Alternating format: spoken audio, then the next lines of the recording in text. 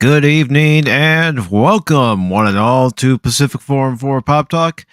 I'm your host, Mike, and tonight I have a slew of articles and a couple of videos to show tonight during Pop Talk.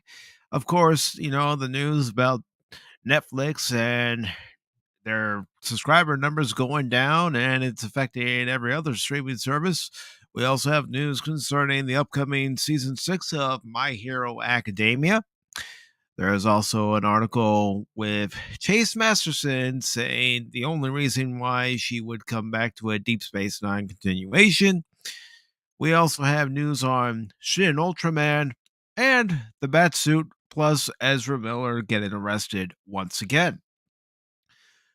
I hope everybody's doing well this evening. Hope your Wednesday has been a good Wednesday for you. To be quite honest, let's look at it this way. The glass is half full. You're halfway there. The weekend's in sight. And you got to just love that, don't you?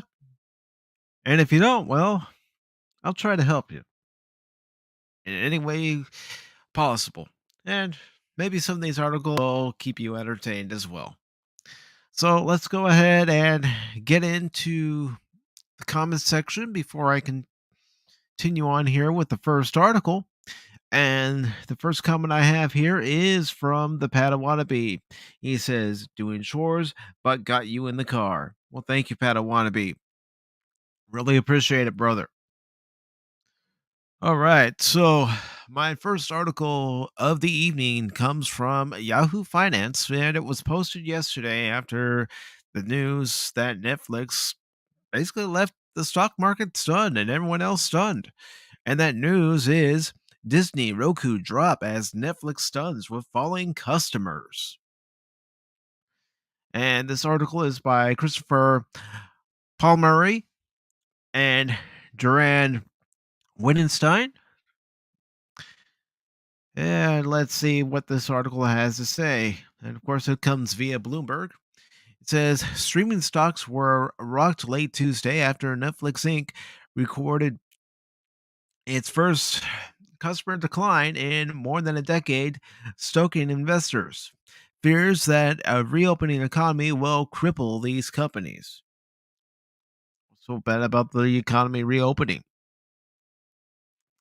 I know. I'm just thinking out loud. Roku Inc. dropped as much as 8.3% in extended trading, while Disney Company fell 5.3% and Fubo TV declined 5.4%, while Netflix plunged 26%. The company's forecast of a loss of 2 million subscribers in the current quarter is likely to prompt analysts to rethink their forecasts for the entire industry. Other media companies like Warner Brothers, Discovery Inc., Paramount Global, and Spotify Technology SA also tumbled. And before I continue on, I want to say hello to the Nerdporial Lifeform. How you doing tonight, Brian? And he has a comment here that says snap, crackle, and pop talk. Thank you for that, brother. Really appreciate it. So, this article continues by saying while Netflix will hurt all of tech and probably the market, the headwinds are specific to the company and streaming industry. Vital Knowledge's Adam Kursofoli said in a note, Netflix saw a tailwind from the pandemic, but that's now reversing as competition heightens.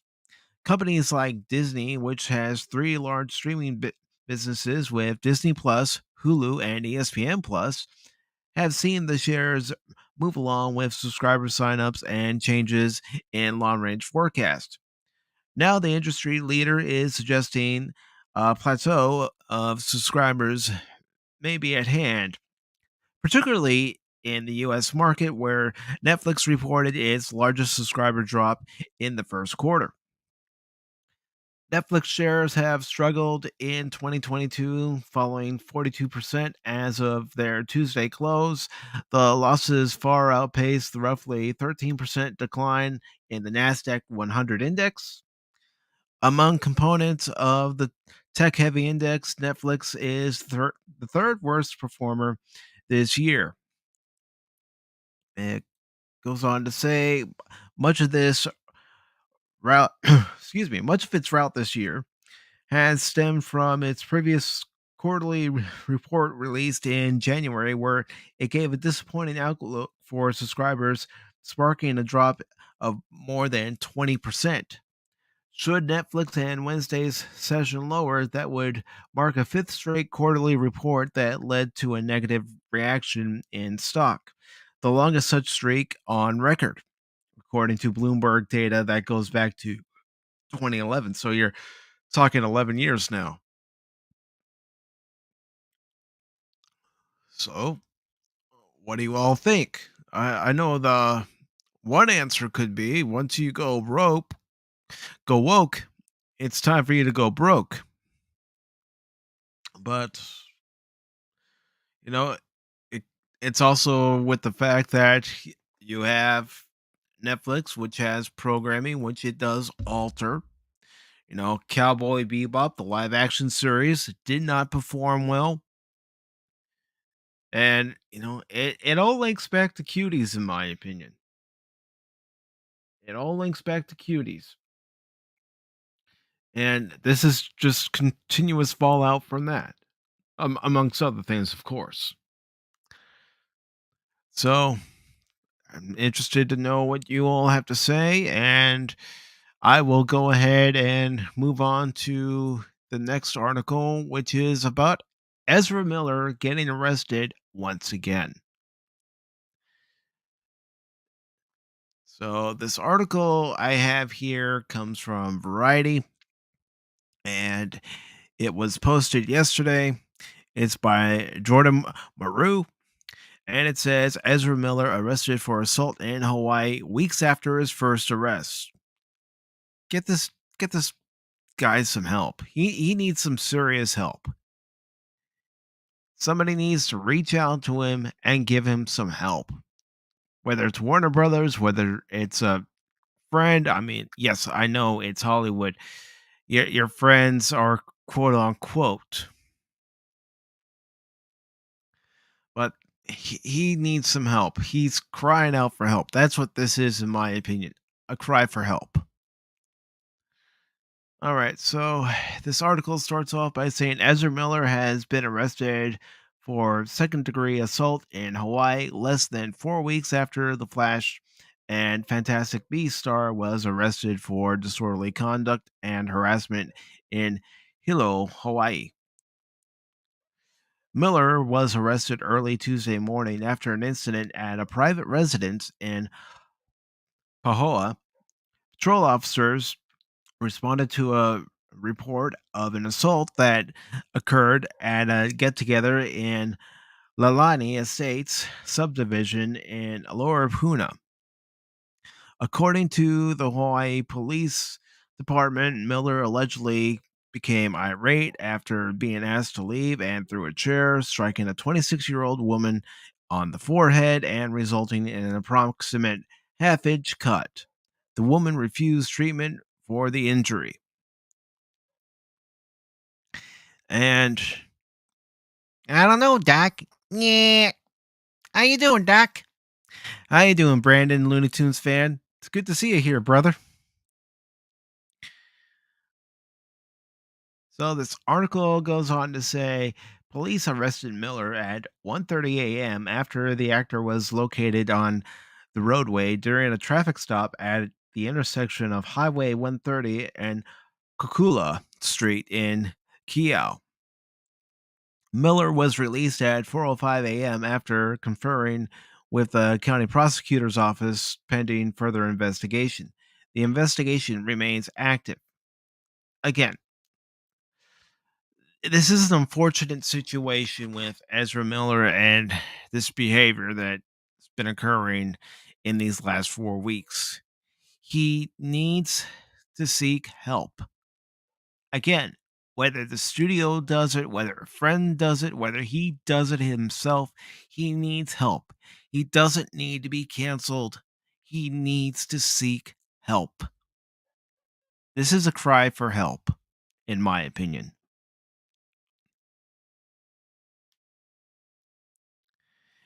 Favorite Roadrunner cartoon. All right. I will give you that answer in just a little bit.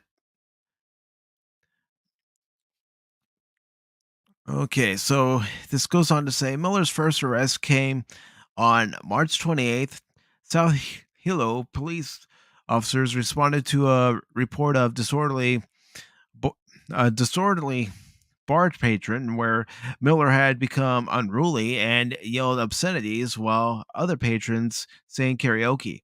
Miller grabbed the microphone from a woman singing and lunged at a man playing darts. After being arrested and charged with disorderly conduct and harassment, Miller paid the $500 bail and was released from custody. And I want to say hello to Dick Marks. It's good to see you. All right. The article continues to say a Hawaiian couple filed a restraining order against Miller the day after the first arrest. The restraining order claimed Miller burst into the couple's bedroom and threatened them, and Miller allegedly stole some of the couple's belongings, including a passport and wallet. A judge dismissed the order on April 13th at the request of the couple.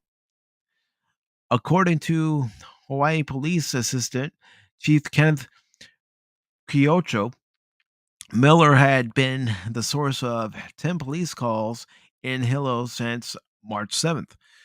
Well, then he needs help. Again, this is a cry for help. I'm going to keep saying it because, in my opinion, this shows it's a call for help. It's a cry for help. Get him the help he needs before it's too late, before he becomes a tragic headline. Get him help. The article continues to say the second arrest comes less than a week after the U.S. release of Fantastic Beasts and the Secrets of Dumbledore, in which Miller plays a supporting role in the Harry Potter spin off franchise. The latest Fantastic Beasts opened to a franchise low after its been beleaguered by a number of controversies. In addition to Miller's arrest, actor Johnny Depp was fired from the franchise in the midst of his own legal battles, and Harry Potter author J.K. Rowling has been under fire for anti trans comments she's made on social media. Also on Miller's slate, the standalone DC Comics movie The Flash is set to release June 23rd, 2023. Variety has reached out to Warner Brothers and Miller's representatives for comment.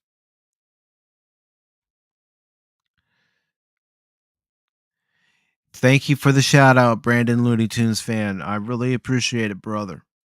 And let me go ahead and answer your question that you had for me as far as my favorite Roadrunner cartoon. And one question: can this include Roadrunner and Wile E. Coyote, or is it specifically just Roadrunner or anytime he's appeared in the cartoon? I'll wait and get your response on that one, and then I will answer it. Let's see.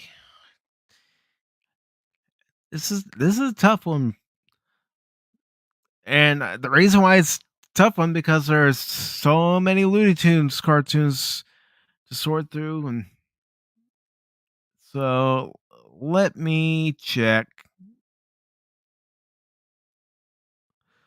Hmm. I'm thinking about this one, brother. Oh, let's see. Let's see. Favorite Roadrunner cartoon. Let's see. No, not that one. Nah. Oh, let's see. Let's see. Let's see.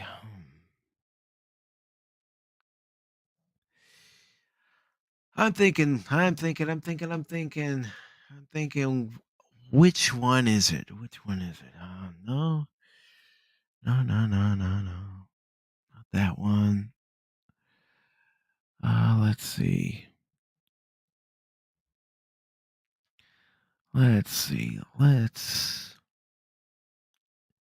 You know what? I'm gonna tell you one. Hook, line, and stinker.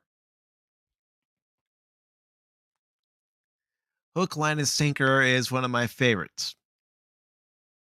But then, honestly, all the classic Looney Tunes cartoons are all very good. No matter what anyone else says, they're all very good. All right, so now that we've talked about Ezra Miller, let's go ahead and move on to another article. And this article comes from Geek Tyrant, and I'm going to go ahead before I do that and post the links to the first two articles I've already read for tonight. And they are down in the description below as well, in case anybody wishes to read them. So let's go ahead and post the last two, and then I'll post this third one from Geek Tyrant.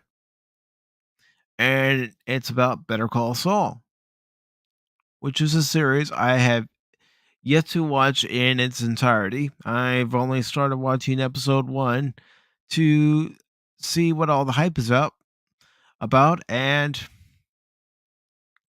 it's also coming from a recommendation from the Nerd Royal Lifeform. So I'm gonna give that series a chance. I'm gonna give Breaking Bad a chance, and who knows? I might even review the entire series on the channel at some point.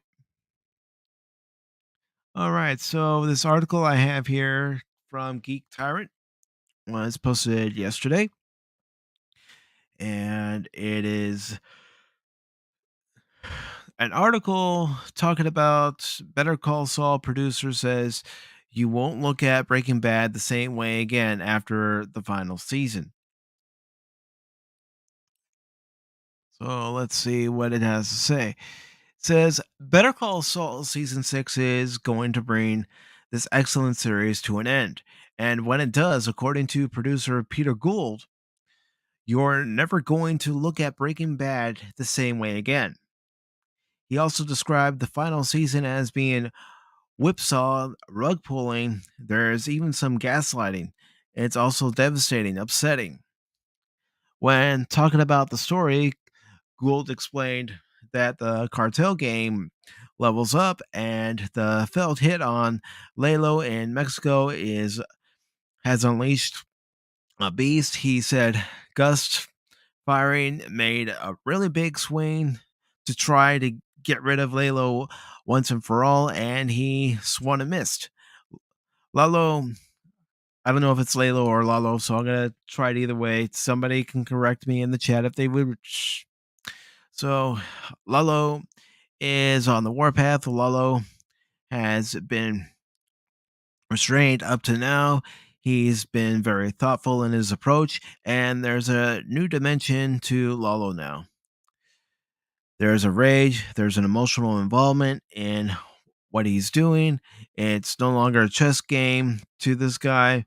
Once Lalo goes to war, there's a lot of repercussions for a lot of characters. The series is going to bump up against the story of Breaking Bad, which will include some familiar faces. It's already been revealed that Bryan Cranston, Sir Walter White, and Aaron Pauls, Jesse Pinkman will be back. There are other characters that will return as well, and Gould says they will be in dramatically earned and surprising ways. We're pulling a lot of threads together. Sometimes there are threads, sometimes there are ropes. This is the climax, at least for the moment, for all those episodes. 62 episodes of Breaking Bad. We have El Camino.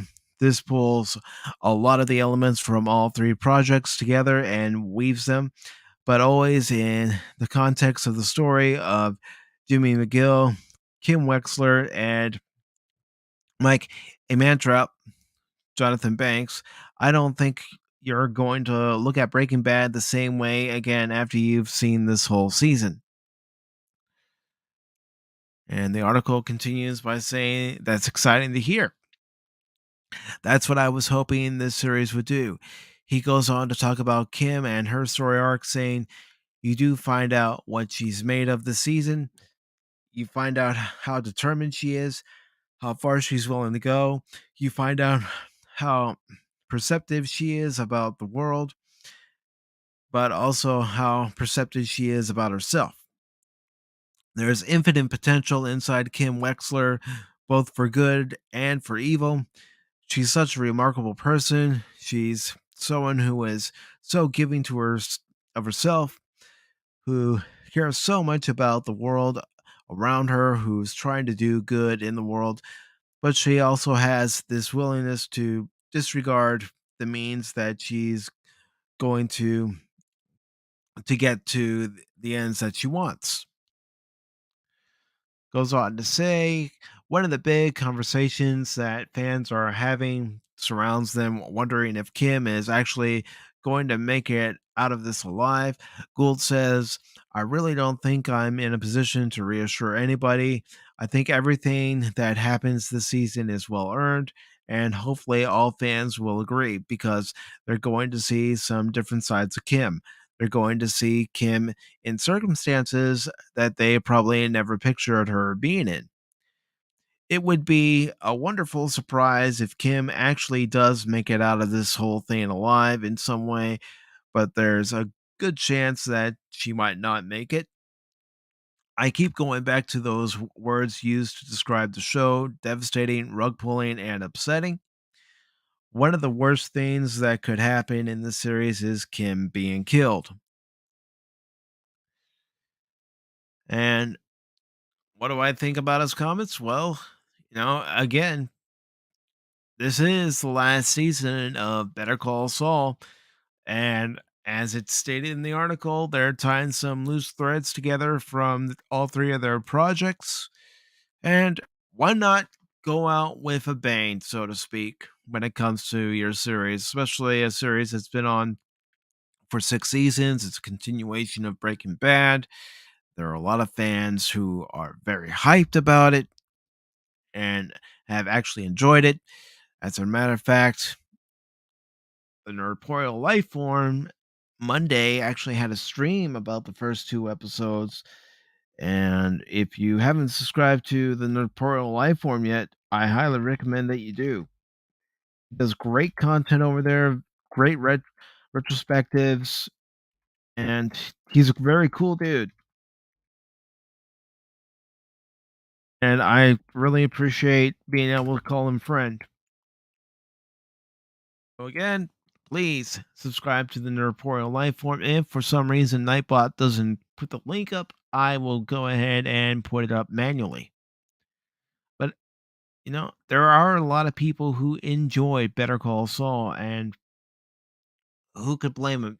Everybody's looking for something good to watch right now, and if it's Better Call Saul for somebody, well then so be it. There's something out there for everybody.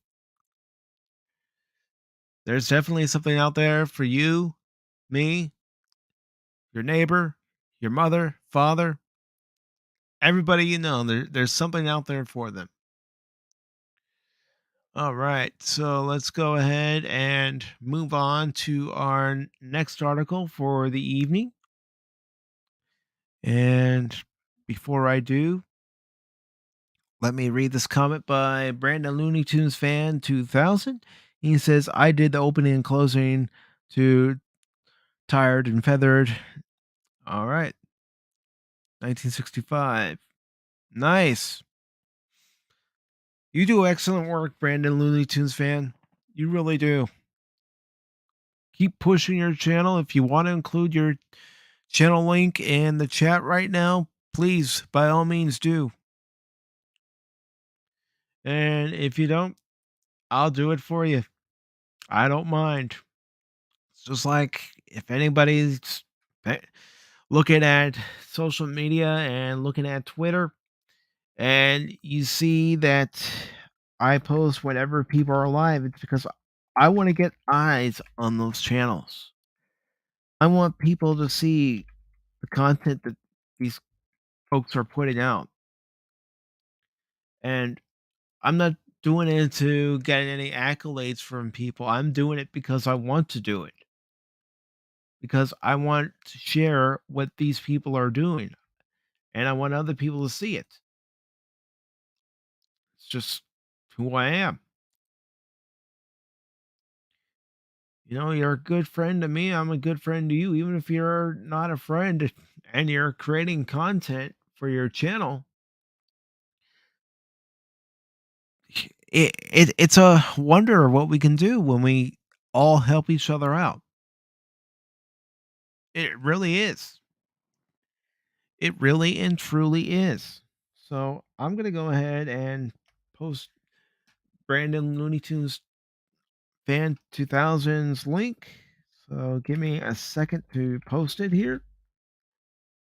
And please, whether you're watching this live or watching this on the replay, subscribe to his channel, especially if you're a big Looney Tunes fan. There you go. The link is in the chat for anyone who is curious and would like to check out his channel. And with that being said, I'm going to go ahead and move on to the next article of the evening. And let me go ahead and share this tab. And before I get too far ahead, I do want to put the invite link into the chat. And if anybody wishes to come on while we are still alive, well, by all means, please come on. Would love to have somebody to talk to while I do this. Not that I can't do it on my own. I have. It's just easier when you have someone to talk to. So there's that.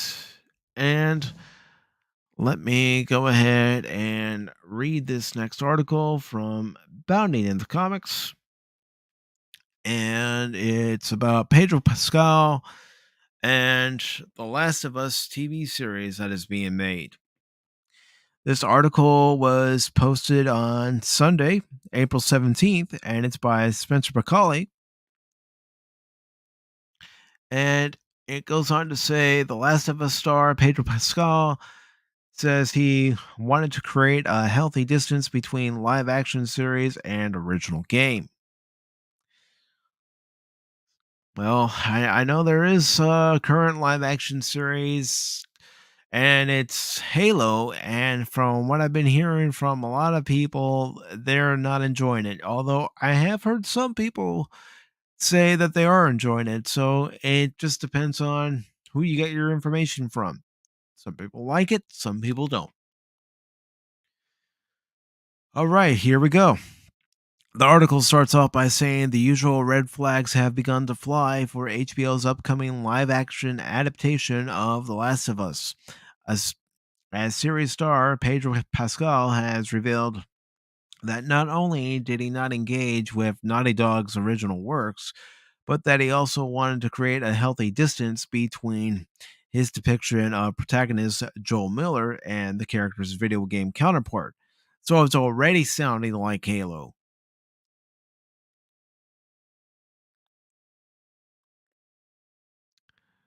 And let's see, before I continue on, Brandon Looney Tunes fan says, I did Hook, Line, and Stinker last year.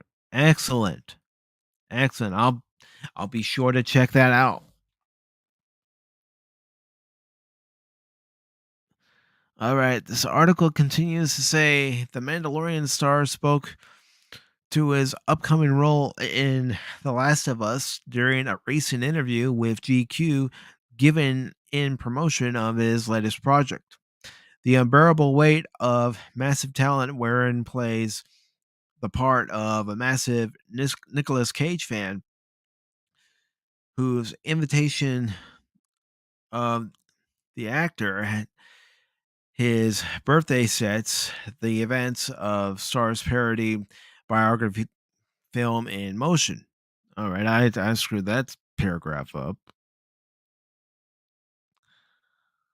All right, so the article continues as the interview drew to a close. GQ contributor Jack King broached the subject of the upcoming video game series by noting, "I'm the biggest fan of The Last of Us," to which Pascal replied, "Did you play the game? It's so sad I haven't any skill." Goes on to say, and then it was only a matter of minutes before I had to hand it over to my nephew, he recalled. It really takes a specific kind of skill, and I don't have it. Well, maybe he hasn't spent that much time playing games. And Zan, welcome. Welcome. Good to see you. It is open to anybody. Yes. Pop Talk, I determined several months ago that I was going to have open lines for anybody who wishes to come on and discuss any of the articles that we are talking about tonight. I do ask that if anyone else comes on, you be courteous to one another and you respect everybody's opinion. We don't have to agree with everybody's opinion, just respect everyone's opinion. And if someone isn't able to abide by those rules, if someone says something where it may seem out of line, well, I'll give them a warning. I won't kick them out right away, but I will give them a warning. But usually on Pop Talk, I try to keep things loose and fun. So this article goes on to say, asked by King if he had watched his nephew play through the whole thing, Pascal then admitted, "I watched for as long as I was able to that day." And go ahead and welcome Zan. Hi, Zan, welcome to the show. thanks a lot, man. I just saw the actual, the news about the Last of Us movie, and I was like, I need to enter this one because I had so much fun today reading that article. It was damn. How you doing, Pacific? I am doing well. I hope you are. Yeah, I'm doing well. I'm just in 2 hours. I need to go to work, but I wanted to stop by because last time I think I was seeing you with Brandon, the anime guy, if I remember correctly. I can't remember really. And I say like, okay, next time I will stop by because I had a lot of work last week. So, but once again, thanks for letting me in. And as I saw this article, I just remember the Pedro Pascal. God damn it, he. I know he's trying to actually be like cautious as he can be, but uh, nowadays they don't even like take the time to because this is an opinion of mine. I don't know if I can give my opinion or not. It's your channel. You're I free don't. to give your opinion. You're free to give your Great, opinion. great. To me, Pedro Pascal is sorry for saying it, but it's a moron because you don't need to actually play the game to see the story. You just need to watch like a game. Let's play. Let's just be honest. You can even watch the all the cut scenes, and it's enough to actually understand the story because this is a good game. I don't like it as much as some people that say like it's a masterpiece, but it's a good game. That's all I'm gonna say. So it's actually quite entertaining if you only see like the cutscenes. I've seen, I haven't played Last of Us 2. I know the story because I've seen all the Let's Play. I don't need to pay that game to play it, and I understand that the story is done to me because it's like I don't care at all. But you actually have to work with this, so you when an actor doesn't even try to like understand how does it work a show or a game that he's about to play a role into that game. It's like funny to me because it is saying like hello vibes all around. It's they don't care about it all. It's like they get that paycheck to paycheck and they don't care about the show or anything else. So when I I haven't heard about this movie until today, and I left my ass off as I saw that he said like I don't have the skills to actually play this game, and I'm like, it's funny to a point to say like. I don't have the skills to play the game. You don't need to play the game. You're going to be an actor for a character that could actually watch the cutscenes. It's enough to actually understand how the character works. You don't actually have to kill all the zombies to understand how the character works. they're Yep. not gonna get they're not gonna make you kill zombies as you do the show, you know. And if they do, they're probably gonna hire somebody to actually explain to you how to move and everything. That is not necessary for an actor to actually understand a character. So you don't need to play the game in some kind of way. You don't actually have to play the game, but you actually have to see the content that you are about to play, you know. Hmm. But as we all know, even as we see it with, with my name John Cena, when he actually had to play like how was the name of that last show? It flew from my mind.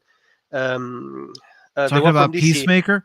There we go, Peacemaker. Peacemaker. Yes, when he actually had to like see do the character, the actual director told him like, no, don't read anything at all because we're gonna do something completely different. It's like they're trying to do that all the time. Halo, they did the same because they don't. The first episode, he actually takes the helmet off. Who doesn't say that the first episode Joel actually like kill his daughter? We don't know what to what point they can go. So Hmm. we don't know if he actually was like said by the entire, the director of the movie is like, no, don't play the games because we're gonna do something completely different. And it's like, okay, yeah, but nowadays I still say, and I will say the same, and I will repeat it 1,000 times. You know why Sonic is such a hit nowadays? Because they listen to the fan and they actually grab a lot from the original games to make some kind of story around that. They don't even this like hell. They didn't even try this. I know they're not gonna try. They're gonna grab entirely the second game and they're gonna splash it like it was the first. And it's such a shame because they have the money, they have the power and all that, but they don't want to make a good, they don't want to make a good story. They don't want to make a good like a rendition to a game. They just want to like let's just. I would always say the same. Nowadays, it's like they making content for content's sake. They don't care if it's good or it's bad. They just want to make it, and to a point that it has become like I'm a big fan of Uncharted. We actually saw what Uncharted became, and the second that they announced like Tom Holland is Nathan Drake, I was like, no, I'm done. And people would tell me like, "Why? He's a great actor." Yeah, yeah, but it's not Nathan Drake. He doesn't look at it.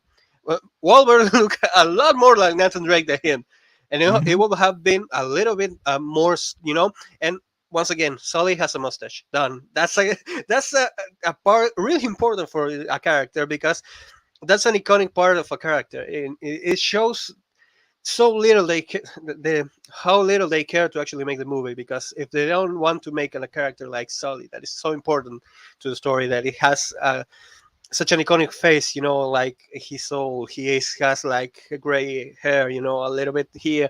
He's like a, let's just call it like a Sean Connery James Bond, with a little bit more because he's more mature, and Hmm. they do like when I actually saw the movie, but I do always the same. If I have to watch a movie like that, I will play a game as I watch the movie because it doesn't capture my attention to that point. If a movie is really good, I will drop everything and I will see the movie. But as I was playing, I can't remember. I think it was Final Fantasy 15. I can't remember. But as I was playing that game, I was like, I don't care about anything in this game, and the dialogue was awful compared to the story, or the original story from the games. And Tom Holland, even if he was funny, that kind of humor was more for Marvel than they're actually Uncharted. Because even if Nathan Drake has some kind of, like a goofy kind of humor, it didn't make any sense inside this movie. So, meh. Anyway, once again, that's a problem that I have. I start talking and I talk about a lot of things. Once again, thanks, man. You're And yeah, welcome. I would like to hear your opinion because you were reading the actual article, but sorry for interrupting you. No, no, Let's go on and see what is your opinion around this. no. I completely agree with you that actors should pay attention to the source material. It makes me grateful for what Rick Berman and company did when they were producing Next Generation, Deep Space Nine, Voyager, and Enterprise by having the actors Yeah, look at previous material so the actors could know this is how a Klingon's supposed to act, this is how a Romulan's supposed to act, this is how a Ferengi's supposed to act. But that's a given if you have to actually have make a show that it has a beginning and an end, and it has a lot of content around the story, and a lot of little nitpicks that you actually have to understand to understand a character. And even if it's just a race is really important around like a show like Star Trek.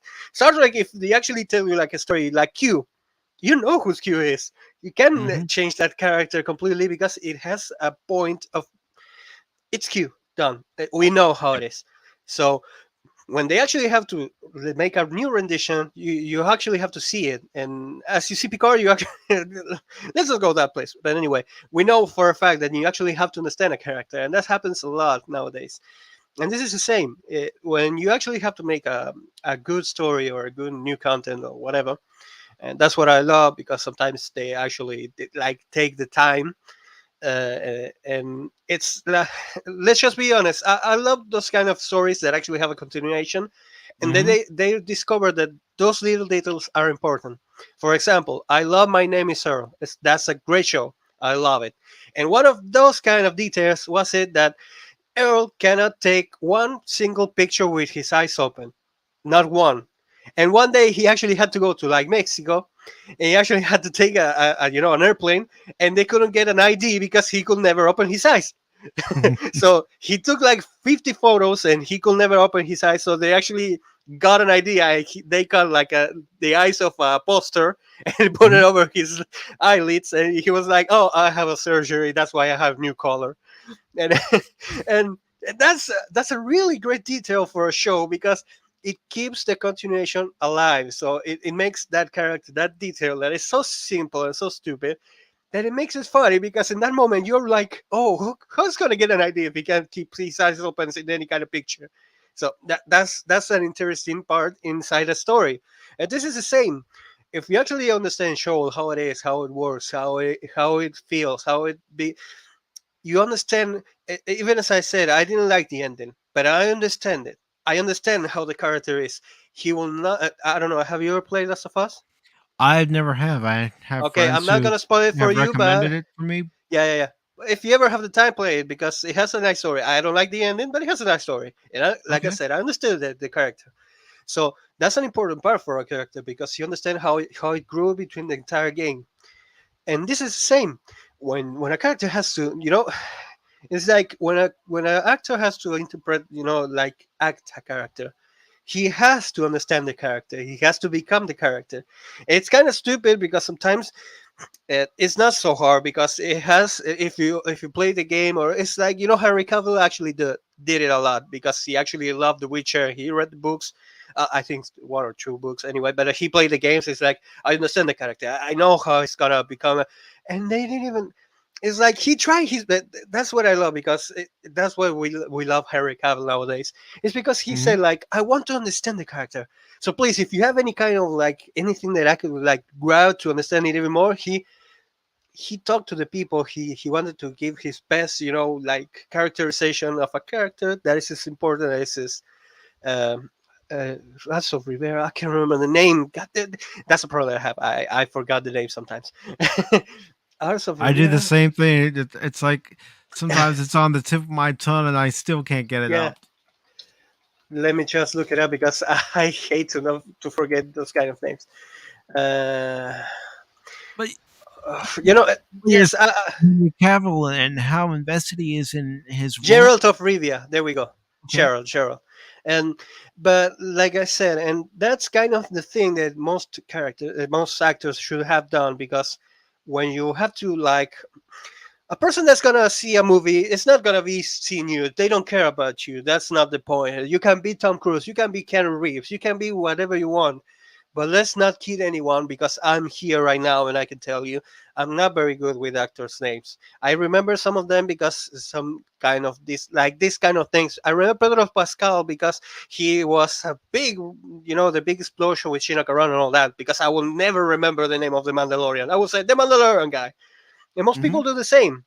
It's like, oh, like Gerald of Rivia. How was the name of the actor? I don't know, but he was Gerald, and I was like, okay, okay, I understand it. That's why you have to understand that you're not the important person right there. It's the character that's important person for the people that actually go to see your movie. So it will not be Tom Holland. It will be Nathan Drake. We're gonna go see Nathan Drake, and this is the same. When we actually understand, because we know some kind of celebrities, Jim Carrey, Will Smith, some of them are really known.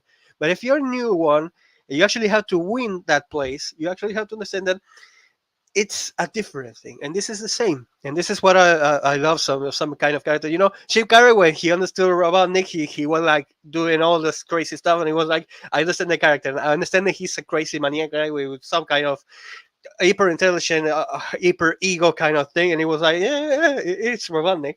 So, and this is the same. They don't want to see you as an actor. They want to see the character played right, nothing It, else.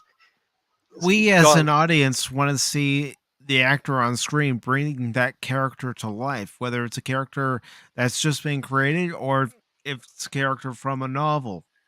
We want to see that character brought to life. Exactly that. And even if sometimes you can say like, let's be honest, Lord of the Rings is a great movie. It's a great movie, and Hmm. some of the characters you had an idea how could they be, and we actually have drawings and all that, and we actually have a lot like things to make like an idea or something around it. But the second we saw the movie from Peter Jackson, we actually loved those characters because they understood the things that we read. We read right, and sometimes it's kind of funny because nowadays I cannot read the book without imagining myself, with those actors because they play it so well that you kind of like see them in that character, even with little differences and all that. You still see them as those characters.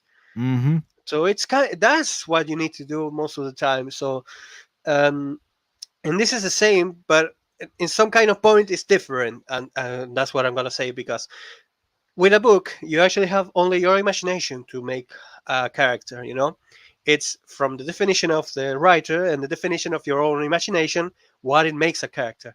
If they say, hi, pop culture mechanic, and as I say once again, it's like you actually have to use your imagination and the details the writer tells you, and it's like, okay, I make a character, he has a long beard, he has gray hair, he has like, kind of like old age, and he says like 50 to 60 with a little bit of gray face, and a lot of it, and all those kind of definitions actually make the character in your mind. But in this case, it's a audiovisual style of, it's a game. It actually has the visual of the character. We know who Showell is. So now you don't have that kind of like let's just call it a problem. You don't have the problem to actually have to make a character before it before it becomes a character, because you have the visuals. So you have the visuals, how he moves, how he acts in some kind of ways, and those kind of things are great because you don't need to study so much. You just need to see it.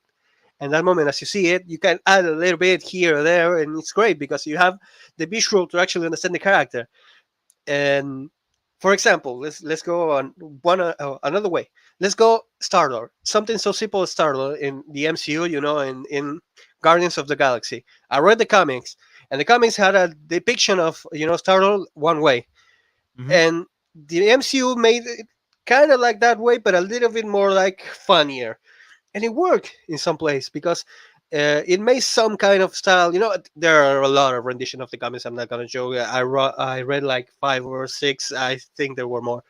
I read 5 or 6 comics. I had no renditions anyway, and they told me like there's a lot of them. There's a lot. Marvel has that. There has a lot of rendition. There has a lot of how do you call it, different universes and all that. Anyway, Hmm. but you actually have kind of an idea, and the character even changing between universes and all that. They told me like, no, they change some here and there, but they don't change a lot. I was like, okay, it makes sense. But this, in this way, you don't actually have to take like different parts of different universes or anything like that, because there's only one Last of Us game of Joel, because it's like that. There's only one because they're making the Last of Us movie. And if it means that this Last of Us movie is the first game, because it's the first movie. But Hmm. you never know. But anyway, even like that, a character should, like an actor should actually see the character And when I like once again, I'm gonna go back to this. When I read this article, I was laughing my ass off because he said like I played 15 minutes, but it was so hard to play. It was like I'm not. No, dude, sit your ass off for 2 or 3 hours with your nephew, or if you don't have the time, sit your ass off, watch a video from YouTube, grab a scotch, and watch it. It's not that hard. It's in 5 or 6 hours. If you skip all the gameplay, because the gameplay is this is the long part, you can actually watch the cutscenes, some of the dialogue, something like that, and it's done. You don't need a lot to understand it. Yeah, So because right there in the cutscenes, you're getting the full story.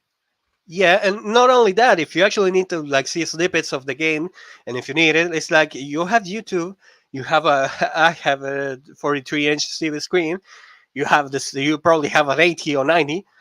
You skip it with your little phone a little bit, like you skip 5 6 minutes. Thanks a lot, man. And Not a you problem. skip like 5 or 6 minutes of gameplay, and when you see like a dialogue, because you have the CC, like closed caption, you Hmm. can read the closed caption and say, okay, I pause this moment and I see what he's talking about. What about what? There's a scene I really love in one of the places in Last of Us One, that he found a coffee maker. And he says, coffee. Oh, I miss so much coffee. It's been almost 1 year since I have a cup. And he is like that little detail. It made me feel like right in the heart, because I was like, imagine if you are like, have you ever seen Doctor Stone? Yes, I have. Well, do you remember the guy that was obsessed with cola? Hmm. Well, I'm the same. I'm obsessed with cola. I will be like, God damn it, I miss so much. I need a fucking cola right now, a cool one at least. And it's like the same, Most people will say, "Hi, oh, I miss a beer. I really need one." And that kind of snippets actually make you understand the character, because in the middle of a zombie apocalypse, you don't have those kind of commodities, and that's a real important part, because even if you're like fighting, surviving, and all that, in that moments of rest, you remember things that you actually love that you never understood it until you lost it. And that moment really makes you understand the character, that even through all the thing that happened, all that, he saw coffee maker, was like, damn, I wish I could have a coffee right now. And that's important to a character, because those little snippets makes a character important, because he's human. He's still trying to survive, but he still misses things from his normal world, because that's a reality. If you survive so long, you understand that some of the things are gone forever. Perhaps if you have the opportunity to find like a box with a little coffee, we like, and and I go back to that kind of talking, and it's so important. These kind of things are great in stories, because it makes them look once again human. And I love those kind of things in this kind of things.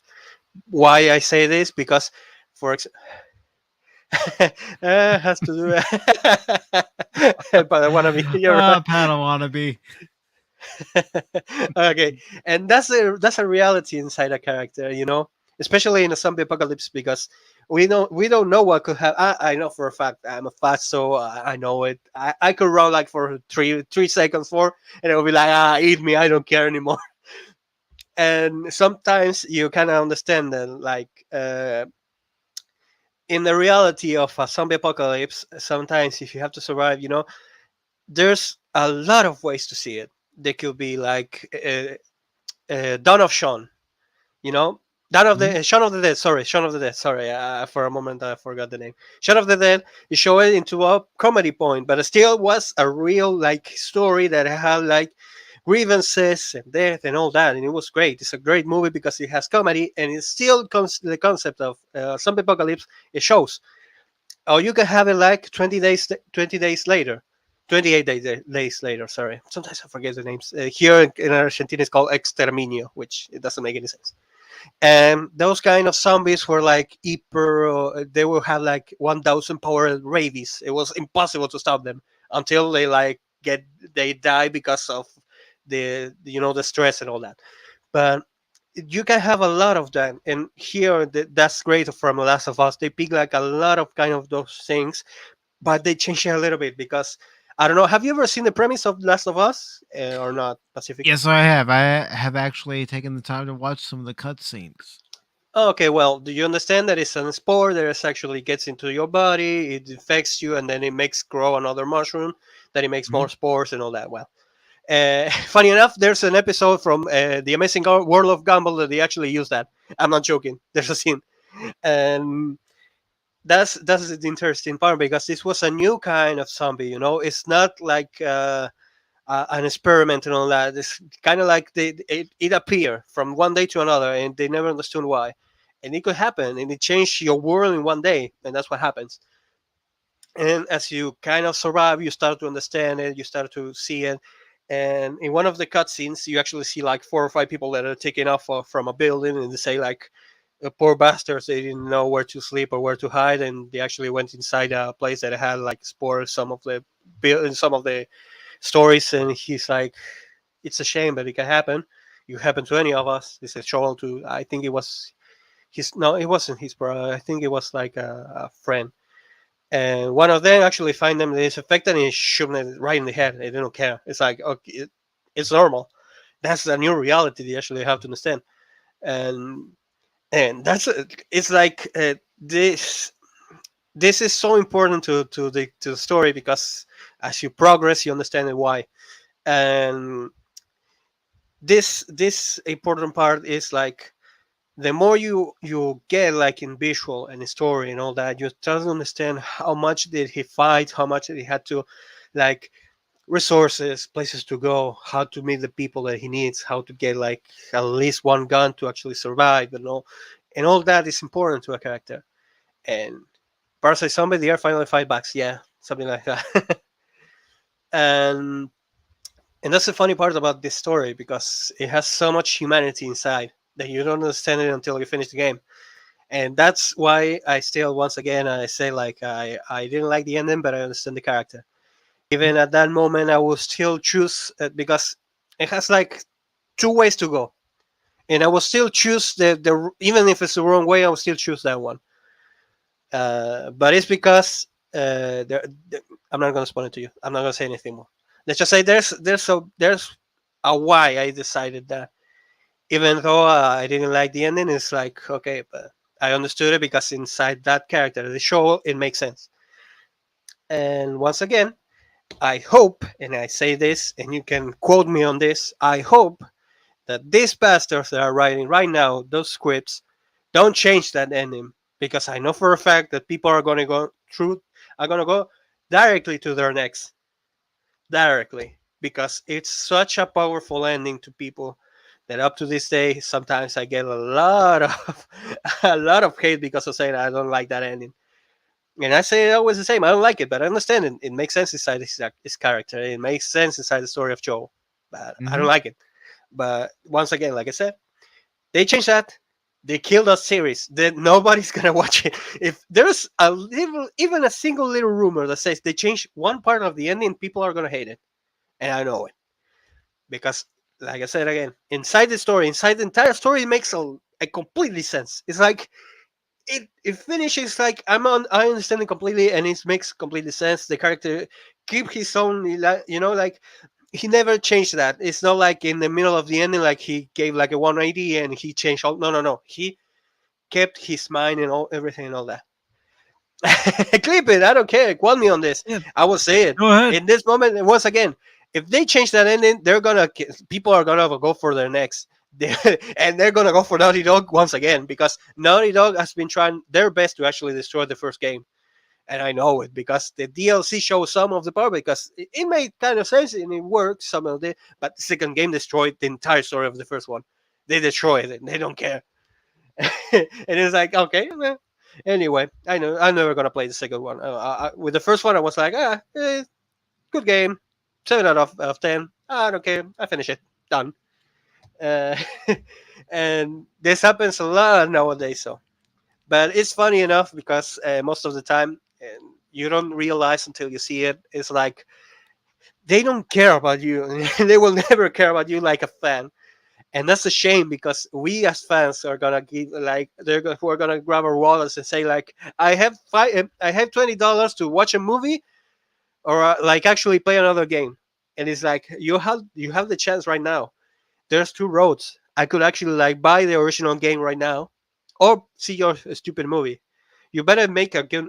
It's like the same with Sonic. Sonic, when I saw the first rendition, the first animation that it was awful, I was like, I will never pay for that. And I saw the second one, I was like, okay, I'm gonna give you a try. And I saw the movie, I was like, ah, damn it, this was such for a fan.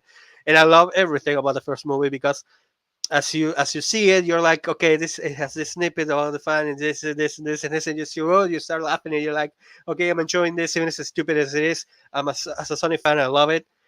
And Mhm. the same happened with the second one. And once again, a lot of people told me like, why didn't you make a review? Because I can never make it. I accept the review. I love Sonic, even though all those awful games and all that, I still love it. I will never stop buying Sonic games. Sonic Origin is coming like in 2 months, I think, and I'm gonna buy it for Nintendo Switch.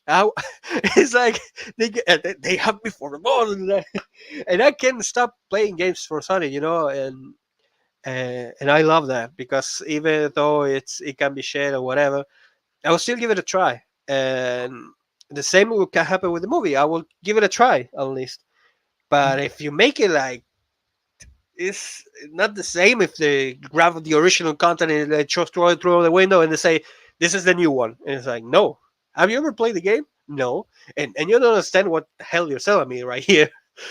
Uh, anyway, let's not go a lot because as a lot of people tell me like I talk a lot. So yeah, It's all sorry, right. man.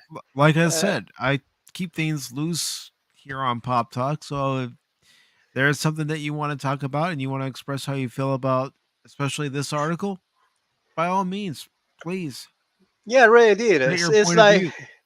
it's the same as I always say, and that's another thing.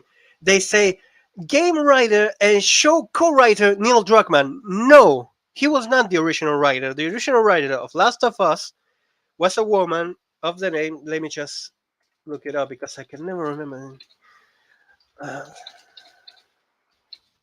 he was not the writer. He was only the writer for the DLC. He wasn't even inside the he was even inside the they bastards. They actually changed the Wikipedia to show Neil Druckmann as the original writer of the first game. What? That's not Are you? good. Are you? I'm not shitting you. I put Naughty Dog Last of Us one writer, and they show me Neil Druckmann. Is not. He was not the original writer.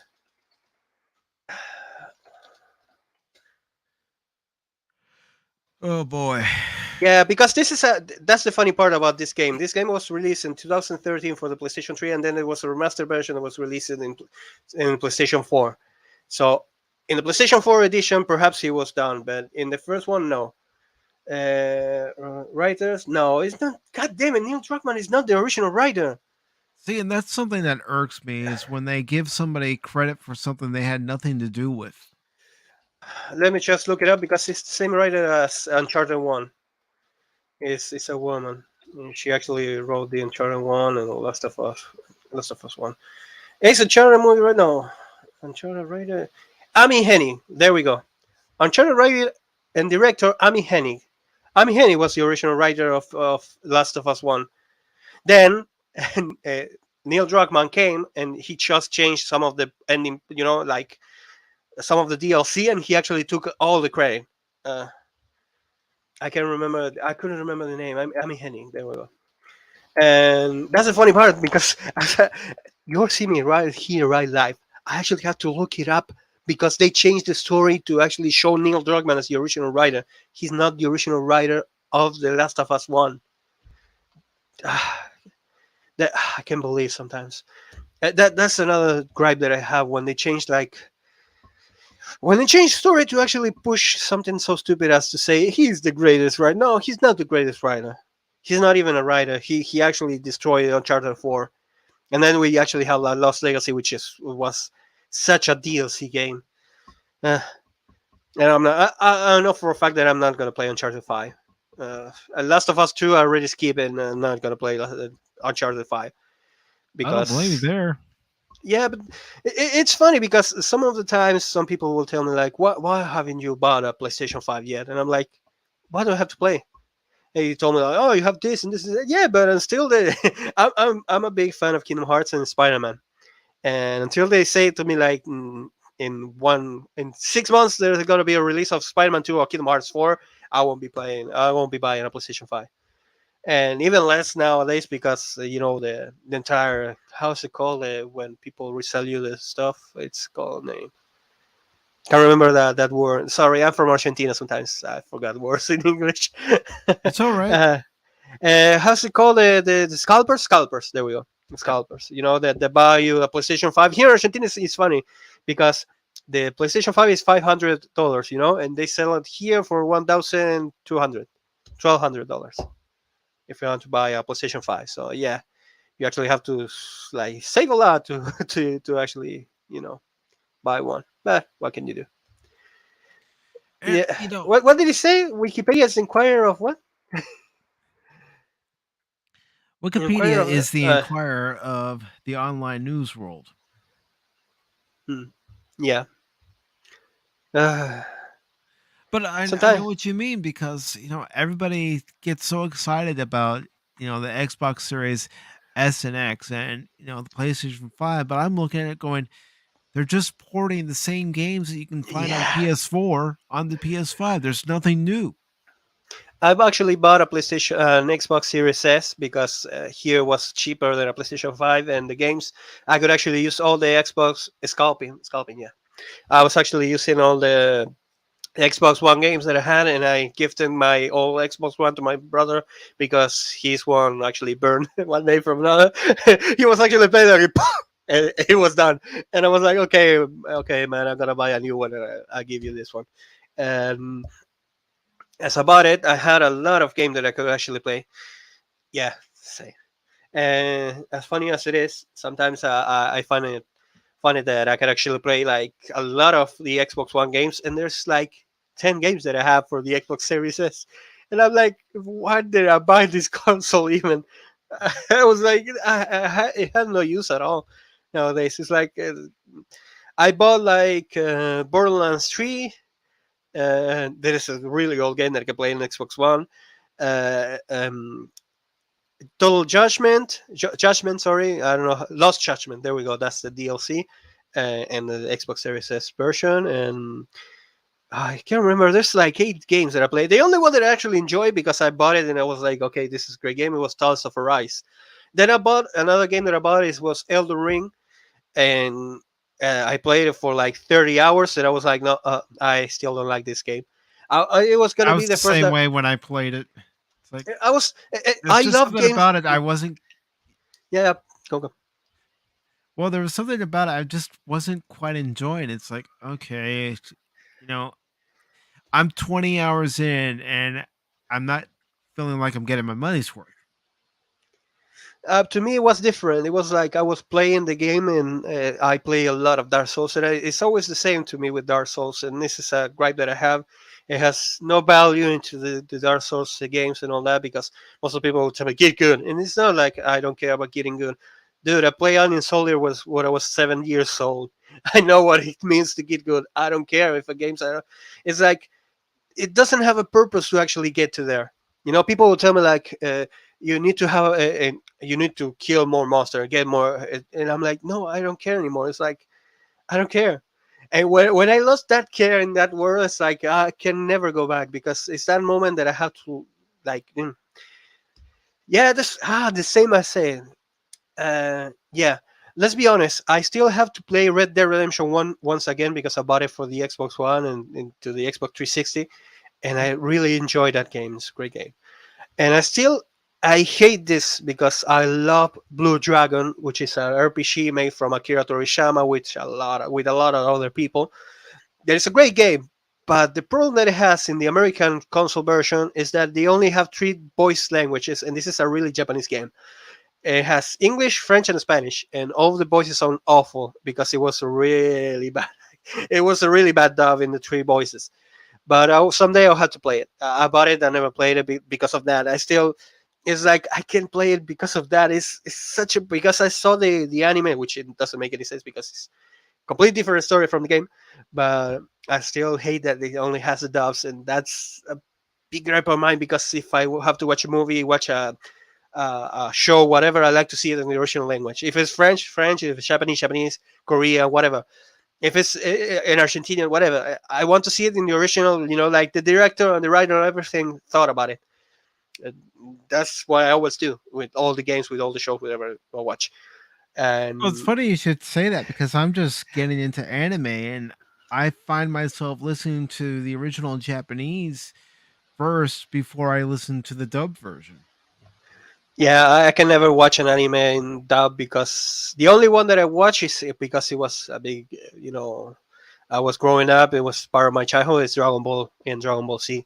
But other than that, it's like no anime. I have to watch it in the original Japanese voice, because sometimes, even if it sounds silly, sometimes some of the words actually get missing in the dub or translation, whatever you want to call it, because either for censoring the word or for because it doesn't make any sense in the language that you're talking about, like localization misses. Because, for example, if you never watch One Piece, never watch the 4 Kids version. Never. It's awful. And the same happens with Yu-Gi-Oh. The same happens with a lot of other shows. But the biggest problem with anime, like in the fact that One Piece, is like they censor so much that it doesn't make any sense. For example, Sanji licking a lollipop. What the hell? And and Helmepo actually using like a big hammer with a spring or something like that. I don't know. Anyway, and some of those things actually ruin the. Yeah, watch always the original is best. Why? Because it makes so much sense into the original. You understand a lot more, because as they write it for a different culture and a different country and a different way of thinking. Even if it doesn't make sense at first, as you watch more and more anime, you understand it because it has a different culture. For example, and this is kind of stupid, but here in Argentina, we actually, yeah, my favorite character, the Looney Tunes character, Daffy Duck. I love Daffy Duck. Yeah, he's a moron, but I love it because even through all that, he still tries. Hmm. And You're anyway, despicable. yes. And once again, I will say this: one of the things that Japanese have, and this is a big, if you start seeing rom coms, you see a lot. They have the indirect kiss when they actually drink or eat something and they give it to you, and it's like, "Hey, we had an indirect kiss." If they if they come here in Argentina, they will die themselves of embarrassment because we drink mate. Mate is a typical kind of concoction that is like a tea, but it's made with with sherba, which is kind of like herbs and all that. That you pour a little bit of hot water and you drink it from a like a, let's just call it a straw.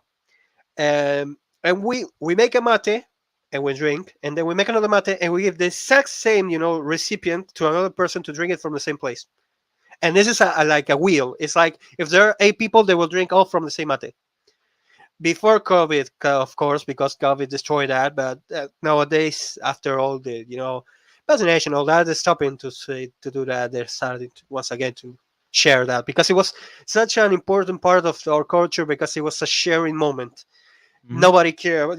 It's like you will like sit yourself with your family, and after eating, they will like drink mate and eat some like here we call it facturas, which is like some kind of pastries made like beer clothes and all that, like Yeah, pastries yeah. from, yeah, well, and we will eat that with mate. And it was such a big Argentinian culture that we don't care about that, and the sharing all that. So when we actually see that kind of things that like we're sharing an indirect kiss, we're like, dude, we actually drink from the same bottle when we actually bought like a Coke, and we don't care. It's the same. What did I have an indirect kiss with all my friends when we went to play some football or what? And and it was normal here in Argentina. We were actually like when we were kids, like 15, 17, whatever age we are, even at 30, sometimes we do it because we make Fernet here. I will tell you about it later. We like go for a soccer game. We kind of like sweat and all that, and we like make a little bit of a let's just call it like a round up of money, and we buy like three cokes or juice or whatever, or water, whatever, and we drink out from the same bottle. So it's like this is normal for us. It has never been a problem. Even nowadays, after all the COVID and all that shit, nowadays we still do it sometimes, and it's normal to us, and it will never change. And that's a reality. And when we see that in another culture, it's kind of weird to us because it's like we don't care. We never care about that. It's like no, I didn't share in the red kiss. We just like drink from the same bottle. Who cares?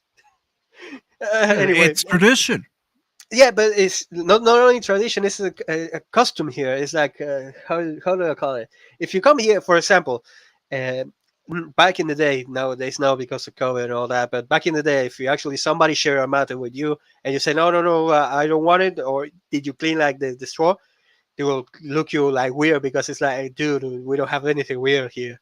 You can drink it normally, and Yeah, it's uh, like calm yeah, down. It's safe. It's fine. You'll yeah, be fine. that's and nowadays with the COVID and all that destroy a lot of that, but some people are starting to get back up into it because most of the people that actually share that they will be like with their parents or something like that, in the middle of a family reunion. um, and even though it can happen, because it's a reality, you can share and you can get whatever.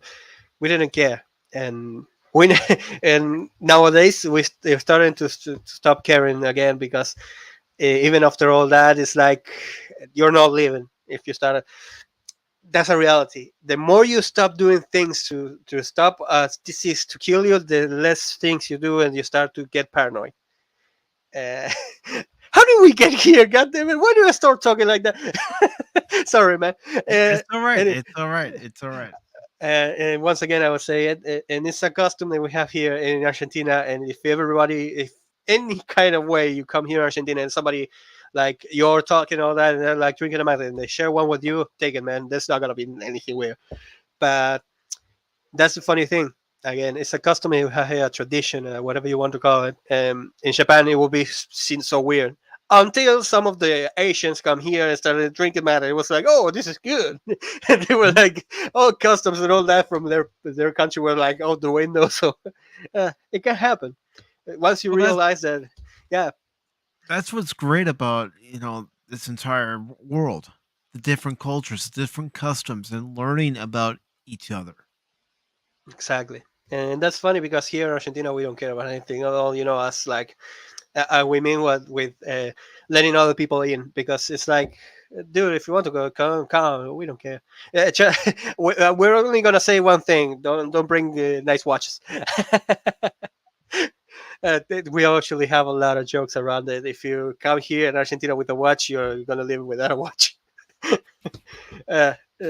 Stupid things, Well, I can say a lot because here in Argentina happened that a tourist once came with a bike and he actually got robbed, and he took like the bike and the GoPro, the GoPro he lifted, and and that's the funny part. Here in Argentina, they actually made like a news. They contacted the burglar or the robber. I want the thief. Let's just call it the thief, and they made a complete news. In how do they call it? When I can remember how it's called when they make like Headline. no, when they actually invite somebody to a show, like a news show. How's it called? I'm trying to Let's think of just the say right he, word. he was a guest into a news show. Let's just call it like that. I So can't they remember. invited him for an interview. Yes, there we go. They invited him from an interview for an interview, uh, and to this day, it was the worst and darkest hour of MCM here in Argentina because I can't believe they actually the guy was seen in the GoPro video stealing from another guy, a tourist no more, and he was actually invited to be a guest into an interview in the MCM show. And Oh. people were like, "Are you shitting me? He's a thief. He should be behind bars." No, and it's funny enough. 1 month later, he actually stole from another guy. And he went to prison for like 5 years. So yeah, but god damn it, that moment in history in Argentina history is funny as fuck because we couldn't believe it. Sorry, can we say curse word? I never asked that. Yes, go ahead. Go ahead. Go ahead. Go, because I never missed. It's like sometimes I forgot words, but that is one word that I never forget. Anyway, what were we talking about? We were talking about the Last uh, of the Us The Last of Us and and how Pedro you watch Pascal. Pedro Pascal and how you watch animes and animes should be watching the original, and all that. Anyway, once again, I go a lot through I don't know how to call it in English. Here in Argentina, it's called irse por las ramas. I can. Interpretable. I don't know what's it called right there. It's like going out of box. I think it's called. I can't remember. Well, don't Uh, worry about it. I mean, we all, will find that one subject that, we're passionate about and we want to talk about it. And that's what I want people to do when they come on here is talk about what they're passionate about. If they see an article that I'm talking about and they want to join in and talk about it, by all means, come on, let's dude, talk about it. dude, if you want anytime, you can say it to me, and I will come here. I sometimes I don't get in. I didn't know it was open to everyone, but sometimes I don't do it because I work at night, and sometimes it Mhm. gets kind of hard to actually get up. Like I don't know what time is it there. That's another thing that I have. Right What now time? it's almost 9:30. I'm on the Yeah. East Coast. Oh, nice. You only have 1 hour from me. It's 10:30 almost here. So nice. Most of the people that I know from from another country are like 4 or 5 hours late, and I'm like, damn it, it's like 4 a.m. for me to get to a stream or so talk to someone. It's like, but since I know I work for a night, it doesn't bother me anymore because sometimes I'm even up until 6 or 7 a.m. So, but Okay. back in the day was like one day I still remember. One day, Neurotic actually made like a member stream special in the middle of the morning. It was like 5 a.m. and thank God that that day I had to go to like I can't remember it was the doctor or something like that. No, it was because I had to wake up because I was gonna get a package that day at 7 a.m. And I was like, I woke up and it's like, there's a stream right now. What the hell? And I went to the stream and I was like, dude, next time, please. He actually made the stream like 1 hour before he announced the stream, and he just opened one. And I was like, God damn! Sometimes it's funny because as you see those kind of different time zones and all that, you understand that some people are like you, for example, you're 1 hour less. It's not so much. But I used to play with people, like in the PlayStation 4 or something like that, and it was like 6 or 7 hours. And I was like, damn, how the hell you, how the hell this world works? And I have a friend from Australia, so it was 12 hours. It was so much fun that day. Well, I would say good night, he would say good morning. Yeah.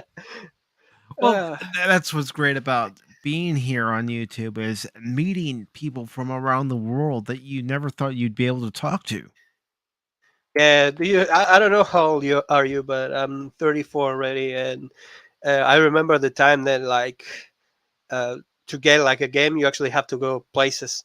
Or to watch a movie was like you needed a friend that actually have like a VHS or a beta or something like that. Mhm. Or if you wanted to see a show, you actually have to watch in the cable and wait for. And here in Argentina, we had a big problem, a really big problem, because sometimes, for example, Dragon Ball and Dragon Ball Z was released like in Magic Kids, which was a show channel here in Argentina that show like 50 or 60 episodes, and they will come back out to the beginning.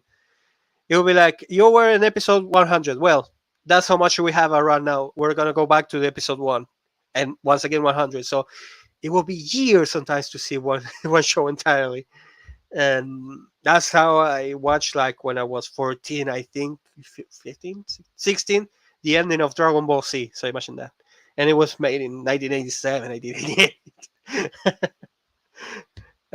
But it could happen here, and I don't know how it was. I think Dragon Ball went like in your country. I don't know. Are you from America, right? Yeah, you said it. Yes, So yes. yeah, and I think Dragon Ball Z was released in 2003, 2004. I think in your country.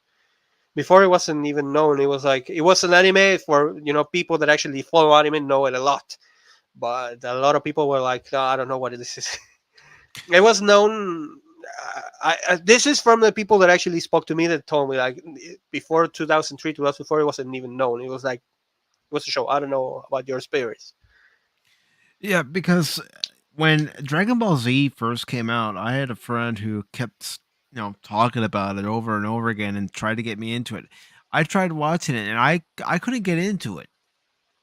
No, it's kind of like you actually have to watch it since that's the problem. Most people go directly to Dragon Ball Z. If you didn't never watch Dragon Ball the original, you're probably not gonna get so invested inside the the story of Dragon Ball Z, because it's like there's a lot of story before, and it makes sense into the story. It was a martial artist kid that we didn't know it was the story of Goku and all that.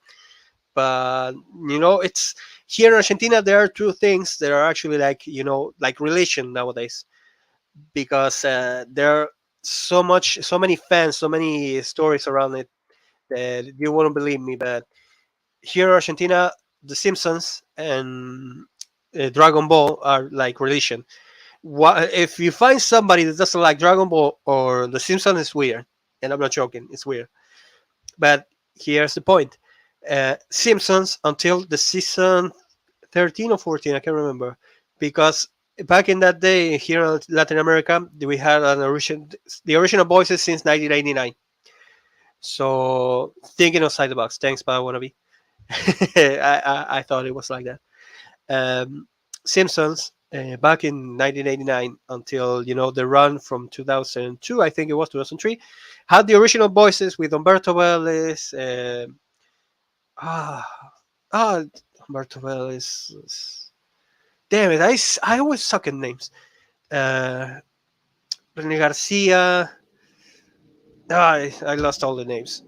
Anyway, they had the original voices. Humberto Vélez was actually the sound editing and sound, the narrating voice and all that. Because since we have a different language, sometimes signs will get translated into Spanish in a voiceover that actually explain what the sign said. You know, Hmm. and most of the time, that's the funny part about the Simpsons here in Argentina. Most of the time, the jokes were translated into a way that it makes sense here. In your country, will not make any sense. And so that funny part is what makes the Simpsons so relatable here, because as you are seeing right now, you're seeing it right now with the politics and all that. All that. You're seeing that kind of how really politician works, or really here in Argentina since 1990 we know how politicians work and how disaster this country is. So most of the time we make shows just to pass by, and The Simpsons is perfect to make memes here in Argentina, because a lot of those memes make sense inside that story. The Simpsons, Yeah, it does. and that's the funny part. Nowadays here in Argentina, Homero here. It's so relatable because as you see it through his eyes, you understand variably here in Argentina it has always been like that. And the funny part is, even as a stereotypical American guy, fat and all that, bald, whatever, he had the best kind of thinking that any kind of Argentinian will have here. For example, uh, one of the greatest episodes, it was like, you remember what Bart became a Boy Scout, that Yes. he drinks his the sugar, the syrup, sorry, from the shake and all that, and whatever. Hmm. And one of the scenes says, uh, what are you gonna do here in Argentina? Is ¿qué vas a hacer? ¿Construir muebles con tus pequeñas manitas y tus maderas? Well, okay. And it's like, what are you gonna do? Are you gonna build some kind of furniture or something like that with your little wood? And it's like the chair, this coach Brooks, and he said, God damn it, this uh, uh, poetic philosophy, I think it's called. Here in Argentina is condena filosófica. Uh, con- Philosophy, condemnation. I don't know how this is called in English. That joke, it made so much sense that they actually made like 5,000 memes around it. And I'm not joking, there's a lot of memes about that. That And is there's a a lot lot. of memes. Yeah, I'm not joking. There's a lot of memes around it. I could actually show you like five. I could actually show a lot of memes around Argentina with that. For example, another one that they actually use. You remember when he actually Omer did a lot of clones, and there's with a rifle. He asked who here's a clone, who else, and and here in Argentina they use that a lot to actually say like who likes who likes this government. Choose one. Who likes it more? It's like there's a lot of memes. I don't know. I have so many sometimes that I forget. It's like it's funny because when you actually have to remember the memes you actually forgot. Well, Futurama. Two actually had a lot of memes. But here we go. This is a classic one. Do you remember when Homer says like, "Why is only like rum punch inside the fridge?" Marsh, actually, we bought it right here, and then the government takes it from us. Well, here in Argentina, we have something called, that is used always eaten, back in December for the festivities, holidays and all Hmm. that, and it's called pan dulce, which is like let's just call it like a big bread with a lot of things inside. That uh, it could be like a trail mix. It could be like little chocolate chips, or I don't know. So in some cases, it's even clean. It's just like pan dulce. It's like that. It's kind of like your fruit cake, but Okay. it's more like a bread instead of being like a piece of a big piece of something. I don't know. I only eat it once, and it was like eating like a turron here, which is the same. Turron is like a big piece of that, but in different shape. And that's the funny part. Oh, nice. Oh, thanks, Brandon Looney, for the subscribe. And once again, and this is a common thing because I could actually show you this if I could show you like in the share. Yep. But here, no, let me show you then. This is the meme. Simpsons,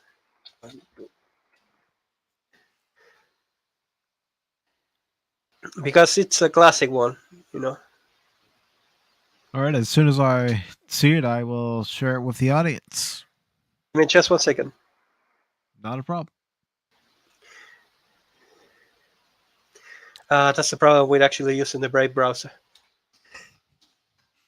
Very true. Yeah, because it actually looks for a lot of things, but it doesn't look for memes. Well, I really want to thank you for clicking on the link and coming on. Makes this a whole lot easier when you have Yeah. another person. Let's be honest. I always like to get into another streams because I find it more. I can make streams with myself. It's so hard because the more I try to talk, like in 50 minutes, I'm done. I'm like I don't talk anymore. There we go. Let me just make it full screen, and it was. I need to StreamYard, share, share Okay. screen, share screen. There we go. I need to actually share this screen before, and then I'll show you this one. Can you see it? I can see it. I'm adding it to the stream. Okay. There, as you can see, there it says, "Did you only buy pan dulce?" It starts the festivities age March, then the government takes it away, and it's not a joke. Between the months of December, January, and February, you can actually buy pan dulce. After that, it's kind of like a weird thing to buy. But see, Crazy, this is a man. pan dulce. Let me just show you how pan dulce is. Uh, Now, I don't know what this is, but this is not a pan dulce. I'm gonna look for one that is actually made. Not a There we problem. go. This is a pan dulce. Okay. This is without anything. This is with frutas abrillantadas, which is like a little bit of like confetti. It's called here too. Um, let me just look for. There we go. This is like a. I don't know if this. Oh God, come on. There we go. This is a pan dulce, which is like, I'm not joking. It's like a bread with it's here we add something like agua de azur, which is kind of like salty. Have you ever tried the saltwater ice cream? Yes, I have. Well, it's something like that with a lot of sugar and a lot of it's kind of weird, but it has such a good taste. If you ever find one and you can actually buy like one, oh sorry, stop sharing. That's all If you right. actually like find one from Don Satur or or Panettone, which are the best ones, buy one. It's a great thing to actually have because it goes well with coffee, with tea, or with mate, whichever you want. But it's great because it's kind of like you can. like cut 10 or 12 pieces, and it's a lot of food, you know. And here we have another thing that this is the most fat disaster we have, but it's kind of like a tradition, even bigger than the pan dulce, which is mantecol. Mantecol, no, it's not. Here in Argentina, they call it ay caramba, the one of them, and uh, how did it say it here? In my shorts, I think is in my shorts will be like saying go to hell here in Argentina because they say vete al demonio. Done. But it works. It works really well because, or if not, it's say like how is it the other one? Because it was so much fun. Uh, the other one that we actually use. Have you ever seen the joink that they use? Well, in Latin America, it's called matanga, which is a matanga, and it's gone. Ah, well, there we go. A panettone is kind of like a pan dulce, but it's a bigger one, and it sometimes has fruit like or triangle mix or whatever, or it sometimes has like nothing at all. The problem with panettone, this is one of my gripes. Sometimes some people will find it fun because it's like like a big cake, but panettone has a really it's kind of dry, but it's good for coffee because with dry with mix it with the coffee it works well, or with chocolate. Chocolate actually it works even better. But Don Satur, the one the sold here, I don't know if you can actually have like any opportunity to buy it. To me, is the best one. I don't eat any other kind of pan dulce unless it's Don Satur, which is kind of a gripe of mine. But anyway, it's really more soft. It's like eating a piece of bread really taken off from the oven. That's why I love that pan dulce, Okay. which is it's like you can actually like take it away and you see it like dissolving in your hands. It's awesome. Well, And from that's what that. you showed, it looks delicious. I know I'd try it. It's I probably delicious wouldn't and stop. it's delicious, and I really you can really enjoy it. Like you can buy even if it's better if it's like made in a bakery. But I don't know if your country actually makes it in the bakery. You can actually yes, we don't know. But pan dulce is a really really big thing here in Argentina. Uh, yeah, it's fruitcake, but I taste fruitcake. Fruitcake is more like turron. Fruitcake is like a piece of hard thing. This is not hard. This is like a cake, but without the stuffing inside. It's more like pieces of things you can actually eat. And some people don't like it. Some people like it with chocolate chips, which is great. It's a great thing, but I prefer it any kind of way as long as it's done satur, which is funny because if you even come from a bakery, and sometimes bakery make it great.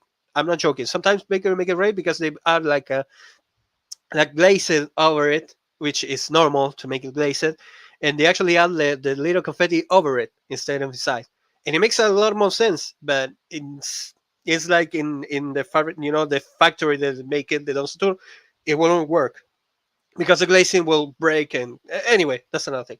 But if you really have the opportunity, I don't know how much it will cost, but it's a thing to actually share. Don't buy it only for yourself because, for example, my mother loves it and she actually can eat it. And she like grabs a mate and pan dulce and it's done in less than a week, even less, sometimes even 3 days. And it's a great thing to actually have for like sharing. If you like, instead of there's a lot less amoretti, there's mantecol, which I would love to. Let me just show you what mantecol is, and I will explain to you. Okay. All right.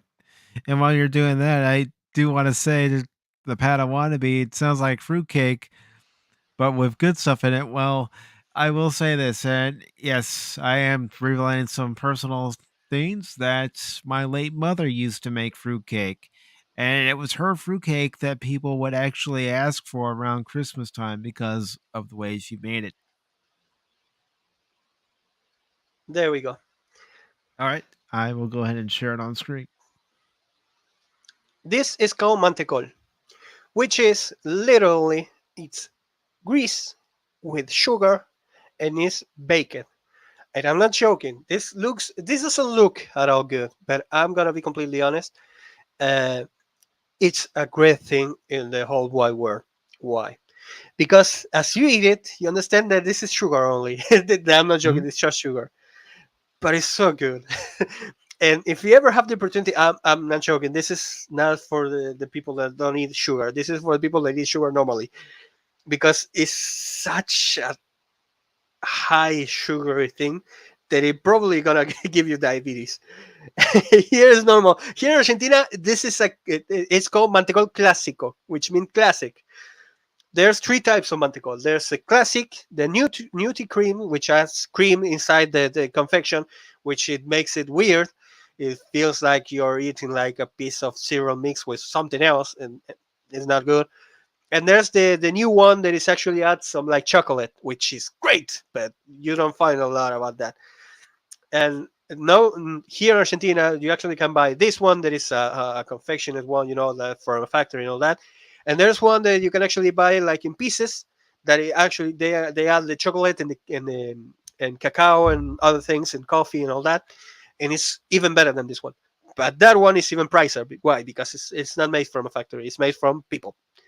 So this is a thing from here in Argentina. If you ever come to like a Christmas or a New Year's Eve, this is the thing to actually eat here in Argentina.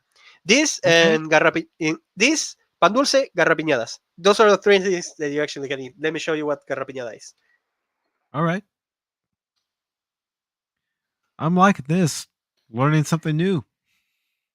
Let me just be completely honest. If you ever can have one of these, I think sometimes some people sell it.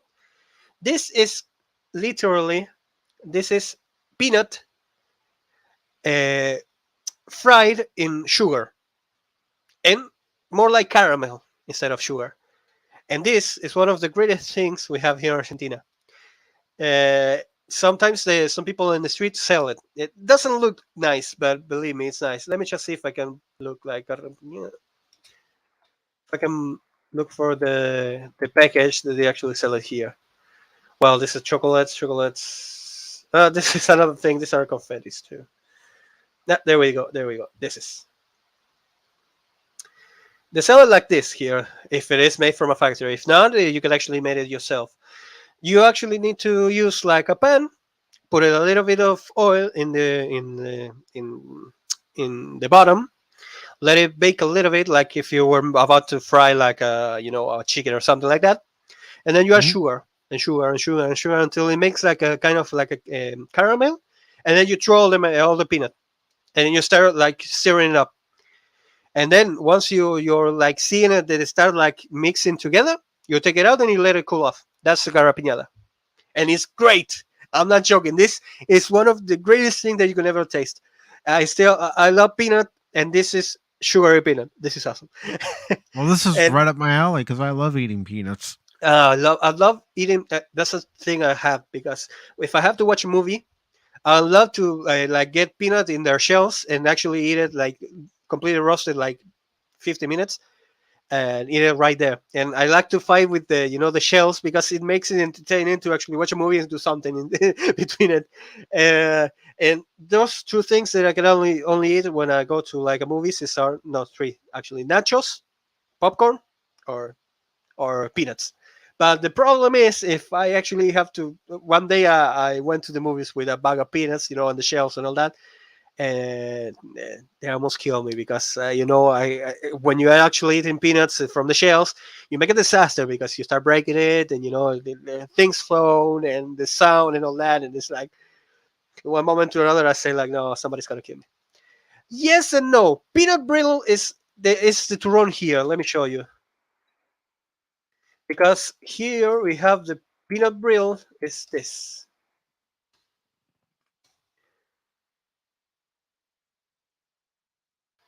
This is the peanut brittle, right? It's like this or not? Uh,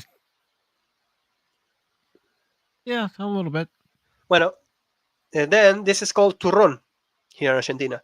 This is like fruitcake, but the fruitcake that you actually eat is with fruits, or confetti is called right there, right? Mhm. How's it called, the fruitcake? What is the thing that you put on the fruitcake? How's it called? The fruitcake. Oh gosh,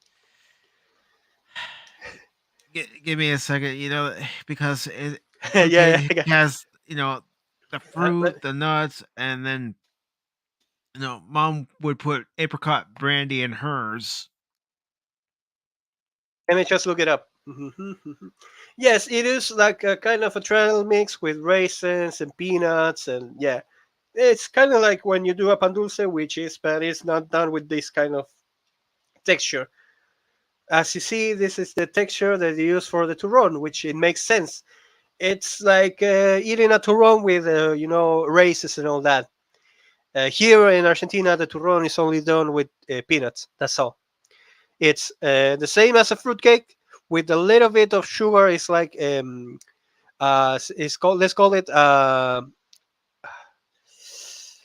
is it called? Let's just call it a floor in a roof of sugar made of. It's called thin sugar. Here it's called papel de azúcar, which it means sugar paper. It is over in the top. It's in the top and in the bottom, and all that is like the turron, which is the same confection of the fruitcake and peanut. That's all. It doesn't have anything more. So here in Argentina, that's funny. That's the funny part. If you find there are three types of turron, which is funny. There's the crunchy one. That is the one that you actually see in this one white. Let me just this one. I don't know if you can see it. Can you see my mouse? Yes. Yes. Well, this one is the normal one. This is a chocolate one that is kind of hard, but it's different because this is more like creamy. And this is the one that is looks like mantecol, which is good, but it's not the same because it doesn't have the same texture. It's kind of weird, and most of the people will not buy this one because I'm not joking. You find you eat it, it's like eating a piece of like a soul, a rubber soul. It's weird. I'm not joking. This is weird. One day I bought some turrons here in Argentina. Sometimes if you get like into a train or something like that, people will sell you, food and all that. One guy come up and said like 4 turrons for $1, and I was like, give me. And as I opened it, it was this one, which is awful because as you eat it, it's like, oh, this is not the original one. And they started selling this one like 2 or 3 years ago, and they have never sell it before, like made from factory. And, and I didn't know as I started eating it was damn, I now have 3 more and this is awful. So I finally gave it to my mother. My mother was like, to fun, and she doesn't care. But to me, it was such a weird thing. It's like this one is actually this is called a bizcochuelo, which is like a cake but without anything else and just a little bit of. Some people put it like liquor here in this one. Okay. And this one is called a bonbon, which is normal. It's like bonbon, which is like it has like peanut inside, mixed with cacao, and it's a chocolate coverture, and under it has like a little bit of cookie confection. It's weird, but Okay. it's kind of nice. Yeah, this is really nice. If we could, I So, could actually show you a lot of food here in Argentina. Let me show you the biggest and the best Argentinian thing. Allow me to explain. okay. I This don't know is about anyone else, but I'm starting to get hungry. yeah, it can happen. This is called a sándwich de milanesa, which is, allow me to explain. It can be done. This is a sandwich of milanesa. Milanesa. They actually sell it the Mexican way. The Mexican is not so good. Allow me to explain. This is a fried piece of meat, and done. You actually have to grab a piece of meat and and dab it. It was called. How's it called when you actually have to like splash it and then use that wet stuff to actually add something else. I can't remember how it's called in cooking. Let me just look it up. I usually say top it or you add and Well, let's just say it like this: you make some, you grab some eggs, you mix the eggs entirely, you break the eggs, you mix the eggs, and then use that with a little bit of milk, and then you mix it really well, and you can put oregano, you can put perejil if you want, rosemary, sorry, rosemary into it. You can put a little bit more things, and you actually use that. You drown the piece of meat in there, and then you add breadcrumbs. This is all breadcrumbs, breadcrumbs. No, it was here. It's called pan rallado, which is means is sawdust of bread. I can't remember how's it called. Pan rallado. Give me a second. take your time. because sometimes I forget the words in English. I have never cooked in English, so uh, breadcrumbs. Yeah, I was right. Breadcrumbs. You actually have to use. No, the floor version is called what's it called? It has another name. The floor version is an Spanish way. Here in Argentina, we use breadcrumbs because the floor one is escalope. It's called escalope. Is when you actually they do it. They did it a lot with with the fish and all that. With marine stuff. Instead of this is using breadcrumbs, which is funny because you actually use breadcrumbs to make the milanesa, and then use a bread to actually make a sandwich. So it's bread over bread. But this is the great thing about this. Some people see this picture as like, oh, it doesn't look good. Let me show you the best milanesa I ever tasted. I don't know. It looks good to me. I'd try it. But then my parents used to always say, "You'll try anything," and that's true. I'll This try it at is a least once. yeah. I will do the same. This place is called Los Gallegos here, which means the Spanish. Let's just call it like that. It's kind of people from Galicia. They're called Los Gallegos here in Argentina. This is a milanesa with bacon, ham, cheese, fries, red pepper, green pepper, and that milanesa entirely is for 4 people around, or 2 or 3 people at least. Um, that you cannot actually see, but it has sauce actually. So this place they sell it 2 ways. They sell it. This is called Napolitana, which has a little bit, and then they sell it like this. Uh, there we go. This is the other way to sell it. This is the same, Okay. but they actually use Spanish potatoes and they put a lot of more of red pepper, a little bit of tomato, fried egg, and then you have it the other way, which is this one. No, let me just look it up, which is the normal one, and this one is this is the one that I like.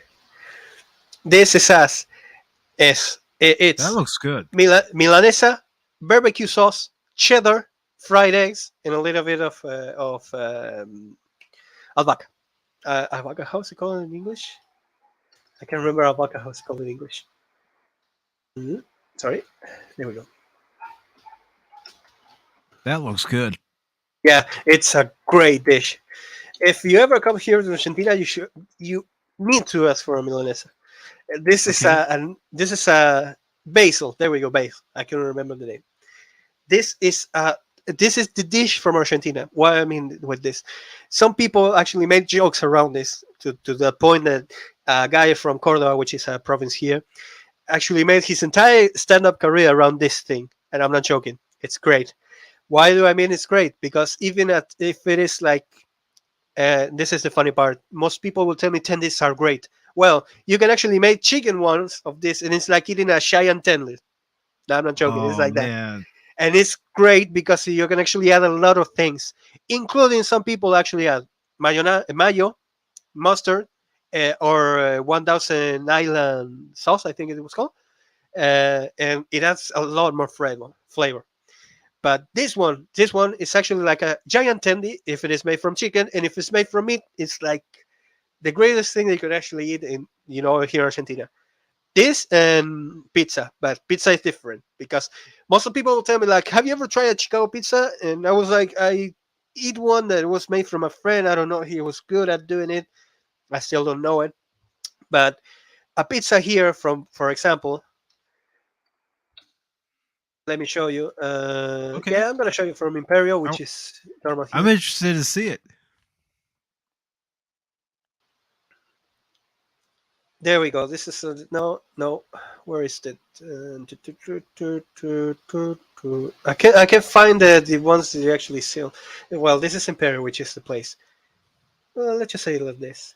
Yeah, this will actually show you. Well, as you see, this is more cheese than anything else. But they sell you too the pizza. It's they sell you like I think it's called like the this breadsticks with a lot of cheese and all that. But that's the funny part. Oh, sorry, I just saw that Brandon told me the Daffy Duck cartoon. Hair season, rabbit, duck season. I love that one. um, as I show you this, there's a lot more pizzas than this one, and one of the greatest things that you can actually not see it here. Well, you can kind of actually see it. Do you see this? Do you see that it is in like a big wood place, like wood plate. It's like it has like a little bit of how's it called when it actually goes down? Let's just call it formation that it goes down. That pizza is almost two. I think it's 1 or almost 2 inches tall. So it's a big pizza. But honest to God, I cannot remember the one that is actually like here in Argentina. This is the second one, the second place that you can actually buy like the biggest pizza. But it's another one. Are there? Let me just look it up Okay, that's fine. because no, I because love looking at all this stuff. It is making me hungry, but yeah, I I love can looking understand. at it. Uh, I can't remember the place that it is. My brother will remember because he went there, and you can. I'm not joking. You eat 3 slices and you're done. 2 or 3 slices, give or take. I can't remember the place. And it was not the garden. It was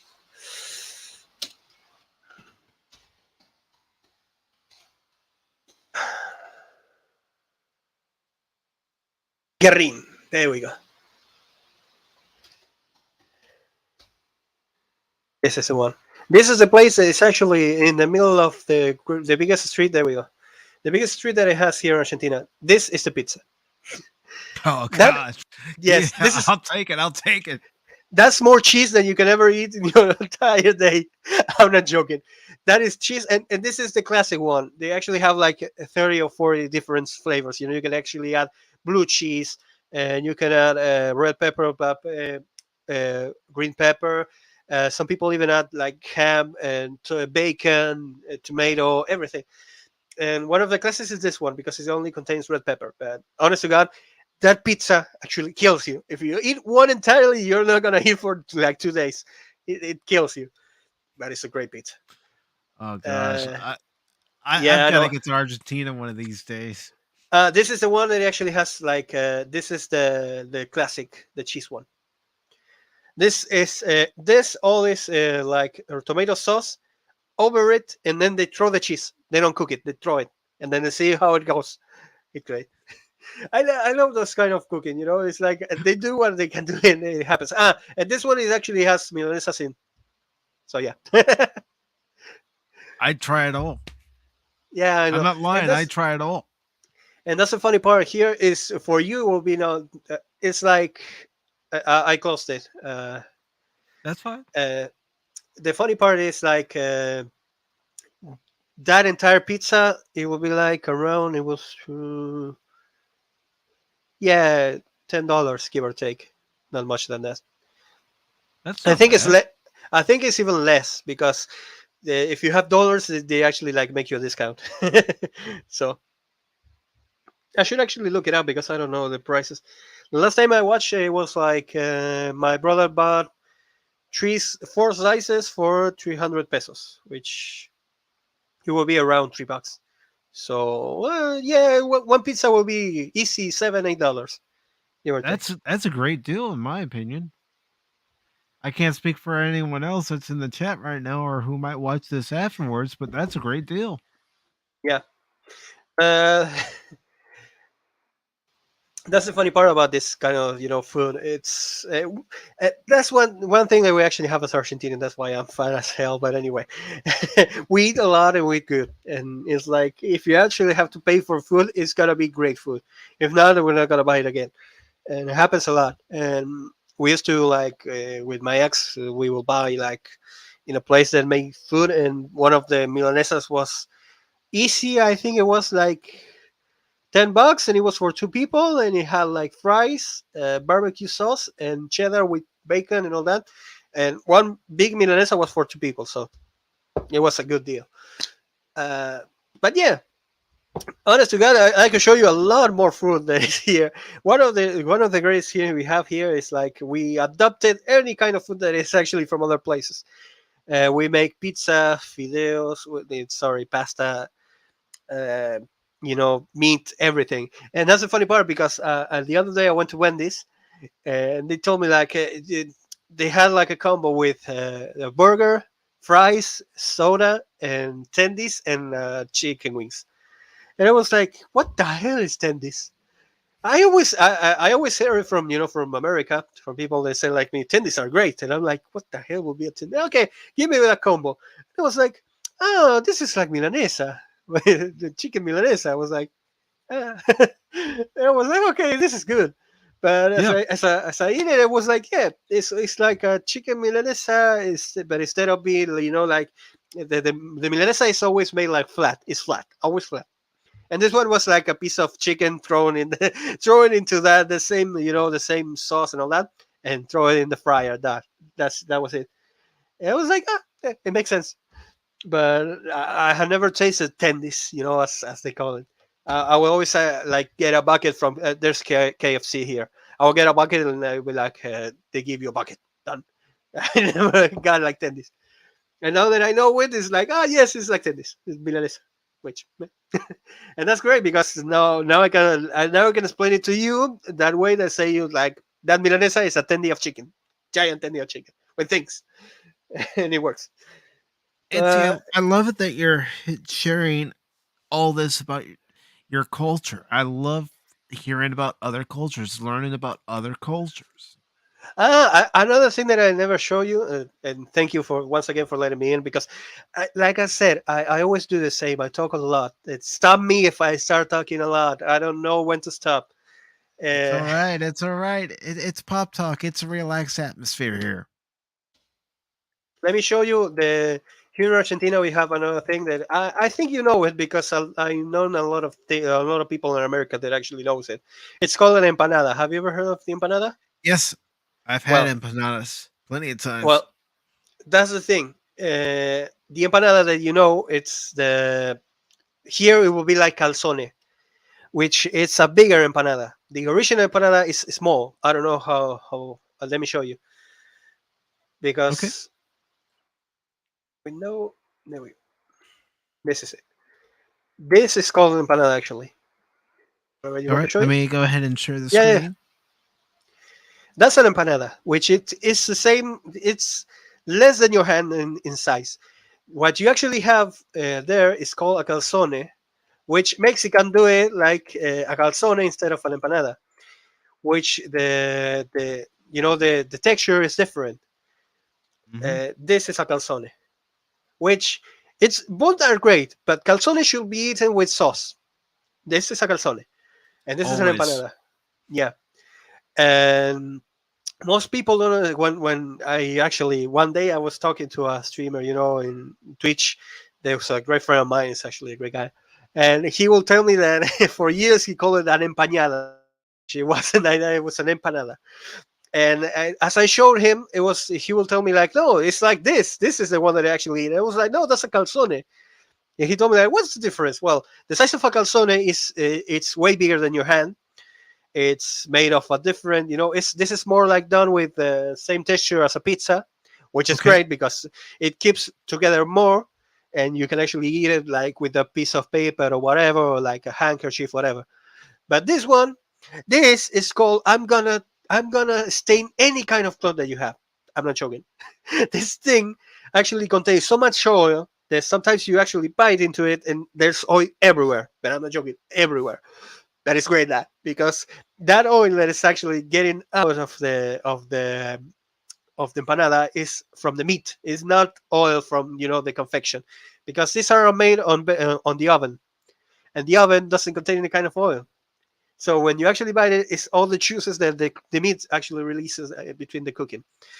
And Which makes it even better, in my opinion. yes, it always makes it better. And this is made with chopped meat. It's so simple. This is chopped meat, an egg, a boiled egg, and if you want, you can actually put like basil. You can put like some people here in Argentina. They actually open it and they take a bite and they put some lemon into it, which is called a Tucuman version. Tucuman, I think it was. And there's people that put like little pieces of potato inside the empanada. Some people actually add like red pepper, red pepper, green pepper. Some people actually added like olives. It's the empanada here in Argentina is such a classic thing to eat. It's like the pizza. Pizza and empanadas are classic here. Most of the people actually show you like combos that contains like one pizza and six empanadas. So you can actually choose. But this is the meat one. There's a lot of empanadas. This is a meat one. This is probably there's spicy meat. There's sweet meat. There's normal. There's cut by knife meat.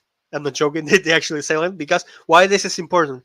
This is made with a different kind of meat. It's made with the same meat of that you actually make a matambre, which is a different texture, all different. You can actually make it vegan. There's like oh, I can't remember how it's called in English. Like pumpkin with cheese. Pumpkin with spinach. There's the pumpkin with cheese. There's the cheese with there's like a combination of flavors that you cannot imagine. There's like 20 or 30 sometimes, and and this is a classic here because here in Argentina we actually won one day. the, they made the empanada from different countries. It was international, like contest or tournament, whatever you want to call it. And we actually won it here because the Tucumán ones actually won that it was the best Nice. empanada in the world. So when up to this day, if you go to that province, they actually put it in the middle of the sign. It's like the birth of the empanada of the world. They put it. So and up to this day, I still have to eat one there because my ex will tell me every kind of day that the Tucumán ones are the best ones and are the best ones and are the best ones. And I don't know till until now. I don't know it. I know for a fact that there's even from different provinces, there's a different way of making the empanada. So and another thing, there's also too you can actually make it fried. I love fried, but that's the problem with fried. Fried it uses another even another kind of texture. This is Hmm. a different one, and it works so well. I love even more this one, but and I'm not joking. Two of this, and you're gonna have a direct kick to the liver completely. This is one of the worst things that you can actually eat. It's great. It's great. You're gonna have the best flavor. You're gonna be great until 4 o'clock in the morning when you go to the bathroom, and you understand what I mean. But it's a great dish. And here, as I said, we eat a lot. As you see, this thing. Do you see this thing? This thing in the back? Yeah, I do. Yeah, I do. Yes. This is called salsa criolla, which means it's a criolla sauce. There's no other way to say it. It's like uh, it's a sauce that we actually use for a lot of meat. That is tomato, uh, tomato. All of this is raw. Tomato, uh, onions, red pepper, green pepper, oil. Some people add like a little bit of rosemary, and some people let like the juice of the tomato mix into the thing and let the sauce complete. But this little thing, we actually use it a lot when we make barbecue, and this is normal for us. It's like that, and chimichurri, which is another kind of sauce, is kind of completely normal here in Argentina because we like our meats are either spicy or either kind of flavorful, and that adds a lot of flavor. And we make like salads and potatoes and all that. But that Okay. one thing actually in a barbecue, you actually have to have at least that or chimichurri, whichever of the two you actually have to have, because there's somebody in that table that is gonna ask for that. I'm not joking. It's automatic. I'm that person that actually asks for the chimichurri, which the chimichurri is done with another thing. I don't know how it's called in English, but let me show you.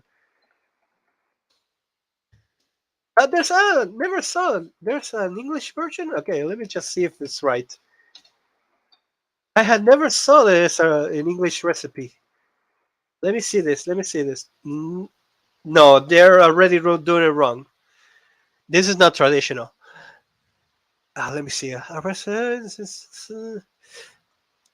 Yeah, parsley, vinegar, red wine. What?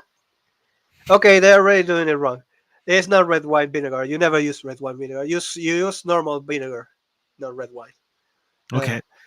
Garlic, yes, you can use garlic, yes. A tablespoon of oregano, yes. Crushed red pepper, yes, of course. This depends. This depends a lot because if you want to actually, you can actually use red pepper, or you can actually use like it depends because people like it spicy. The more spicy you want, more red pepper. But some people say like I don't like it completely spicy. So you can actually add only the pieces of the pepper and not the entire thing. Because if you add the entire thing, the seeds actually add the pepper. It's a lot of things. There we go. This is one. Some people then use the kosher salt and freshly ground pepper. Freshly ground pepper will have that. Will have a lot of spice, and it's great. This depends. You can do it with virgin olive oil, or you can do it with normal oil. There's no need to actually do it with olive oil. I don't know why. Okay. This is completely useless. Use if you have virgin olive oil, it's great because it adds another flavor. But once again, this isn't even this thing actually doesn't exist. So let's just go. Okay, so Well, ignore step number 2. And yeah. Let's go there here. Let's see if this looks more like chimichurri. Let me just see. Chop the parsley. Yeah. Wash, chop the mixture. If you like the stuff, there we go. Garlic. A lot of garlic. Yeah, mix it off. You need it. Chimichurri, just yeah, more salt, more pepper, more chili. That too. If you want, you can add chili too. But fresh chilies, yeah, I prefer to see that. No, it's perhaps I'm confusing, but let me just look it up. okay. No, this is not the vinegar that you actually have to use. Red wine vinegar doesn't work for this. No. Let me just look it up. This normal, completely normal vinegar, or if you want apple, but don't add red wine. Don't. Sorry, but this is one of the things that actually like get me angry because you're trying to make chimichurri like Argentina or Uruguay, and they say use red wine vinegar. What the? Anyway, because the red wine vinegar is that's the thing. The red wine vinegar is a little bit more mild, and you need to use vinegar because this has to be a little bit spicy, and the spice is completed with the vinegar. If you use red, there we go. Best we don't recommend what white vinegar is better. Ah, ah. Yeah, that's why because vinegar will make it a lot more.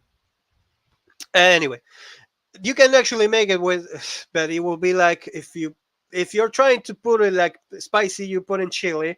What they are gonna use for what? Well, yeah, it will make sense because you want to try to make it less because you're putting chili. Well, Okay.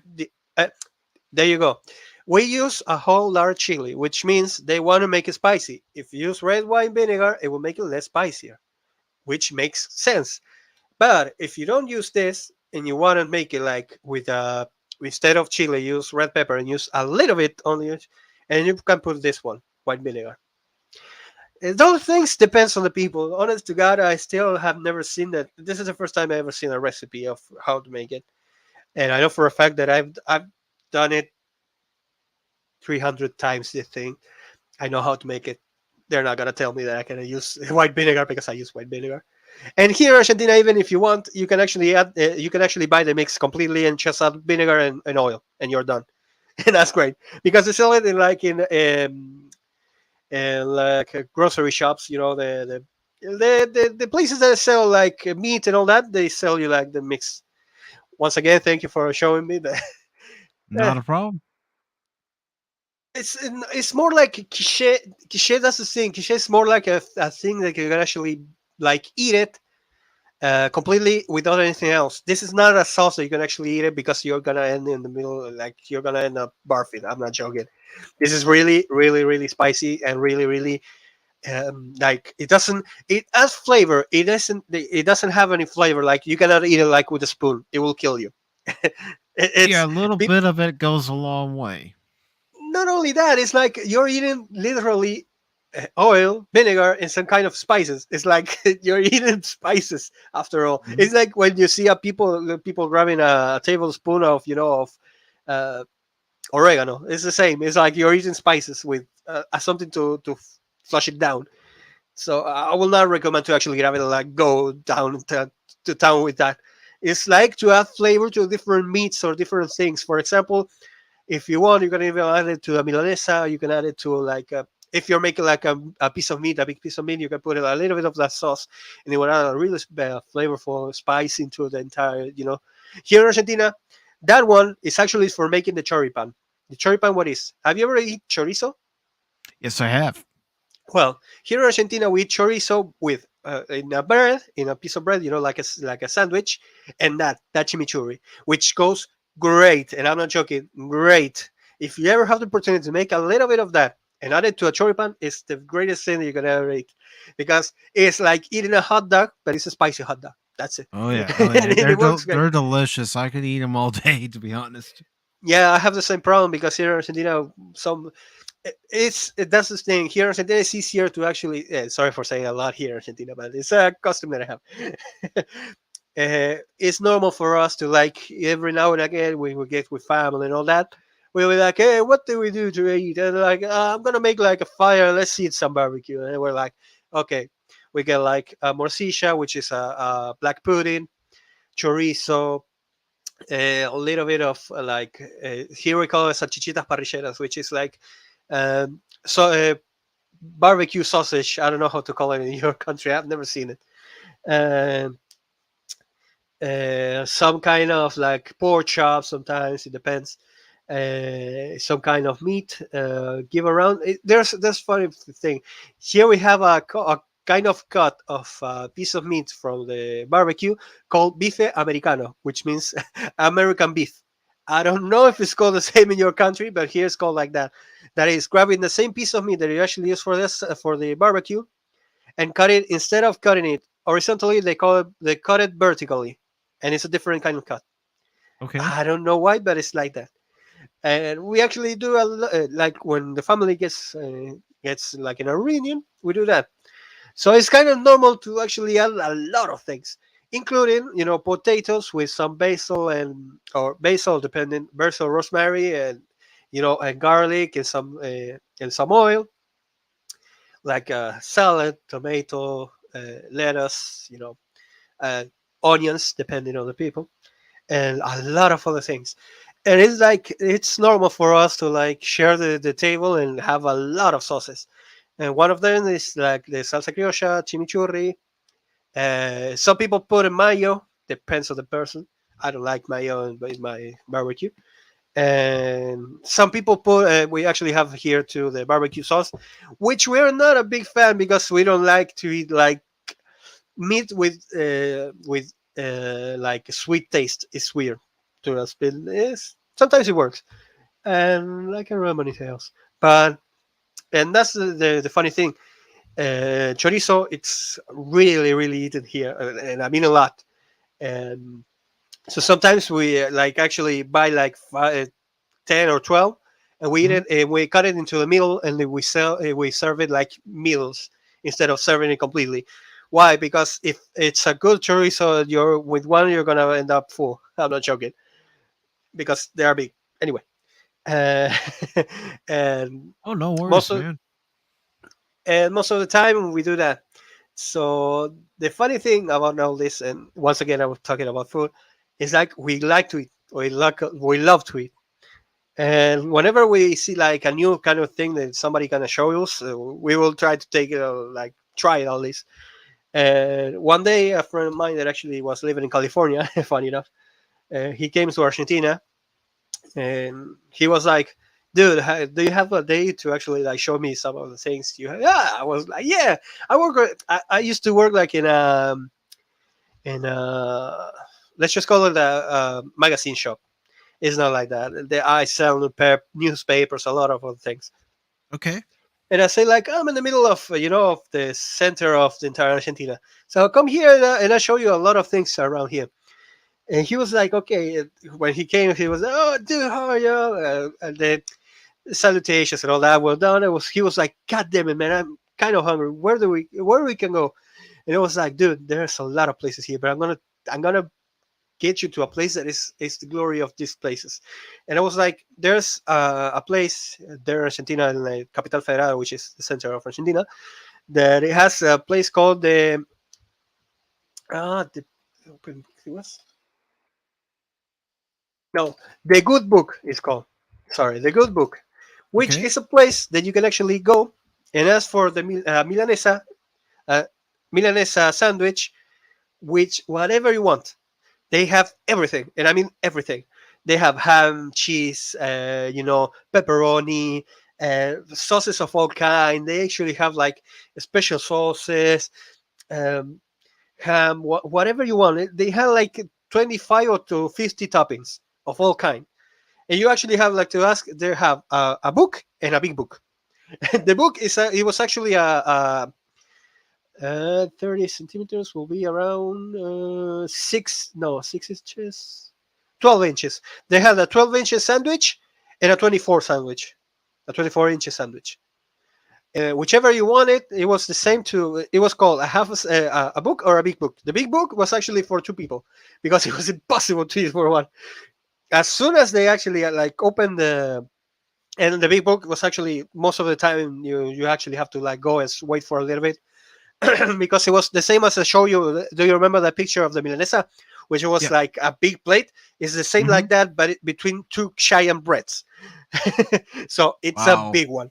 Yeah, and they actually cut it into half, and they tell you what do you want to put it.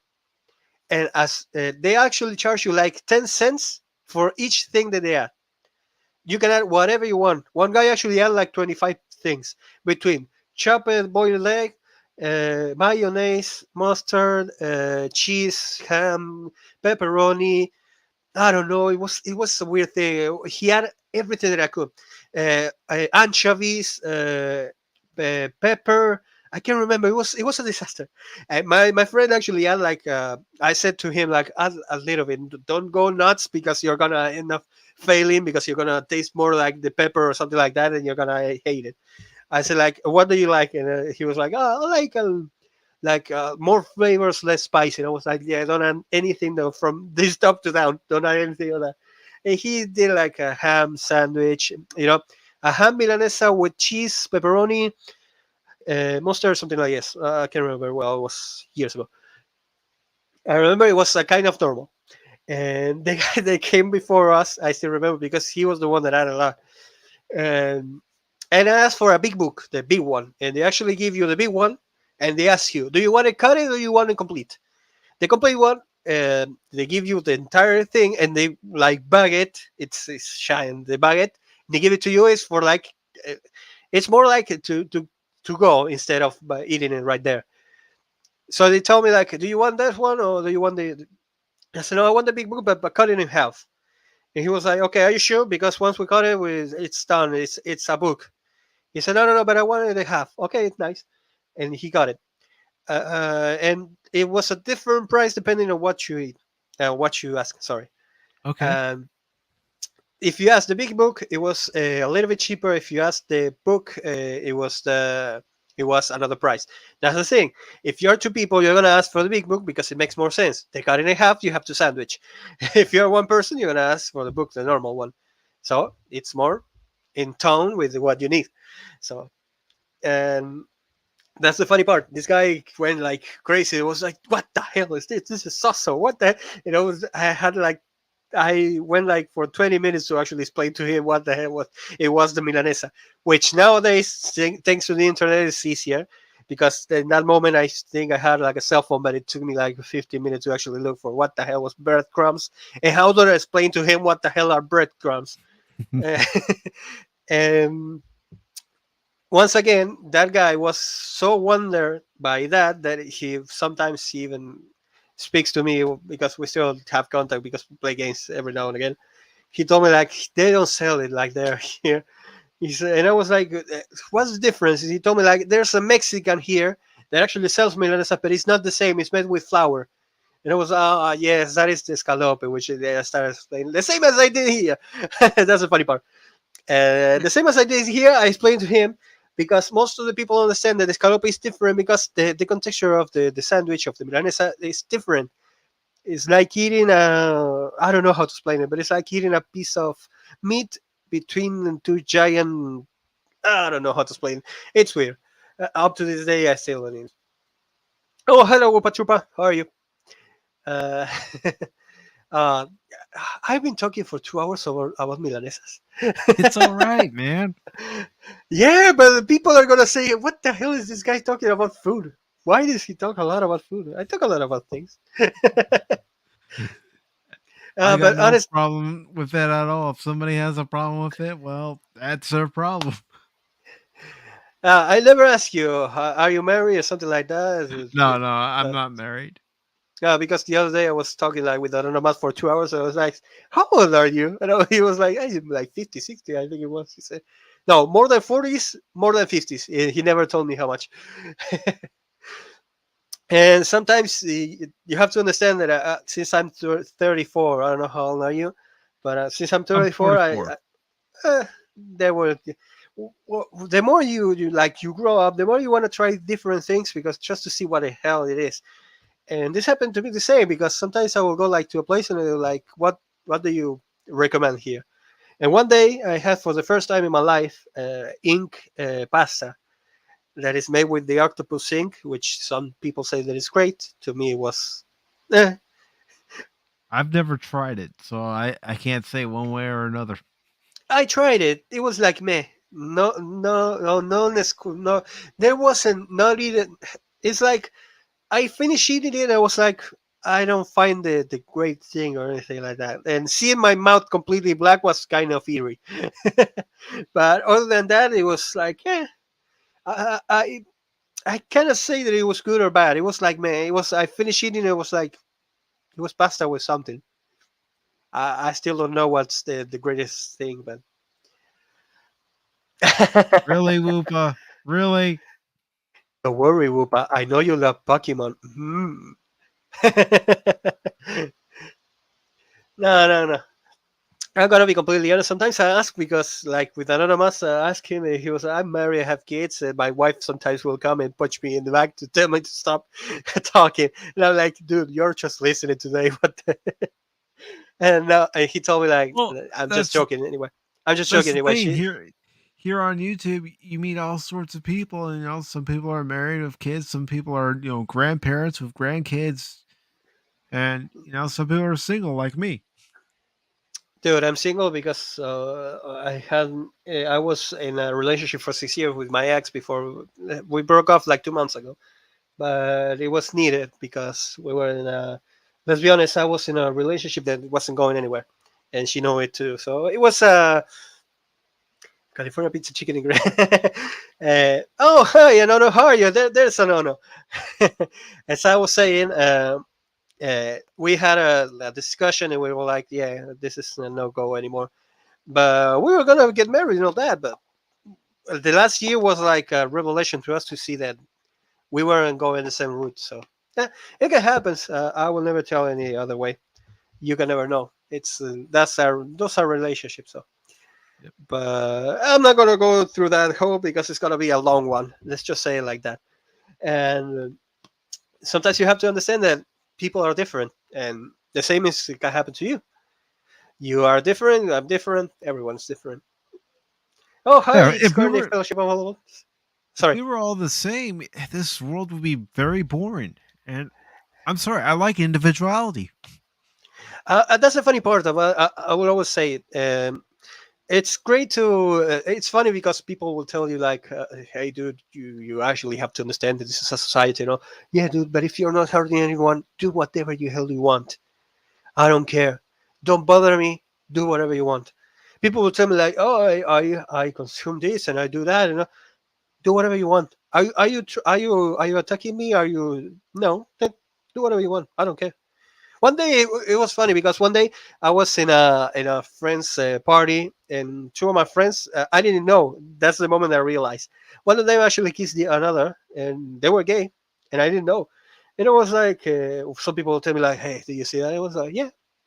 Does it? No. Why? He told me like this and that. No, dude, I don't care.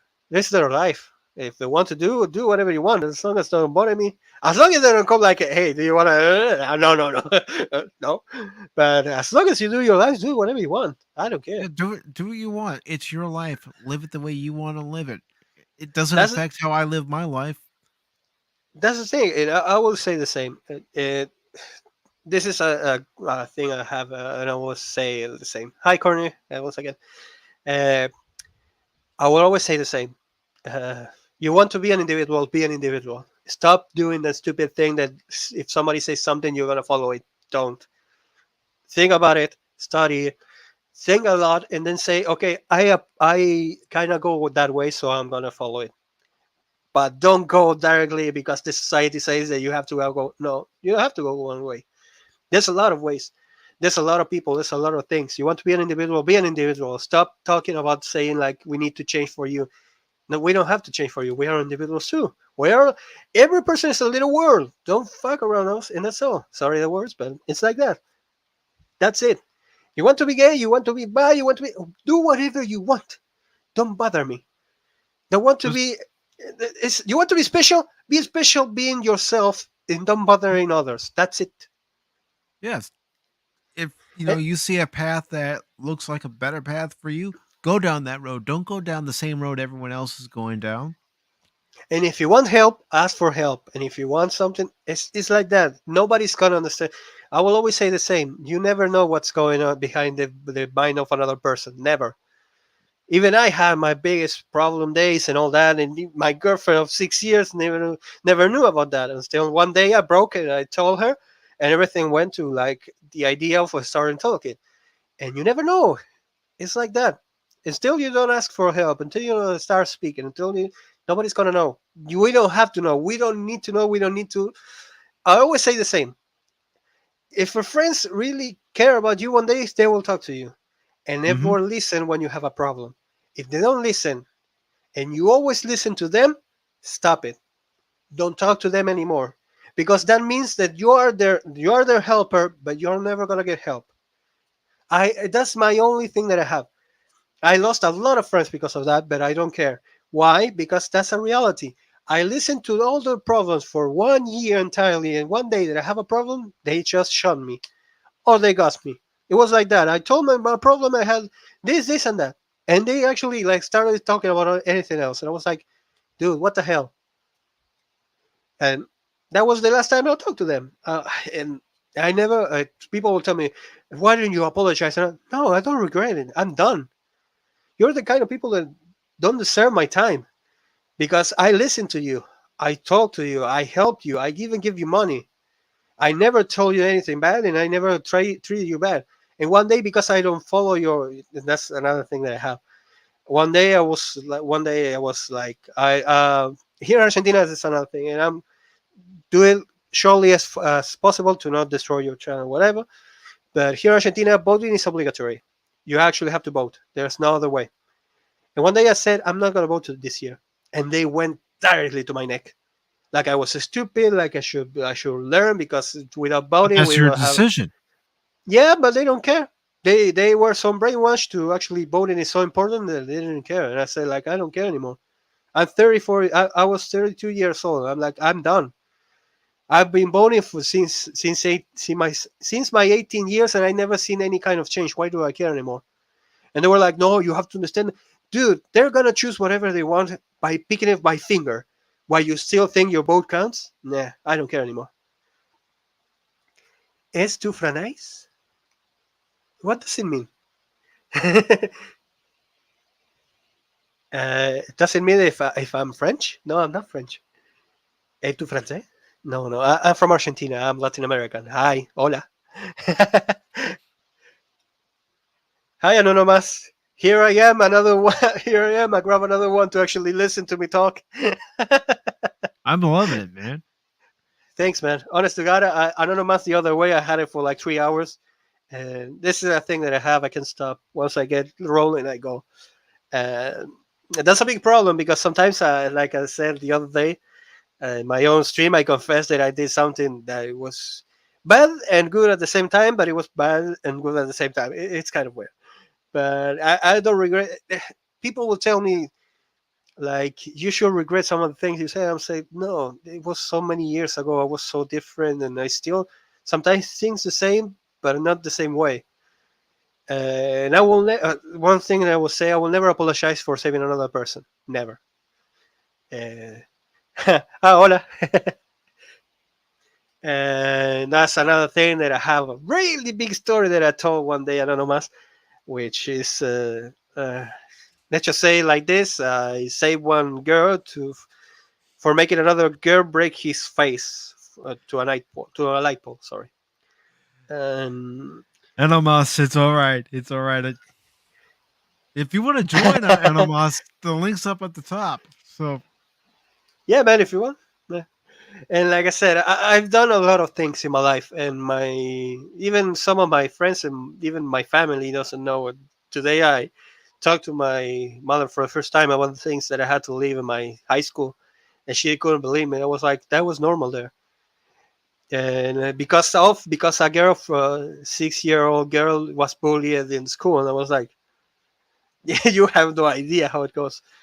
And nowadays it's even worse sometimes because even the teachers don't understand you or use you as a tool. Let's just call it like that. And it's a shame because so many kids. Like my nephew, thankfully, he doesn't care anymore. And I was like, that's great. Whenever you need me to teach you something, tell me.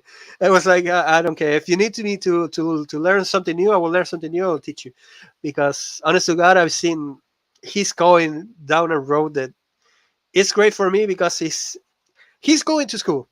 He's learning a lot about school. He's learning about the things that he needs to learn. But at the same time, he's doing things by his own. He loves to like build and weld and construct and make and repair. He even hi, I don't know. hi Animos, how you doing? I'm doing all right. How are you guys? Can't I'm complain, good, brother. dude. I've been talking for 2 hours. Well, I need it's to. funny you say that because the other day I had Cash Money on here and Baron Norman Tag, and Cash Money's all, wait, we didn't get to the other articles you wanted to talk about. I said, so what? Well, you talked about something else. Yeah. I was like, hey, you're talking about Deep Space Nine. And I get on here and there's Zan. And I was like, oh, they're not talking about Deep Space Nine. Dude, if you want to talk Deep Space Nine, I don't mind. Well, let's do it. Let's do it. Let me go Just one ahead. thing, I never saw Deep Space Nine, so I'm gonna be completely out of this, but I'm gonna listen. Have you watched Okay. any Star Trek at all? Yes, Star Trek OG and Star Trek Next Generation. So yeah, Okay. You need to watch Deep Space Nine, man. It's great. A lot of people are telling me that, but since Star Trek Next Generation, I was like, I was gonna start like watching everything else, and I had the biggest great idea to watch Picard. I'm a No. moron. Oh, no. Yeah, that was the Well, biggest problem. I stopped watching that moment. I watched the first 2 episodes. Was like, damn it, I shouldn't have watched anything else. I watched the so, whole thing and I regret it. Yeah. yes, yes, I think the three of us could all say that we had a little bit of this. Emotional damage. Exactly. I love that one. I have that one in my phone all the time. Emotional damage. I love it. All right, so Uh, I don't know if you guys saw this article that was posted by Bounty in the Comics yesterday, but Chase Masterson, who played Lita on Deep Space Nine, she was a double girl, and then she got involved and married with Rom, Quark's brother. Well, she says she would only return to a DS9 continuation if it had to do with social justice. Now, uh, Of course. okay, all right, Chase, did you forget what show you were on for 7 seasons? Did you forget that Star Trek has always tackled the problems of the decade or the problems facing society? It has always done that. A lot of these people don't understand what show they were on or what show they were a part of. It boggles my brain how they can regurgitate the words that are on the page and maybe not even watch the show they're on, and they don't comprehend what in the world they're saying and what it's all about.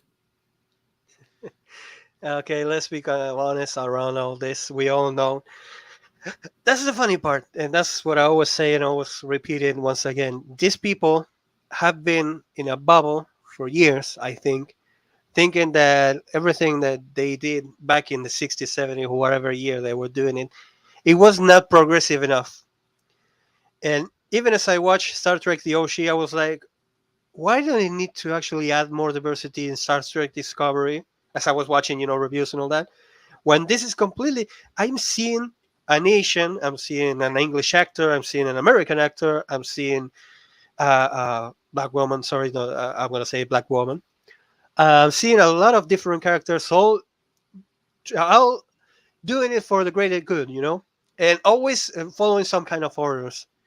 So this was a diverse kind of group, a team, and Yeah. they will tell a lot of stories, a lot of content, a lot of things that were back in the 60s, even right now. And sometimes you actually have to wonder in that moment, in that single second that you actually think it, what did it need to actually make Star Trek Discovery? Because one guy, and let's be honest, Alex Kurtzman, probably is gonna tell him, this character, this actress, if you don't start pandering around my choice of words, you will never get a paper in this kind of show. And I know it. Because that woman probably, perhaps, I don't know, but I'm just telling you this. She probably was told, like in the phone, you better start making hit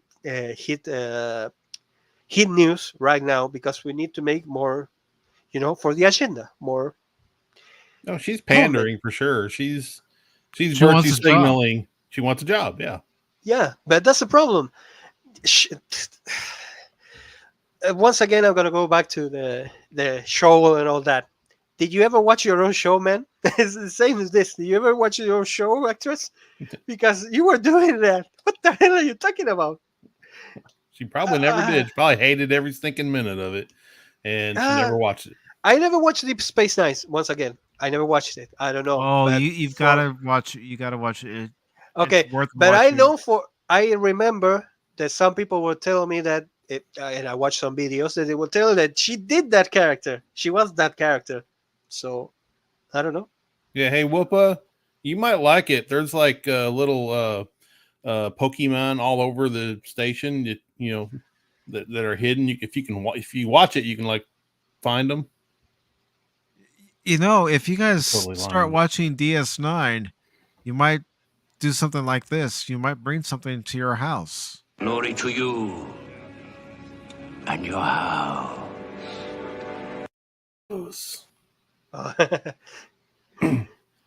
I really need to watch some Deep Oh, Space got Nine. wrong. I started Yes. watching The Prisoner yesterday because just another red shirt told me that to watch it, and it Mhm. was good. I'm Oh I'm yeah, trying to it's watch. very good.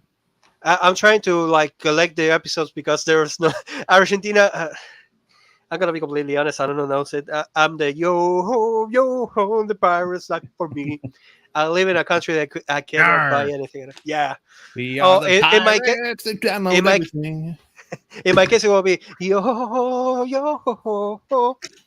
I'm a big One Piece fan. So anyway, there we go. I'm gonna tell you one another thing, and this is a thing of mine.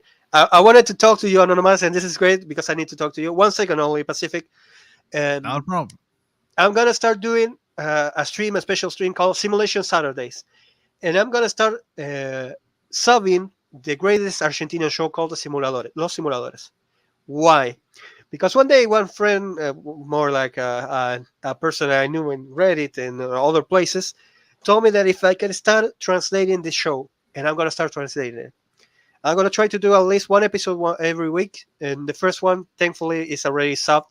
So the first one, the pilot episode, I can actually show it because it's legal patrimony here in Argentina. That show, I can show it even on YouTube, so I will have no problems. And that episode is subbed in YouTube. So this Saturday, I'm going to do a special stream called Simulation Saturday. And every week, I'm going to try to do at least one episode. So So you can if do you them want, all.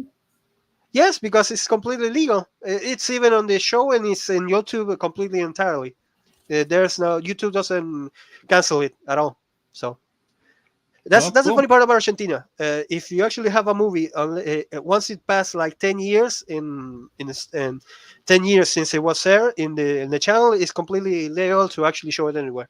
I actually showed in Twitch three of the greatest movies from Argentina, called Los Bañeros, Monguito, y I can't remember the other one. And those three movies were actually legal patrimony, so you can show it anywhere that you want. They're never gonna copyright it. So Cool. yeah, I'm Yeah, gonna do start it. doing that because I wanted to do something that it feels Argentinian at some point. And if you want, you can actually show me and watch that. I want everyone to watch that show because this is the funny part. It was making the 2000s in explain. We actually have here the Los Corralitos, which it was uh, a dark age for Argentina because we were in the disaster of money and all that. And they actually did that entire show using their own credit cards. I'm not joking. They went away with all the money that they had to actually make that show. And it went so well that they actually had like two seasons, and the second season was a little bit more production because they had more money. But the first one is completely done by themselves, the actors, the director, and some of the the people that actually help in that. And it's a great show. I'm not joking. It makes so much sense because and that's the greatest thing about the show. It shows how Argentinian work, and they made a American version. It didn't work. Why? Because it's an Argentinian show after all, and it makes sense. Anyway, Yeah, once again, sometimes Pacific. Sorry. foreign remakes don't actually work. Well, sometimes they do. I mean, The Office, but sometimes Yeah, they don't work here. but The Office will make a lot more sense because it's an office, and you have here in Argentina. Uh, there's a thing that I'm gonna say, and you will hear me repeat it a lot of times each episode that I release.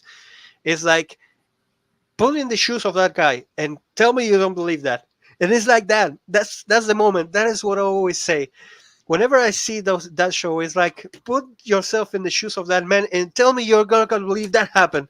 And it's so funny because as you see the episodes, you start to believe that those people could fall into that. This is the premise of the show. There are a group of people that actually solve problems by making simulations. And what do I mean with simulations? For example, one little kid needed no, that is a bad one. One guy wanted to sell a resting place for the old people. So Yeah. he was a really religious guy, really religious. He tried to like get into the Opus Dei and all that. And what they do to actually make him believe that what place was sacred, they make one of the characters become a vampire, and that's the premise of that episode. Hmm. And in one moment, they actually say, "I'm gonna try to do something so weird that I don't know if it's gonna work." And he said, "Like, if it is," one of the other characters says, "If it is well done and it has a good production, he will believe it." And the other one says, "How crazy are you talking about?" And as they see each one, they say, "Like, yeah, that's crazy." And it works. If you see the episode, you understand what I mean. A normal person, in that time, in this country, will believe that. And I'm not joking; they will believe that. Anyway, once again, sorry Pacific for doing this. I wanted to tell It's about all this. right, man. It's all right. I Let's go have back to the Space no Nine. problem with it, man. So yeah, I didn't read this article. I've heard somebody talking about it on another video, but I didn't actually read it. But yeah, she's just another She's crazy another Hollywood Hollywood. virtue signaler. Yeah. And But do you think that they're, like I said once again, do you think they're doing it because they want to do it, or do you think that they were? To me, they were told to do it. I don't believe that they did it No, because they she's just wanted to. opportunist. I think she may have heard something sniffing around about doing a Deep Space Nine reunion or something, and just thought she'd throw that out there to, hey, I'm woke. Hey, look at me. Like, a lot of actresses and actors will throw in their, hey, I'm pansexual, or just on their Twitter or something, just to signal, I'm down to clown with the alphabet community. So they're down with the flavor of the month is what they are. Oh, that's the flavor of the month. That's the in thing. That's the hit thing. Well, I'm down with that. And then once it's over, they move on. yeah, And I really think that at some point they're gonna realize that that's the worst thing that you can actually do. But who am I kidding? This is Hollywood. They're gonna keep doing it. I don't know. I mean, this stuff is getting so ingrained in the populace that I don't see a change coming anytime soon for half the country that are bought into it. Not that they, a lot of them are actually believe it. They go along with it, and a lot of them do believe it. But how do you change that? So Yeah. I'm Yeah. afraid where it's just going to be a national divorce, and we go our way, they go their way, and try to work something out. And Uh, here's the thing. I'm gonna ask you, Animus. Do you even want a continuation of Deep Space Nine? No, not right now. I could say the same of a lot of shows. I'm a big fan of My Name Is Zero, but I know if they made it right now, I will hate it. So I Oh prefer to yeah, know yeah. A because lot of those the end weird. You'd like to see a better ending, like Deep Space Nine. I mean, what happened to Cisco? When is he coming back? And somebody did like an animated kind of ending for Deep Space Nine, and it was okay. It was kind of weird. I don't know if I'd like that direction that went, but you kind of want to see like an end cap to it. Yeah, because I think I know which one you're talking about. It's the one that was in What We Left Behind, where Oh they yeah, that's where I went through saw the it. storyboard and what they would have happen. It's like, well, as far as Nog dying, unfortunately, Aaron Eisenberg passed away Yeah, 4 years ago, as did Rene Auberjonois, who yeah, played Odo. And honestly, I can't see Deep Space Nine without that Quark and Odo dynamic. yeah, yeah. Well, that was great. I love their back and forth and their cat and mouse. That was great. And yeah, it wouldn't be the same. You could get away with not having uh, Aaron Eisenberg on there, but without Odo and Quark's little relationship, it would suffer. hmm And this article says, though currently in an age of endless reboots and continuations, some of Star Trek Deep Space Nine's cast members, particularly actress Chase Masterson, have made it clear that they have some conditions that must be met before they would even entertain the idea of returning. Well, there's nothing even being said about the show returning. And as a Deep Space Nine fan, I'm saying no, I don't want to see the show return. I've said it plenty of times here on Pop Talk. I've said it to friends that by DS9's end, it surpassed TNG in my opinion. oh no, Did you're getting me.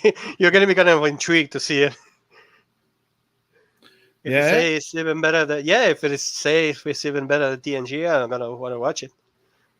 it was very good, Zan. I hadn't really thought about it, so I'm not going to say it was better or worse than TNG, but um, I haven't really made the comparison, so I can't say either way. But all I can say is that DS9 was it was at least right there with TNG. And I like everything. Every first season has a little rocky start. Everybody's trying to get their bearings, but over time it developed very well, and then some of the characters were so good that they kept bringing them back, like guest characters and stuff that were so good they kept bringing them back, and because everybody loved them and stuff, and it developed really well. Mhm. And it really seemed to be taking off in its second season, right when they got to the middle mark, dealing with the Marquis, and then of course at the end of season two, introducing the Jem'Hadar and the Dominion and starting that story thread. I mean, Deep Space Nine is an incredible show. I wish more people would give it a chance and see Yeah, why so many who watched it from the beginning praise it so much. I think at some point you actually have to think for 5 seconds and say, uh, it has become. I know for a fact that some of the streamers that I follow will tell me like Deep Space Nine is great, but knowing that Alice Kurtzman is gonna grab it second it went, it's gonna be Deep Space Nine S. I don't know, something like that, and it's gonna be more agenda than actually show. So we're gonna see it the same as Picard. So, and as Woopa Troopa told, I don't want to see anything else. I'm like, I love the Animaniacs. I love Animaniacs. I love them. I saw the new season. It was shit. Now nobody's gonna change my mind about that. It had every episode. It had at least 5 or 6 political jokes. Have you not seen the originals? I've seen the originals a lot of times. It doesn't have politics. It has 1 or 2 jokes every 5 or 6 episodes. It doesn't have a. And once again, it's a shame, but it happens. Oh, hi, DDOD. Anyway. And I didn't even see the show, but I know for a fact that if I have the opportunity to see between the new one that Alex Kurtzman is doing or the original, I'm going to go watch the original. And I'm not going to dub it. That's a reality. Yeah, yeah. Don't. See. I haven't watched. No, wait a minute.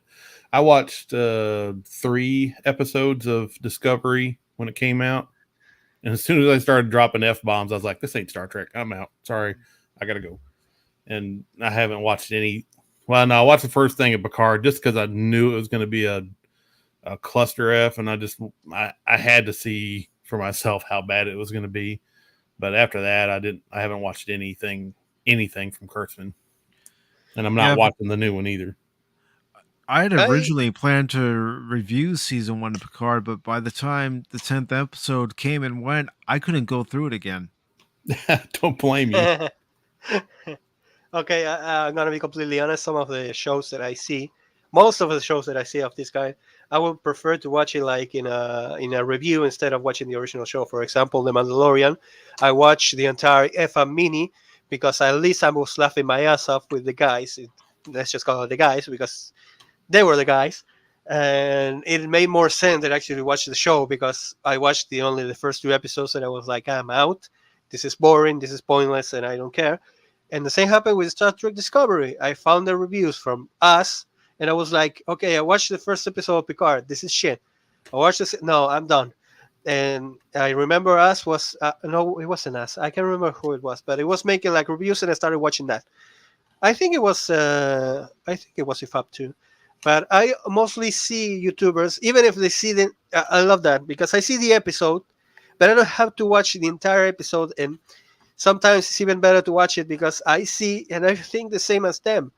I think for 5 seconds, say, what one of the biggest gripes I have every kind of thing that I see or watch or whatever is if I can find what's gonna happen next is awful. Why? Because if I don't know anything about writing and all that, I can it can be so obvious that you actually go to that point. It makes is stupid. Why? Because you never even sat for yourself for 10 or 20 minutes to actually write something good.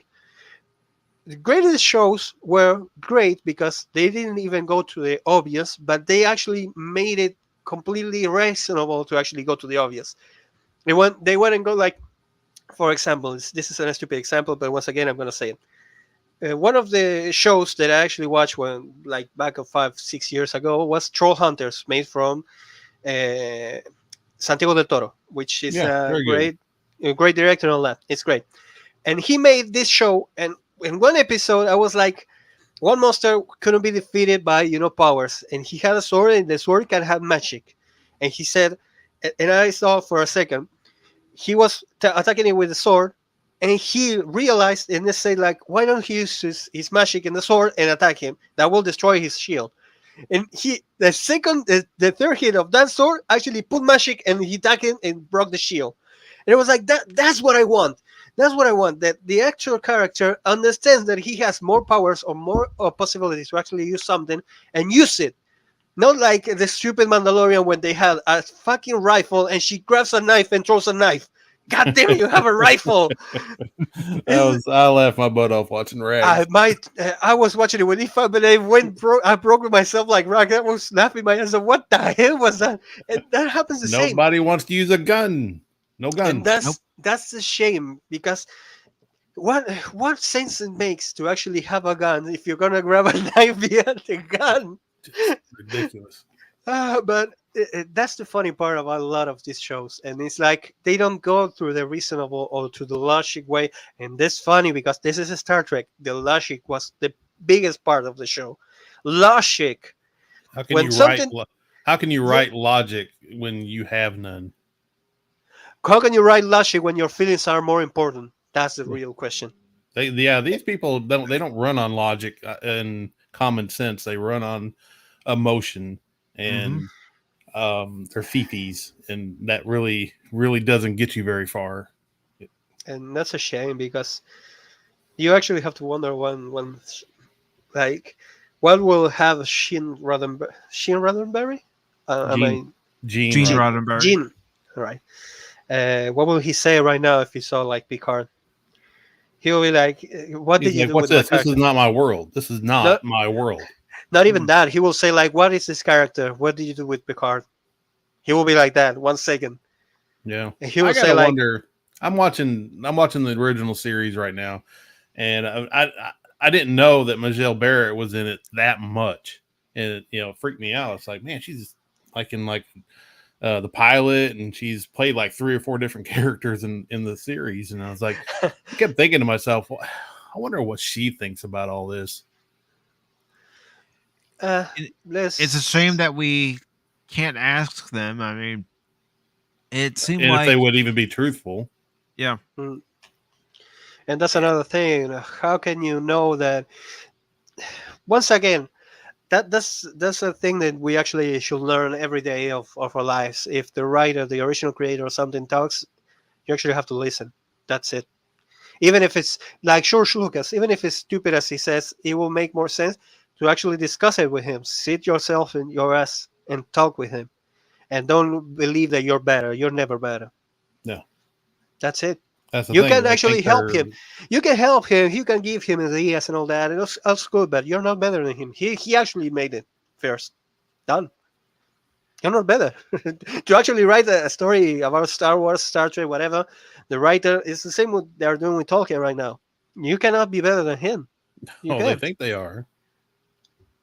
And that's They're gonna how write. how They're they gonna think. write the Lord of the Rings story that Tolkien never written or never wrote. mhm. You know why he never wrote it? Because it's shit. That's why he never He wrote ain't it. writing their stuff. No, the hubris, the just Uh, arrogance. I cannot believe these people. They are sitting up there in their little bubble, just getting praised by the yes men, and just saying everybody telling them how great and awesome and stunning and brave they are. They're believing their own crap, and nobody ever pushes back until they make their stuff, and then nobody watches it, and then they're like, "What happened?" Because you focused on your feelings instead of storytelling, and feelings don't make for good storytelling. No. Not only that, then when they have to push the ads and all that, they will tell you like, "This is not made for you." Okay, then why are you watching it? Because you tell me that it wasn't made for me. That's Yeah, I that's as spent stupid as it should. $500 million on something made for 4 people. Good business decision. Yeah, it's a great business decision. The biggest one was when I still remember Charlie's Angel. How much I laughed that one. It was great. One week from another, it was a different title with the same picture. God damn it! It was so much fun. Yeah. Oh God, we kind of even if let's just say this. This is the funniest part. Go back to 2000 and tell yourself this: you're gonna watch a new Star Wars trilogy. I will be like, yes, yes, man, I'm gonna watch a new one. It will be made from Disney. Oh, that's great. Disney has great movies. Yeah, it will be about a girl that is actually better than Luke Skywalker. What? That's enough to actually say that. That will be like, what? Yes, and Luke Skywalker will die for because what? Yes, and actually Shoda will reappear and he will destroy all the Jedi knowledge. What? Yes, and also, the Emperor, yes, he's a clone now and he has more power than before. What? That would be. It's funny because if you go and sit yourself for 5 seconds and rethink what I'm just telling you, and you actually went to like back to your time, and talk to yourself right there and then, you will say like you will be all back in 2000s when we actually see like another kind of thing. We were like hopeful, really hopeful about a new thing. Right now, if we were in 2000s, we will say like this Space Nine new. Oh, nice. What are they gonna add? What are they gonna show us? What are they gonna put into the show? And nowadays we're saying, don't do it, please. God damn it, keep Yeah. it. Don't do We're the, anything to any of our IPs. We can't take anymore. But you know, once again, I'm gonna be that guy. But I'm playing right now Hackshoe. and this is a great game. I love it. I've been playing it since 2006. I bought it anyway. I've done a lot of things, and I played it. This is the fifth time I played it, but the last time I played it was on PlayStation 4 in the year 2017. And why do I bring this one? And this was what I talked to you about the other day, but this is important because I will always remember this because this is great. This is how you do a new revival. They did Hackshio Last Recode that contains the 3 original games plus a new game that actually tells you the ending of the story. They did it in 2017. Even through all the shit that happened and all that, it's a great game because they actually explain a lot more. They actually show you new characters. They actually add a new transformation. Everything. It is like 3 more hours of content. Even as that, people will tell me. Some people will tell you like it's not a good game. I will be like, yes, it's a great game. And why do I say always that it's a great game? Because they actually charge you for the 4 games, not for one only. Nowadays, if it's EA or anything else, they will sell you like the first original 3 and the last recall as a DLC. Yeah. In 2017, this company said, no, we're going to sell you the 2 originals plus a new game with a lot more content. Even if it was, I think it was because I completed 100% of the other games. Because if I play like in story mode, it will be like 60 hours, give or take, or 70 or 80 hours you play without collecting anything. But I like to collect. So when I went to the 4th game, I had all the equipment, all the levels, all of it. And so I was like killing everything that I look. So it was done. But even like that, it was only 3 hours, and I will be like, "Have you ever seen The Longest Yard, the version from Adam Sandler?" Yeah. When they asked, "Do you remember what you punched it? Was it worth it?" I will be like that guy. I will be like, "It was worth every goddamn second." I'm the Yeah. same. Even if I played, because I didn't play directly the 4th episode, I played completely the entire game, and then the last episode completed in it. So I made 100% every kind of game, which is 60 hours every kind of game, 60 to 70 hours. So it went 210 hours before seeing the original ending, and I didn't care. I played that game from beginning to end, and it was great. And even after that, I can say this, and I will say it again: if they re-release it in another console, I'll probably buy it too and play it again because I'm that kind of guy. If I love a game, I will love it every time. And when it's the same as this, if they actually say like they're gonna make Deep Space Nine, and they actually add something else, but they do it right, and it makes sense between the entire story, I will approve it. But the problem is that they actually grab a show that has a long following, fans, and all that, and they completely do a 180 to shit, directly to shit. This was Picard, because Picard, a lot of people were hopeful still, even though we already had seen the Star Trek Discovery shit and all that. They were like, no, this is Picard. They're not gonna do the same. They're gonna be like respectful to their character. Yeah, sure. Yeah, yeah, That's the thing. They don't respect characters that were already established. They like to trash those characters and destroy everything that made those characters what they are. Yeah. They Well, they there have we to make them fit. They feel like they have to make everything fit to our day and time and the way our society is now. Although this is a society that's in the future, who's moved past all of this crap, yeah. and they want they want more of what we have today, which nobody likes, and they just can't understand it. This funny because I read the Woopa Troopa message, and it's right like that. If I'm gonna be completely the same at some point, if they told me like back in the day that I was gonna see an Uncharted movie as I was playing the games, because the moment I got the first Uncharted game, I went and bought the other 2 and the PlayStation 3 because it was already released, and I was like, I'm gonna play this back to back, and I played it back to back. I finished the 3rd one in like I finished the 3 ones in like a month, and therefore told me back in that day they were gonna make a movie. I was gonna be like, great man, what's gonna be? And the second they told me like it's gonna be Tom Holland and as Nathan Drake, I will be like, what? No. The spider guy? What? He doesn't look like Nathan Drake.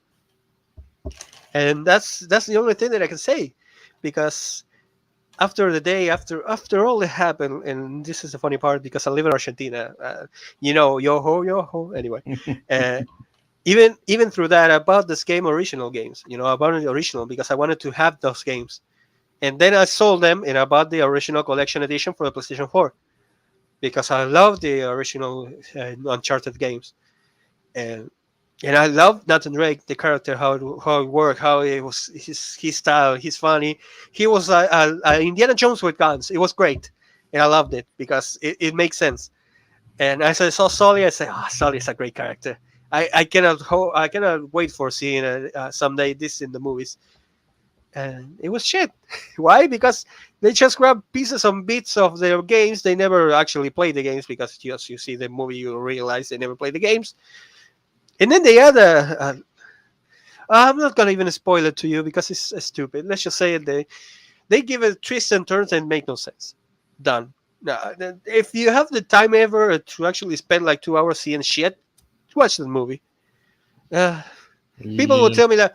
That's the funny part. A lot of people will tell me like it was boring, but it's no. Have you played the games? And most people will tell you, yeah, play the games. Play it again, please, because if you play the games, that movie is helpful because it makes no sense. Nathan Drake just at the beginning doesn't make any sense because this is an original story, and the original story is playing in the fourth game. In the fourth game, they explain to you what happened to him, and they didn't even grab that. So what's the point? Uh, Once again, stop making reboots. Stop grabbing original shows and make it this. Stop it. Stop. Get But some help. they're listening. Sure they are. But I know they don't. They are listening. But anyway, up to this day, I will always say the same. The And only way that they were gonna stop is when we stop paying. That's it. yeah. Yeah. 1 second, I'm gonna blow my nose. All right, I'll continue with the article.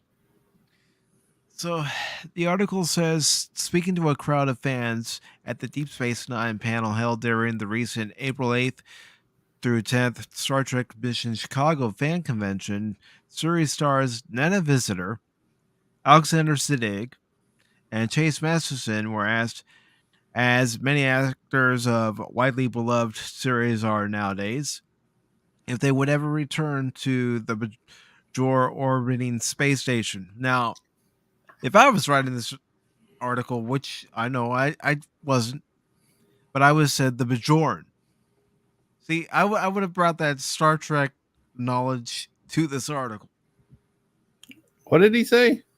It says return to the Bajor orbiting space station, Oh, and jeez.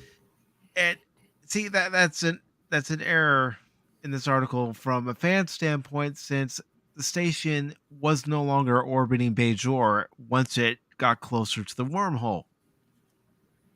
It left Yeah. Bajor's orbit. Actually, And they, it wasn't even a Bajor space station. It's a Cardassian Cardassian space space station. station, Tarak Nor, and Yeah. it has a sister space station, Empok Nor. Yep. So it's not, and he just, I thought you said it wrong, but apparently, he said it wrong.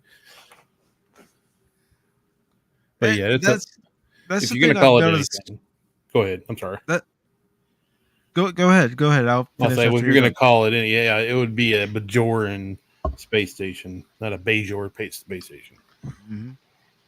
And that's the thing I've noticed about Bounty in the comics or any of these news sites. They don't actually do their research on the content that they're talking about. Don't. I mean, you can't know all nerd stuff, I guess, but little things, slip by you. He may never watch Deep Space Nine, but I can let some things go. I mean, I don't know I haven't watched I, everything everybody else has watched. Neither have I. I guess I'm just speaking as a fanboy of DS9. Yeah. But isn't that the original way, the original reason they're making this show? I mean, they're making it for the fans, right? That's the original intent, is to make it for the fans who would love it, but we know with everything going on the way it is now, it's not going to turn out the way they hope. No, and I don't even think they're making it for the fans anymore. I mean, according to Gary on Nerdrotic, they don't even care. They're just making content for their streaming service. And they Content don't for give a content's crap that sake. it's CW quality junk. It's just something that's cheap to make, and they can make a bunch of it, and just throw it up on it, into their service. Mm-hmm. Content for content's sake is the same as saying I'm making a tofu burger. Why? Hey, what? I will Burger? never understand that. A tofu burger. Tofu. Tofu. Tofu. Yeah. Okay, there we go. Sorry, sometimes I forget that this is in English. I could sigh for you, man. Just give me some time.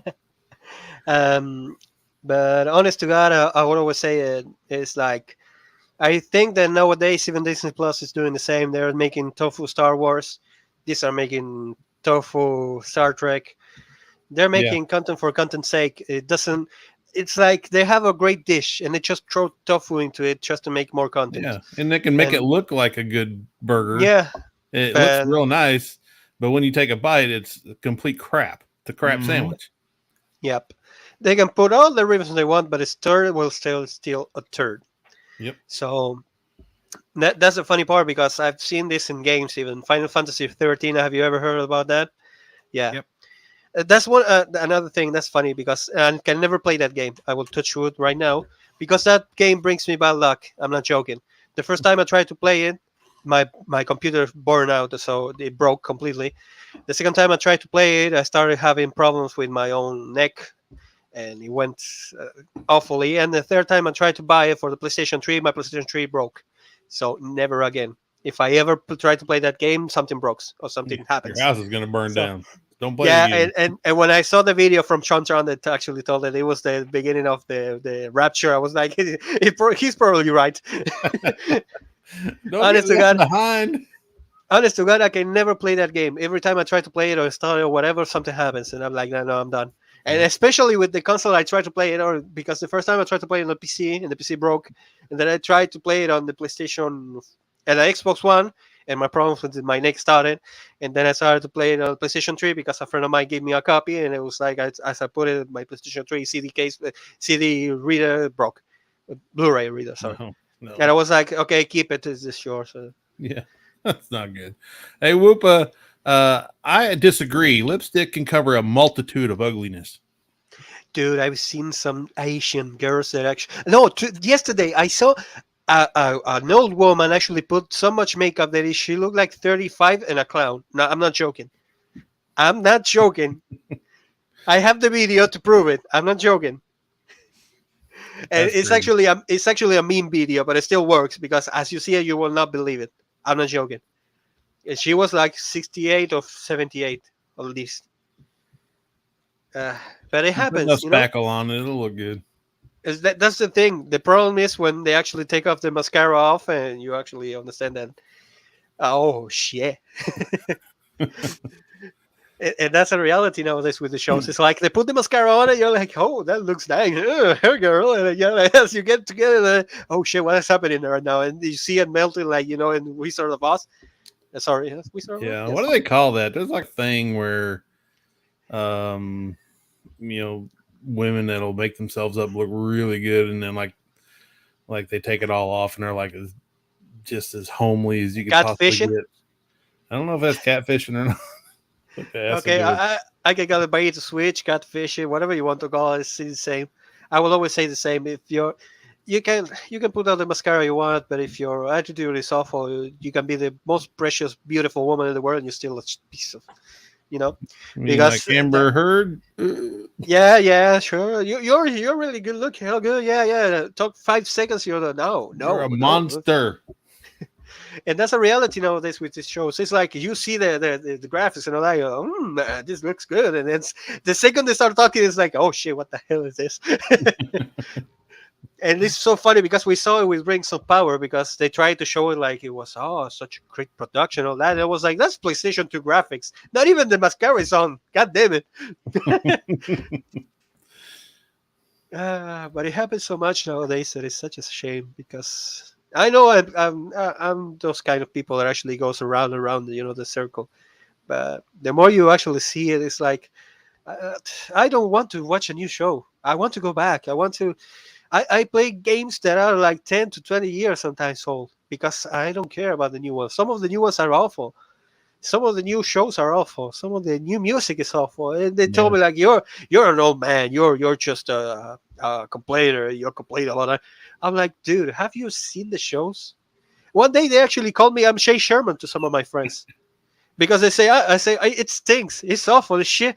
And they tell me, oh, that's your only answer to everything. I'm like, have you seen that? God, sit yourself 5 seconds, sit your ass and watch it and tell me it's good. I will give you a prize if you watch it for 40 minutes. Mandalorian was awful, was boring, but people will tell you like it's great, it's great. Well, it's great. You enjoyed it. Good for you, man. I cannot enjoy it. I cannot see it as good. I can't. It was boring. I laughed my ass off with EFAB because I was having a great time. Hearing his jokes and all that, because I watched the first 2 episodes and I can never forget that I wasn't feeling anything at all for any character, for anything. And the second the show, Baby showed up, I was like, who the hell is this? Explain to me what it is. Yeah. And that's the point. They never explain to you what the hell Grogu is. What the hell it is. Oh, they call him. Oh, great. What it is. We don't know. Have you told about the species? Have you told me what it is? What planet it comes from? What is it there? Something. Give me something. It's been 2 seasons. I don't know what the hell Grogu is. And they tell me, oh, but it's part of the mystery. Fuck it. It's been 2 seasons. I have never seen a show that 2 seasons stopped. I watched Avatar: The Legend of Aang. If they took two seasons to explain what the Avatar was, I would be out. Come on. Yeah. That's Just the point dragging of it the on too series. long.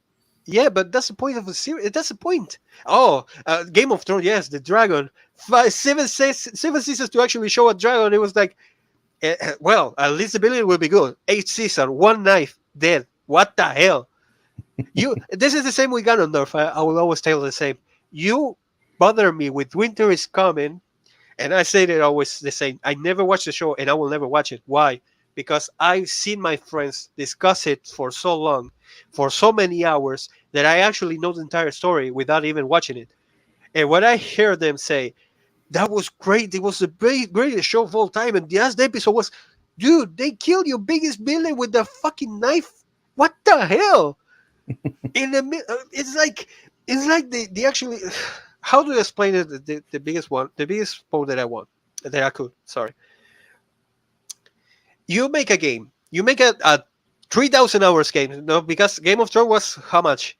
Let's say 1 hour per episode, 12 or 16 episodes. I can't remember each season. Anyway, No. let's just say 16 episodes per season. It will be 16 hours per season. For 8 seasons, it will be 16. It will be 128 hours, right? Well, you have 128 hours to make a character. Sorry, the last one it will be less. Anyway, 120, 100. Anyway, 120 hours. You have 120 hours to make a great villain. You make him the part of the story, the biggest problem. We don't know how to beat it. We don't know how to do it. What we're gonna do? How do we fight him? He has an army of dead people that he can grab another one, another one, another one. We'll never stop him. If he kills one of us, he will get a new soldier. And he dies over a knife. What, dude? This is the biggest Yeah, villain from a of the little world. girl. Yeah, and that's the biggest problem too, because she appears out of nowhere. Especially that she's like, "Oh, I appear." It's like she had the powers of Goku, and she transported back to his body, and he will be like, "Not today, boy." That's the biggest problem for a show. You cannot make such a big show, such a great show to so many people, and make the biggest billion, die over a knife in the chest, or not even the chest. I think it was the stomach. I was like, really? This was the biggest villain? This was the why you never traveled, the why you never fought, what? this is stopping you from living for years. And this is the biggest villain. He will have died with one arrow to the chest. God damn it! One lucky shot. Throw him one catapult of fire at least. It will have been like done. Well, That was it.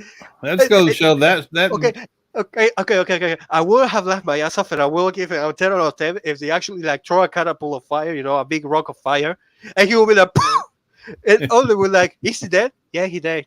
Oh, what the hell happened? I don't know, but he did. Woo! I will be giving the 10 out of 10 because it will be the biggest.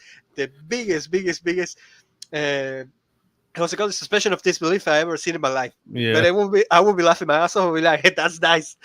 That's the biggest. Because honest to God, he could have died. He died from a knife. He could have died from like the dragon is spitting fire.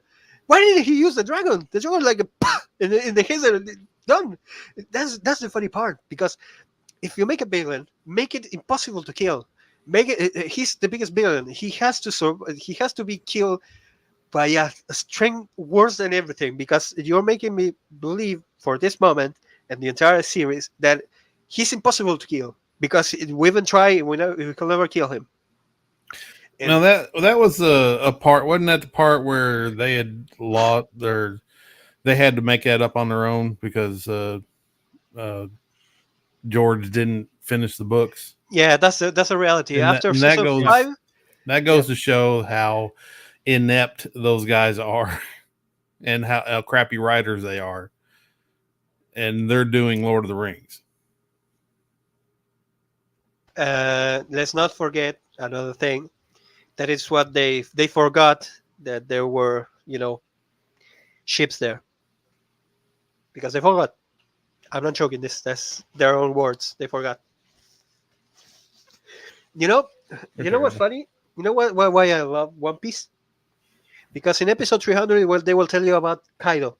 It's a great character right now in this arc. In the episode 1045, and they spent 700 episodes without showing him, but they actually talk about Kaido. And Eiichiro never forgot. And he actually, in the episode 300, he actually shows a shadow, and the shadow is exactly how he draw it. So that's continuity. That's what makes a great show a great show. Yeah. Mhm. But when you actually talk about the character is not easy to fight. That is not it. If that's the thing that most people will tell you. Like I have my friend that actually tells me, who's the next villain that Luffy has to beat? Dude, you stopped watching at episode 600 because you said that all the story is about Luffy beating someone. That's what you see of the show, and you tell me that Evangelion was the greatest anime of all time. So to you, it's great. That's awesome, but don't come tell me that One Piece is not great because you don't like the premise of the show. So that's funny, because we will actually discuss a lot about this, because I would always say that if I was Shinji, the second I got the giant robot, I would step on my father and I would be done. I would be like, oh, thank you, Dad. Done. That would be my first thing that I do if I hate my father. It's like, you're giving me a giant robot to destroy everything. You don't think I'm going to use it to kill you? What are you, moron or what? Anyway. But that's the funny part, because I will never understand. As I saw Evangelion, I was like, no, I don't understand Shinji. And they will tell me, you have never been depressive. I said, yes, I've been depressive, but I'm not stupid. To me, it's not like they give me a weapon of mass destruction and I'm going to use it for, like, help you. I will help you, but then I will destroy you. Whenever you don't see me, I'm going to crush you, because you're a bastard, because you're a bad person, because you treat me like shit. And they say to me, like, but he's a teenager. Oh, okay. Since he's a teenager. And anyway, Evangelion is one of those things that I don't like to discuss, because I will never understand. And it's like, I was 14 too, and I will never think like that. I will fight for the greater good and kill everything that is in my side, and especially my dad if he's in the middle. So yeah. Anyway, giving another go to, like I said, is like most of the people that understand that how a show works and understand that continuity is important. Same happened with Game of Thrones. Same happened with it will happen with Lord of the Rings. We know it. Is that they don't care about the before. They don't care. So the moment that we see Lord of the Rings, we're gonna see Galadriel killing like a 24 feet Balrog because she's great, and and it's gonna be one of those moments that we're gonna see, the foam on the faces of the people, because they're gonna say, Amazon, you better start running. I'm not joking. You better start running, and it will be like that, because we all know what happened. We all know how they hide everything, and up to this day, I don't know if there was 3 million, 1.8, or whatever dislike that it had. I still believe it was 3 million. Why? Because I know for a fact that I left a dislike, and the other week I saw that I had to left it again. So it means that they delete my one too, and they delete my comment too, because they started deleting all the comments that didn't have that copy, that verbatim copy of the saying of Tolkien. Uh, Yeah, I saw that several news articles and videos on how they were deleting comments from fans, and so if that's what you say about the people that are actually still trying to watch your show. This everything you can say. So yeah. Once again, don't take my opinions to heart, because I have very bad opinions, and Evangelion is one of those that I will always. Uh, People will tell me whatever is a mainstream thing you hate it. No, I said I try to watch it, I understand it, but I don't like it. And if you attack the same thing that I like, I will discuss it with the same thing you like, and it's like that. And I will never understand it how it works, because as you try to explain to me, I will say like, but it's like that. People are different, and you can like it, you can like it, but don't come to me telling me like the Lord of the Rings of Power will be great, because they didn't tell you that Tolkien didn't. We're gonna write it as Tolkien never wrote it, and it's like you're telling me then you're not gonna even use the original writer to actually have an idea. So nope, it's the we're same not with going to use it. the same with Halo. So why would I watch your shit? I mean, it's gonna be that I'm gonna call it Lords of the Shit, because that's what it is. That is not Rings of Power or Completely. whatever you want to call it. Because that is, I'm gonna call it like we call it here in Argentina. Sometimes as a joke we say El Señor de los Tornillos, which means Lord of the Screws, because anillos, which is rings, rhymes with tornillos, which is screws. So we actually made that joke of saying the Señor de los Tornillos, the Lord of the Screws, and this is that, because they are gonna screw that show, so it works. Yep. They done did it. So what you can do? Can't do anything about it. Nope. And that's why I ask. And once again, I ask and I ask and I ask to the people that actually what making videos and all that, and we actually saw the trailers and all that. How could they spend $1 billion in that production that looks like shit? That PlayStation 2 graphics, those that that armor looks awful in comparison to the originals. It looks way too. Shadiversity made a great point. I will, if you can see the Night's Watch of that, watch it, because it's great what he explains.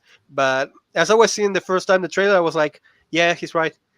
I saw the trailer. I watched the point of an armor is to be into the body, but actually protect the body. This was so to the body that the first blow that she got, it will break his entire chest, because that. Anyway, let's just say it like that. Yeah. It's they want Lady Galadriel, warrior of the seven seas, or let's call it whatever you want. I don't know. I think they're gonna call it like Lady Galadriel, warrior of the elves. I think, but Ain't no telling what they'll do. that's the point. I never know anymore. Okay, let's No. do this. Let's do this single game. What's the worst that they could do? What's the worst that they could do in this show? Imagine the worst and tell me. Well, I always imagine the worst. Well, give me an example. She's gonna be a lesbian. That's not the worst. That's pretty bad. It's bad, but it's not the worst. But You no, Pacific, she ain't you have going to an be. I idea? mean, they can't change it that much. They have rules they have to follow. You know, They I will think not they're follow. skirting. No. Yeah, they're skirting some of them. I know, but I don't think they See, could get away with that. in order for a Deep Space Nine continuation to work, you need to have Rick Berman there. You need to have Ronald D. Moore there, Ira Stephen Bear there.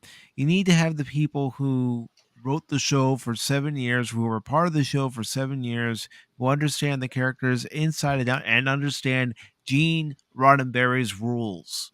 Yeah, Yeah, they have to be part of it, or it's somebody else's version of Deep Space Nine, It's gonna be not that. Vision. The biggest problem is that the more they try to actually like make a new show about a thing that is so known, uh, it's like when they're gonna release a new Blizzard, expansion for WoW, and there's not even one of them that is the original that it made WoW from the original game.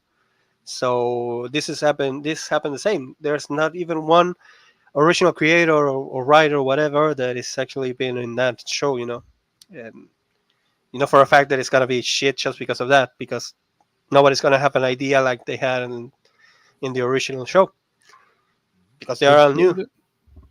They just came from, like some people say, they come fresh out of college and they think they can eat the world by making their new ideas better, and it's like, no, your ideas aren't better, because people understand the show and like the show that it was back before. Yep. Amateurs, amateurs, amateurs. Not only amateurs, and that's the biggest problem, is people that are like chosen. How did Neroni put it? It's like they were hired because of, I can't remember how it's called. It's like they hired because they are there. It's like They're they have the cast. same They're not narrative. hired. They're There we cast. go. Cast. They're Yeah, cast they for play a that reason. part on the production, Yeah. although it's already been set up and formulated before they ever got there. They're just there to fill a spot. Mhm. Exactly that, and that's the biggest problem, because most of the time you can never understand that the point of making a show is to actually have new ideas that make sense inside that world. No, they're too And scared to make their own new ideas. Scared to death now for some reason. They're trapped in yeah, that bubble. They're trapped in a box. They don't want to step outside of that box. They don't want to burst that bubble and create a new path.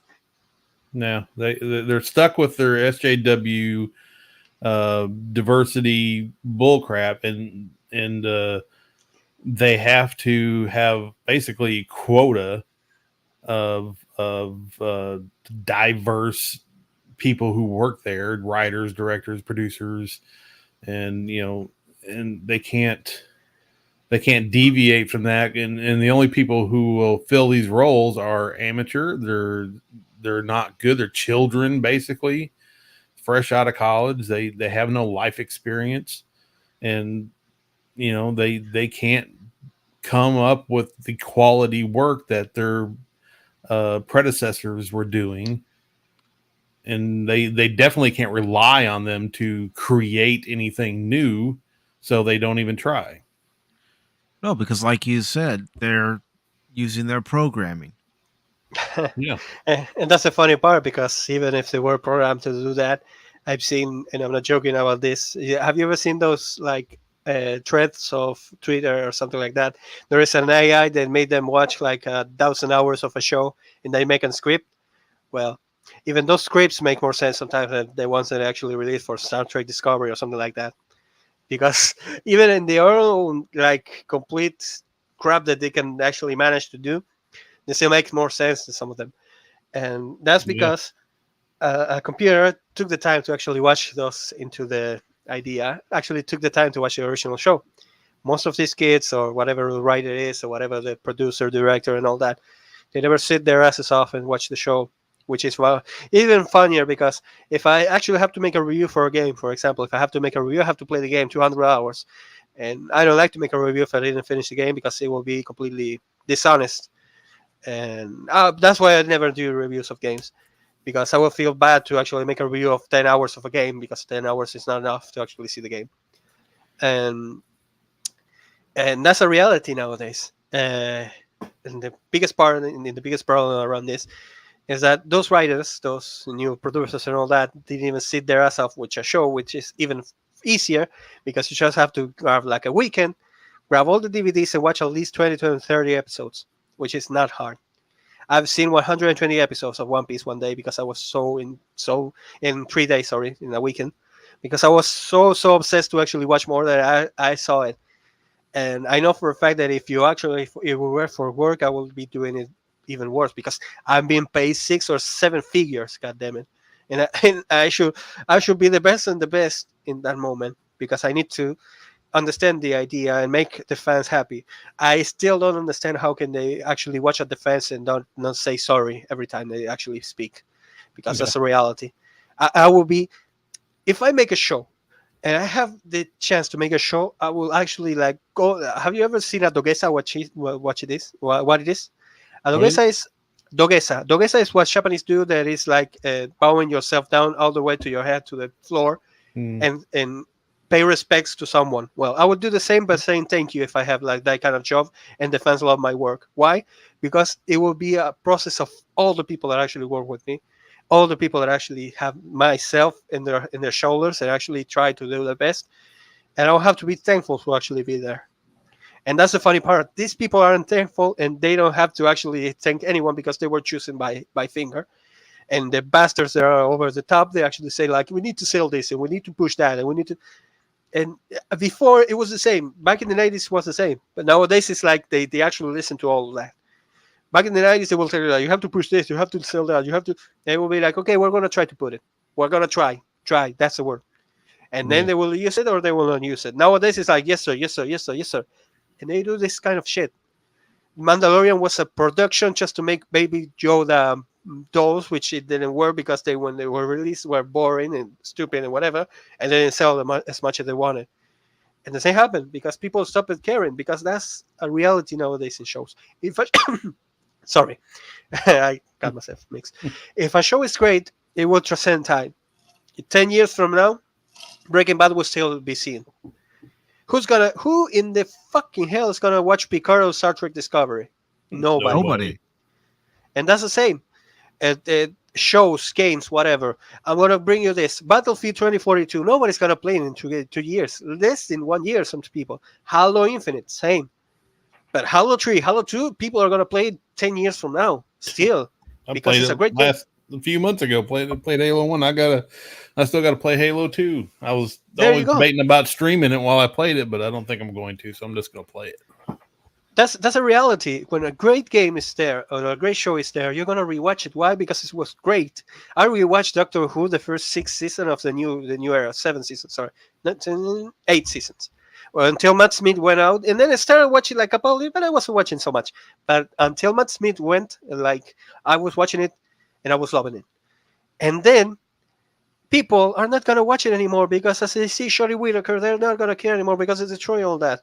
And that's the funny part. I never watch any of the episodes of Shorty Whittaker. None. Nope, not I just one. watch the reviews, and that's I only the good watched the thing. first episode she was in, and then I was out after that. And that's a good thing because you're gonna still erase your mind from all the shit that happened. And that's what I do. And I just I watch was- until that. And I would watch the classics because it's great. But the new ones are shit. Yeah, I bowed out at the last season of Capaldi, or second to the last season of Capaldi, where he got that. He got rid of Clara and got that new girl. I watched about 2 or 3 Clara. episodes of that, and I was like, God, not a scene for me anymore. I hated Clara. I hate it with all my. It's an awful character, and they push it into everything. It was boring. It was. Sorry, I'm gonna say this, but it was literally a feminist in the Doctor Who. That's it. I'll have to go back and watch it again because I'm. No, Back then I wasn't paying attention to the agenda that much, no, except I for wasn't paying. the gay agenda. I knew the gay agenda. I knew what that was about, but the whole the intersectional feminist crap, I wasn't looking for it, and I didn't really know how to spot it.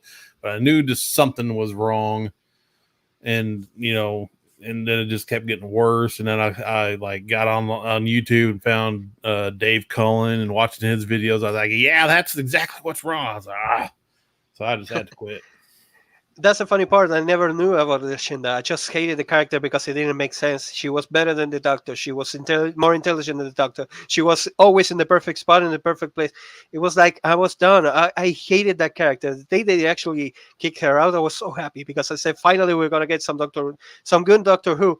And then it became Shari Whittaker. So I was like, oh, damn it. You just thought you were getting a reprieve. Yeah. We went from Guatemala to Guatepeor, like I said the other day.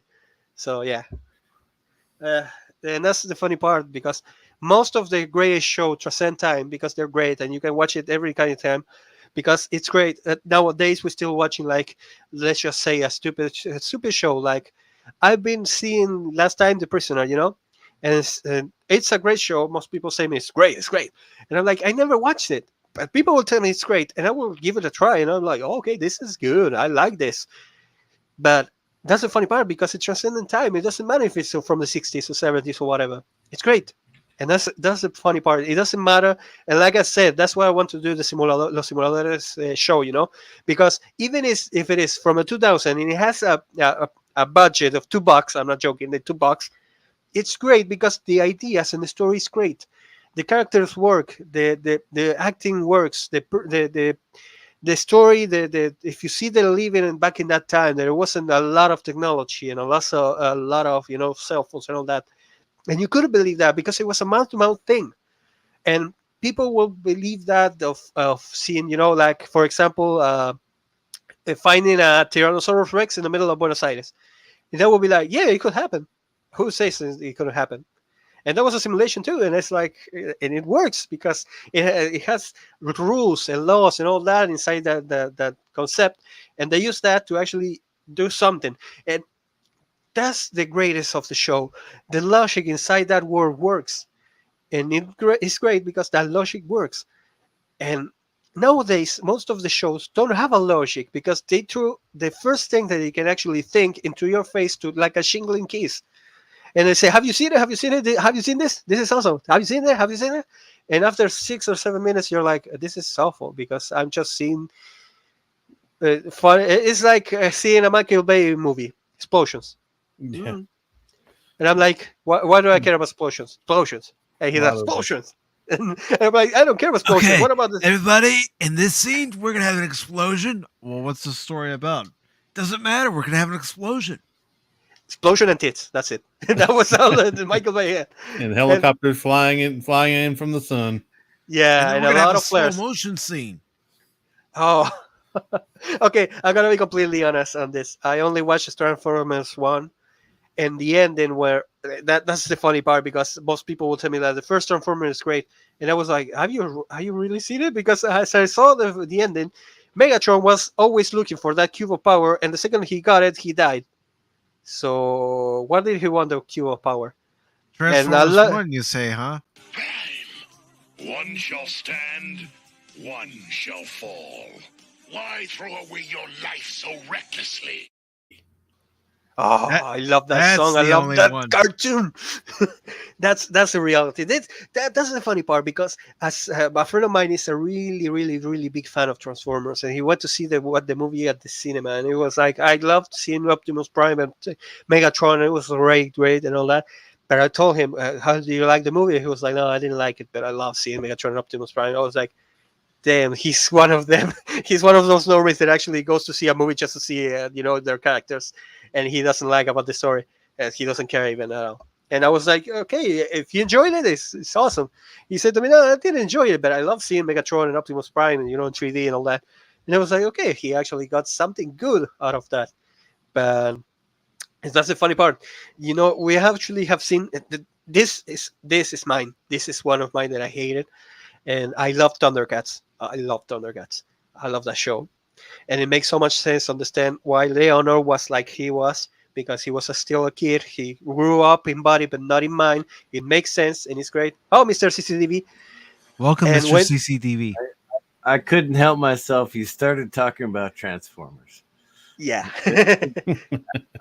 I have no choice. I have to come on and say Optimus Prime was the best. Yep. The Rodimus, only reason I Okay, went and saw the Rodimus- live action. Rodimus Prime should have been the best, but he did not get his choice in 86, right? When Yes. Rodimus Prime was the Prime. Yeah, And it then was they- 86. and then they brought Optimus back as a white robot. I was like, come on, really? Come on.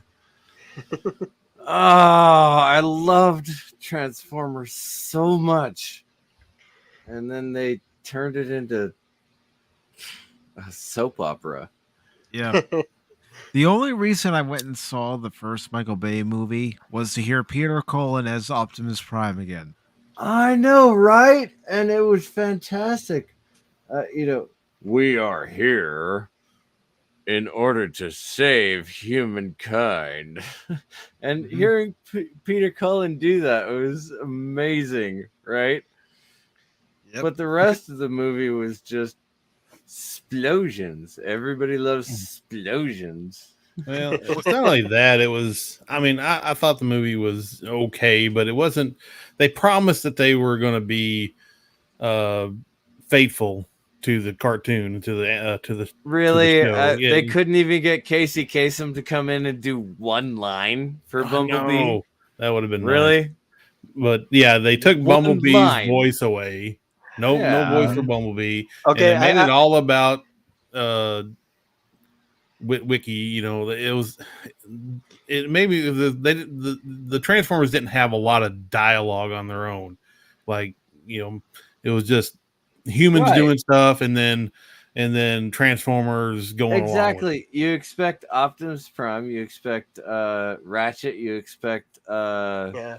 Cliff Jumper, yeah, Mhm. all of that Ironhide. stuff. And Ironhide. you got jack shit out of the movie is Yeah. what you got. You got Optimus Prime and then that Witwicky kid, and that's it. That's all you got. Optimus Prime and Witwicky. It was like, That's okay, the funny fine. part about that. That's what I'm gonna say. In Argentina, here we have the Latin American voices, and all the voices were the original from the '80s. That's the only thing that we got with here, because most of them are cheap to actually hire. So all the voices in Latin America was all the original from the '80s cartoons, and Good. my friend was actually really happy about that because even the kid was the same kid that actually made the voice was the same kid that the same voice that actually made the grown up. The Spike. how's it called? The actor. Shia LaBeouf. There we go. Oh yeah. Shia LaBeouf. Yeah. Yeah. Yeah. Wow, Shia LaBeouf. Yeah, I had Shia forgot about LaBeouf. it. The guy actually went through his 20s, right? And then he got into his 30s, and now he's doing weird stuff. Which, Mhm. you know what, for a child actor, getting into your 30s and actually doing weird stuff and getting views on YouTube and things like that, I respect that. I think that he's doing well now, although he is getting money from the Transformers movies, but that's a whole different thing. Anyway, Let's gotta be honest because we all know what happened. Let's not. He will not divide us was the biggest, greatest moments of internet. So, but even after all that and all the shit that we have seen about him and all that, I think it's something they well, do to these nothing- kids. Disney does, because he started his career on Disney. he Yeah. did. Also. Yeah. It didn't work. Although what that he's great. doing now is actually really entertaining. It really is entertaining. So I give props to Shia LaBeouf for I don't even know what he's recreating doing now. himself. I don't know either. What is Well, he doing? he wore the bag on his face for a long time, and the other YouTube stuff that he's doing, I give him props for that. Well, he's It's- making a whole lot of people laugh, not with Yeah. him, but at him. well Yeah, at it him still with him. Yeah, it still works. Most comedians don't care one way or the other, as long as you're laughing. Rie pagliacci.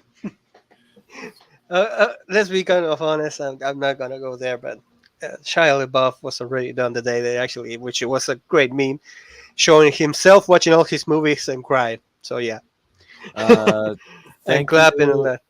Thank you, PACIFIC414, but I am not putting out content anymore. What happened? Oh, it's just something I do. Anybody that comes on the panel, I still try to promote their channel. No, I appreciate that though. So thank you. Yes, thank you. But yeah, I'm not putting out content anymore. Taking a break or taking a long break? Do you know my story at all? No. I have multiple sclerosis. Oh man. Oh man. Yeah, and my right leg is atrophied at this point. I'll be right so back. it's- I have to go a little bit. very difficult for me to walk. Hmm. So when I come on other people's channels and I go, "Hey, it's me, Mr. CCTV," and I'm staying upbeat and positive all the time because it's fun to be on these channels. Yeah. Yeah, it is. Um, So that's what I choose to do. I choose not to dwell, and you will see if you go to my channel, you will see that the last 8 or 10 videos I've done have been all chronic pain streams.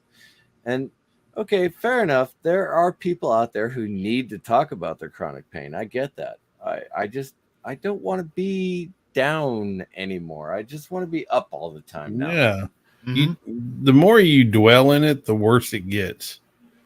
I mean, it does help to unload that every once in a while, but all the time it will really start to eat at you.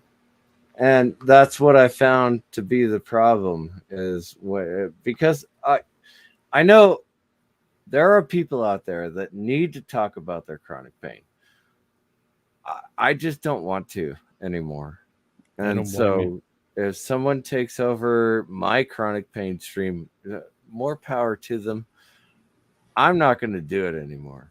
I'm just going to go on and be fun as often as I can. Yeah, Hmm. that's the way you got to be, man. And I applaud you. Yeah, my uncle had MS, and I saw what it did to him firsthand. Yeah. Yeah. I tell people, okay, I'm 45 now. My dad died at 47, right? And multiple sclerosis is not hereditary. It's genetic, right? So, depending on when mine started, that is where I will end, right? So I'm already a year past my dad's expiration date, and I'm okay with that. I'm okay with that. So as long as I can still be friendly and enjoyable and Drugged. make as many jokes as possible and drunk all the time, There you go. yes, High as a cat. Don't care. then I will do that. Yes. So I'm already on extended time now at this point. So I'm happy. I'm not trying to. I wouldn't diminish your issues because they're far worse than mine. But I live with pain every day. I got like a degenerative disc disease, so my back's always Oh freaking yeah. out and Yeah. constantly, something's hurting all the time. So it gets to you every once in a while. But I'm the type of guy who has to laugh at his pain.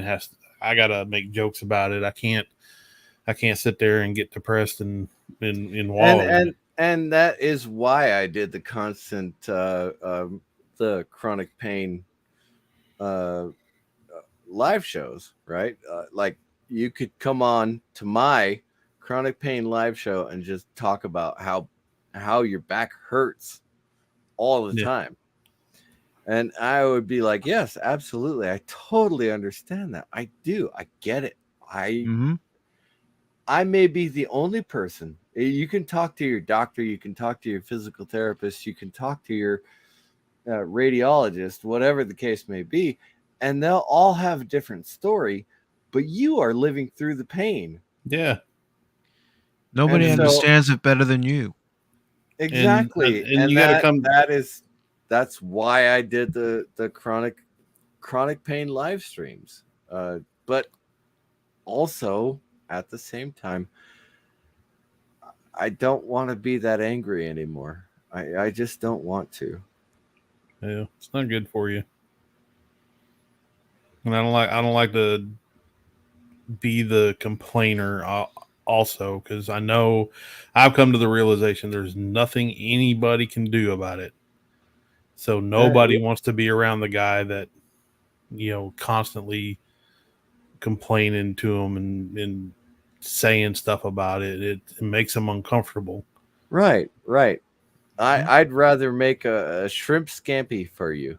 Yeah, That's good. That's good stuff. Then complain about how much pain I'm in all day, every day, right? Yep. Like literally, the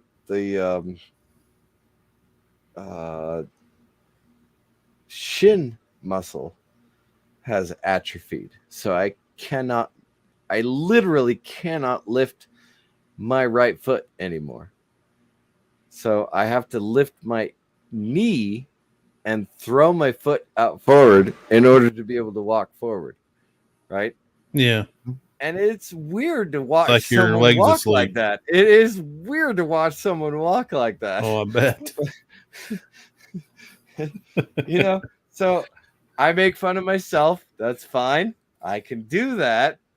You know, throw your leg out there, wank, and then just lurch forward, wank, lurch forward, wank. You know, I that's the kind of fun I like to have. I don't like to dwell on, you know, I can't sleep at night, right? 6 hours of sleep is the most sleep I ever get. Because my legs are literally twitching all the time. And so I don't talk about that. I choose not to talk about that. Well, I am talking about it right now, though. Well, yeah. I mean, yeah. No, in context. Okay. You know, you just run off to the guy down, you know, walking down the hall. Hey, you know what? My legs don't work. If you don't mind, I fell asleep 3 times trying to watch The Batman.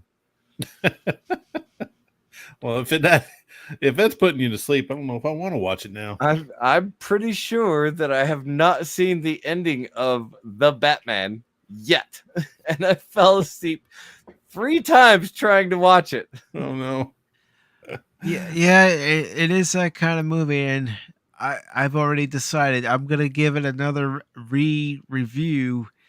And the only blessing I have is the fact that I can pause the movie whenever I want.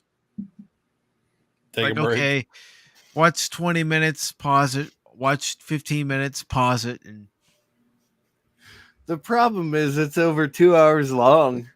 Yeah, and honestly, and I've said this to other people, it doesn't know when to end. It's like watching it. Okay, it's like watching a sparkling vampire just go, Batman,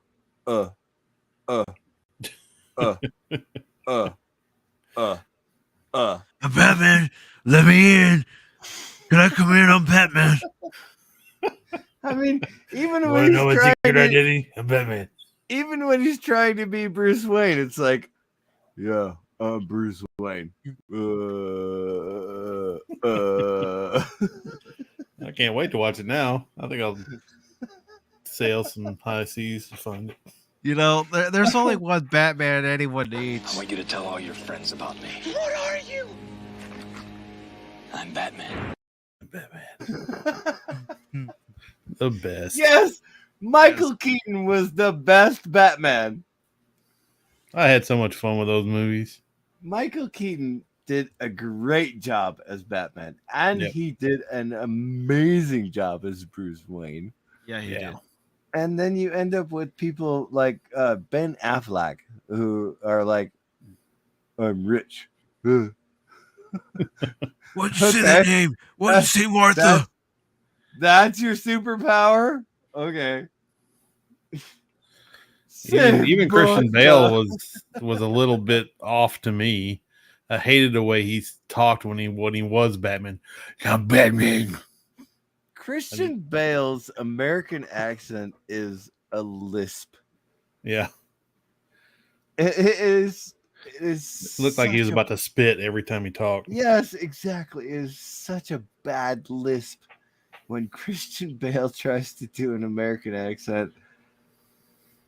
Okay, Ford versus Ferrari. Have you watched that movie? Yes, that was good. I like that. That was a fantastic movie. Absolutely fantastic. And Christian Bale did an amazing job. He was so good in that role. And so, yes, However, when Christian Bale tries to do an American accent, Yeah. well, I am American. It would be like, trying to get someone in London to go, oh yeah, Mr. CCDV's London accent is really good. Yeah, you go Yeah, do your that ain't gonna happen. do your English accent for Mahler or Az or somebody, and see how well that turns over. Oh, bloody hell. Right? Yeah. It's Yeah. like, okay, here I am. I'm talking with a Cockney accent, right? But it's not like, okay, fair enough. Maybe I could pass for someone who grew up in London. Maybe. I don't think I can. I Yeah, don't no, think probably my not. accent is right. And got all the idiosyncrasy. I mean, say like every time I turn around, Az is saying some word completely off from where Right. we would Right. say it, and then Yeah. you'd the have to know American all those accent- words. Yeah, exactly. The American accent is wrong. Just wrong. Yeah. Which is fine. Again, I just couldn't. I could not see Christian Bale as Batman, and I have watched all three of those movies. I love the I movies. watched them and I loved them. Most of them, but yeah, he's not the best Batman. I'm just going to put it that way. No, it's Keaton. No, Keaton was definitely the best Batman. Yeah. Yep. Although I did like what's his name? From Top Gun. And he was in Val Kilmer. Val Kilmer. Val Kilmer. Yes. That's a good guy. Val I kept drawing a Kilmer. blank. Thank you. Oh, jeez. Actually, I like Val Kilmer too. If they didn't put nipples on the bat suit, I think it would have been Right. all right. If they didn't put nipples on the Batsuit. Val Kilmer actually did a really good job as Batman. He really did. And I was kind of disappointed when I heard he wasn't going to be in Batman and Robin. And I think we can all agree that there's Seriously? another role that he did well too. Wretched slugs. Don't any of you have the guts to play for blood? I'm your huckleberry. That's just my game. Well, John Ringo. John Ringo was the bad guy, right? Benjamin Ringo was a sheriff in Nevada and became a marshal in order to hunt down his cousin, John Ringo. Benjamin Ringo was a hero. John Ringo was a bad guy. Did you guys know that? I did not. I didn't that. know about Benjamin, but I knew Johnny Ringo there was not a good dude. Oh yeah, Johnny Ringo is definitely a bad guy. He was definitely a bad guy. But Benjamin Ringo, his cousin, was a good guy. Did he get his man? That's rare. No, the reason I know this is because I watched or listened to, read. Oh, for God's sake. How far back in time do I go? 2001 is when I started reading John Ringo, the author, John Ringo. So in 2007, when I saw the picture of John Ringo on the wall at Calico in California, I took the picture and I posted it on the Facebook, and everybody who is a fan of John Ringo said, you do know that John Ringo was a bad guy and Benjamin Ringo was the good guy. You need to go to this site. And I read it and I said, oh shit, hell yeah. John Ringo was a bad guy. Benjamin Ringo was the good guy, and now I'm reading John Ringo as a science fiction author. So, put whatever spin you need to on it. But Yeah, yeah, it's I a little mean, he weird. served 5 years in the army. He knows what he's talking about when he does science fiction, and I'm talking about military science fiction. I know it's a often not a fun conversation piece. What kind of science fiction can you get in the military? Really? Well, I'm not going to go there now. I'll leave that for the next page. I was gonna say that is a whole different conversation. Yeah, we'll leave that for another day. All right, so I'm gonna go ahead and move on to the next article here. Were any of you guys Ninja Turtle fans? Yes, Any of you guys fans of the games? I played the games on the NES in the arcade. I Alright. am not a gamer. The last video game I played was Super Mario Brothers Oh wow! on the NES. Yeah. Well, I have You- an article here from IGN talking about the new Shredder's Revenge. And basically, what it amounts to is the fact that they got some of the voice actors from the original 87 series to come back and do some lines for the game. Ooh, Really? That that's is intriguing. impressive. That is impressive. Well, It what really kind of is. game is it going to be?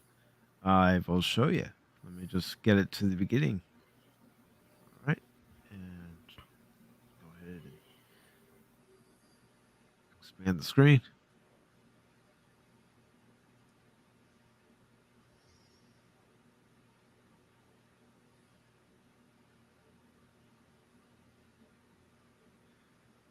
Think back to the old Konami beat 'em up games.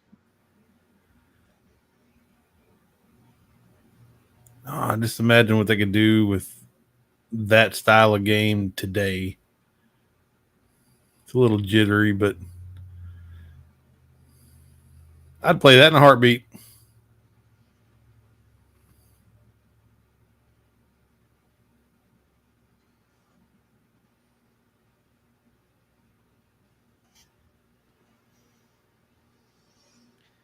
Yep. That's Shredder's Revenge. Like a And 16-bit arcade game. mm-hmm. I wanted to open a pizza restaurant where I would have the tabletop games. You remember the tabletop games where you could play Frogger? Yeah.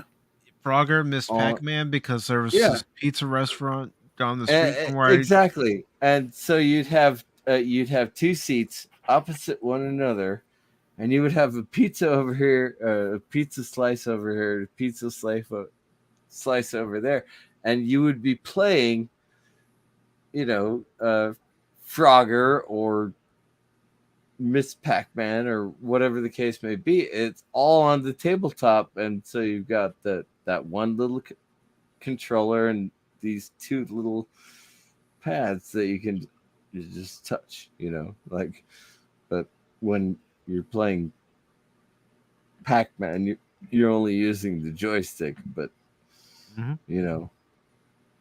Oh God almighty, that was so much fun. I really did. I wanted to open a pizza restaurant where we could just do that. Every table is a tabletop game. That'd be great. There's That'd all be a kinds of fun games you can put time. on there.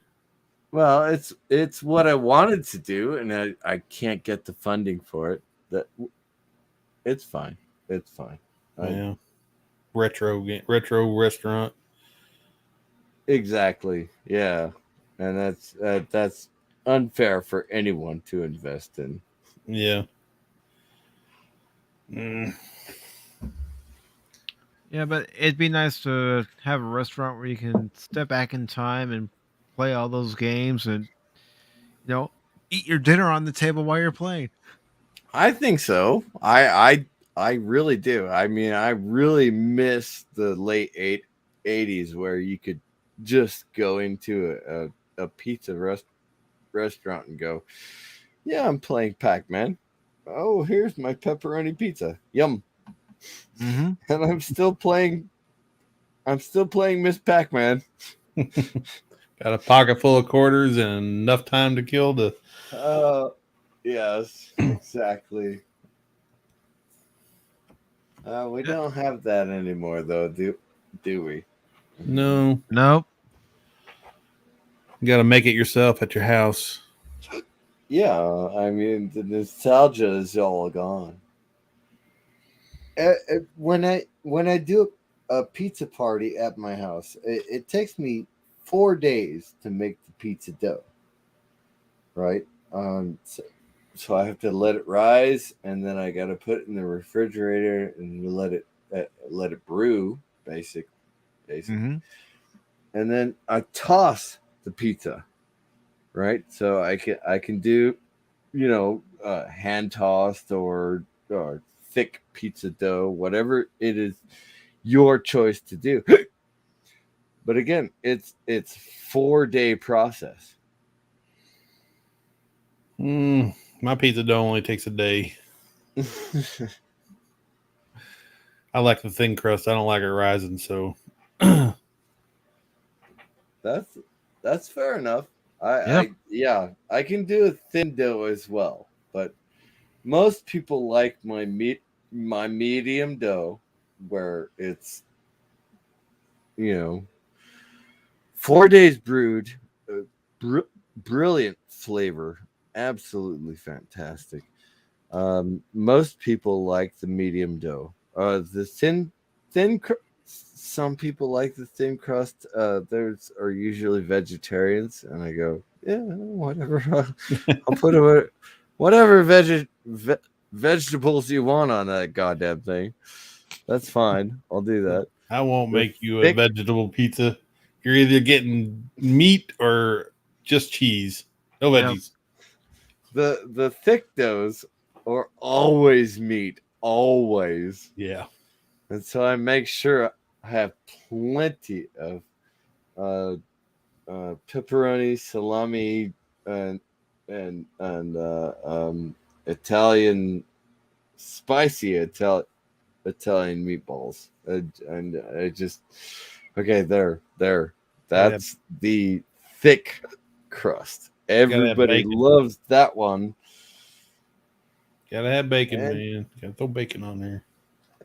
And then the hand tossed is, pepperoni, ham, sausage, or for God's sake, my children like pineapple. Oh no, no.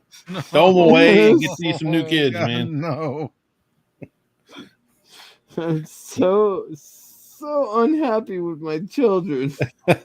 What a disappointment. Pineapple on pizza. I tried this pineapple dessert pizza one time. I can't do it. No, ain't right. It ain't right. I think that's the biggest YouTube battle going on right now is pineapple or no pineapple. None. I'm a none guy too. I like dessert pizza, but I do not like pineapple. Chunks of pineapple. Ironically, yes. The cinnamon raisin pie. It really is a pie. It's not a pizza. It's a pie. Yeah. Okay. So the cinnamon raisin pie that I make is one of the most favorite things that people buy. They're like, okay, yeah, I'll give you $8 for this one slice of cinnamon raisin pie. I'm like, okay, here. Or Okay, fine. it's a little pricey, but okay, it better be freaking good. Yeah, it better be the best pie I've ever had. I don't know why they pay that much for the slice. I mean, Well, well, normally I'm having a family get together, right? So it's like, yes, okay, I made this pizza for you. I made this pizza for you. I made this pizza for you, and I've made this dessert pizza for me. And they go, I'm going to give you everything I own to have one slice of your pizza. well, you know, you put cinnamon and sugar on a shoe, and most people will eat it. That is true. That is often true. Yes. I did that once. I'm a big pumpkin pie guy. Oh, And me too. our work was having like our Thanksgiving dinner or whatever, and I thought I was getting pumpkin pie, and I ate it. I ate some of it, and it was kind of weird. It's like, well, this is a weird pumpkin pie, you know, and it was kind of lumpy a little bit. And I was like, well, what the crap, you know? And my boss comes walking around and asked him, hey, is everything all right? Everything good? And I was like, yeah, everything's great except for, you know, the pumpkin pie was kind of weird. It had like lumps in it. And he goes, oh yeah, that's because it's a sweet potato pie. I was like, oh, dang. Well, that just goes to show you put cinnamon sugar on stuff and I'll eat it. Fair enough. Well, honestly, a sweet potato pie is fairly easy. I mean, you throw the sweet potatoes in the oven for an hour, and then you take them out and you put them in the blender, and you blend it for 5 minutes, and then blam, you've got everything you need for sweet potato pie. Yeah, I hate sweet potatoes. That's the whole point of the story. It's like I hate sweet potatoes, but you put enough stuff in it, or put the right stuff in it, and I'm gonna eat it. That is right. Yeah, you put enough stuff in it, people are not gonna tell the difference. Yeah. That sounds like me with guacamole. You know, I don't like it by itself. I like to have stuff mixed in with it, and then I'll eat it. You couldn't get me to touch an avocado. It's very nice that you said something about avocados, because I am actually allergic to bananas, tree nuts, avocados. Dang, don't eat them. Yeah. And so, banana bread I can make, and I give it to people.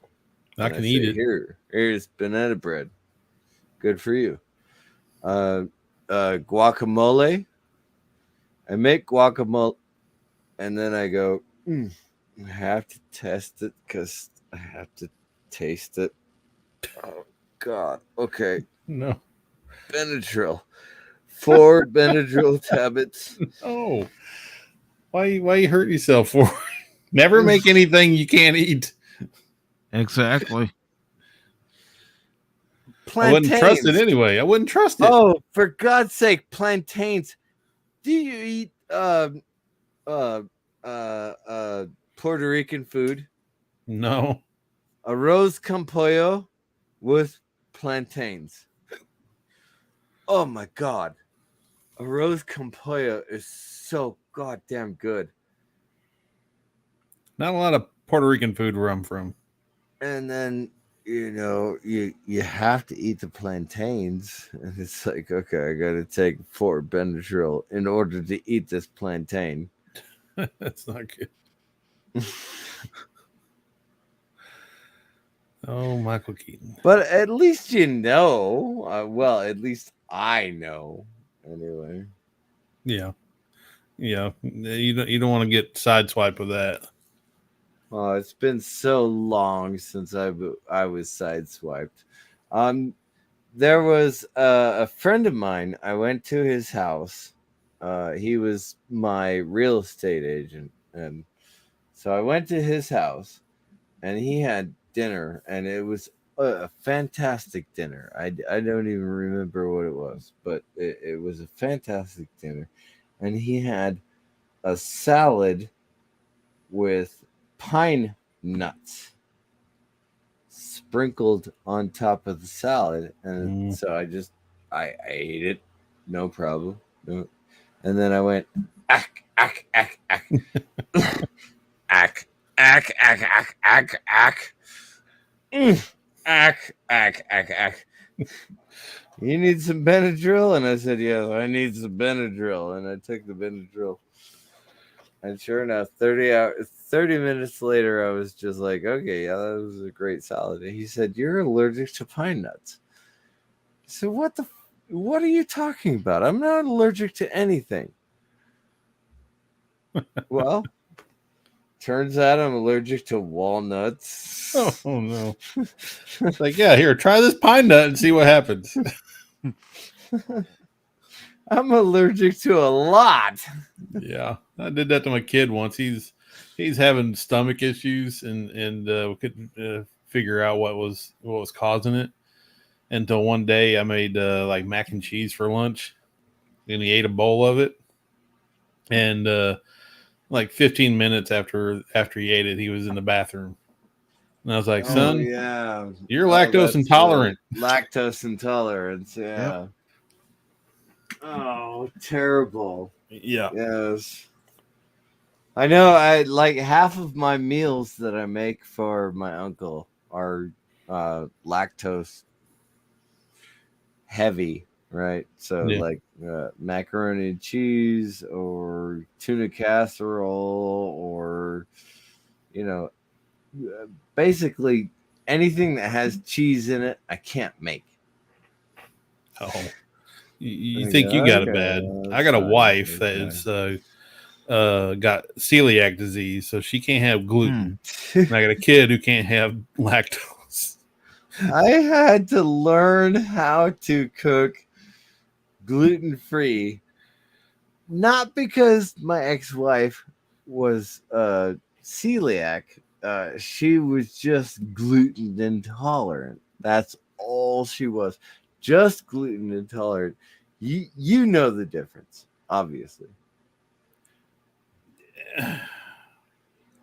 I don't know if I do. I mean, well, anything. Just anything. I'm not joking. Anything that has wheat in it is gonna put your wife on the toilet. I mean, literally anything. Not only that, my wife, if she has anything, it's not just.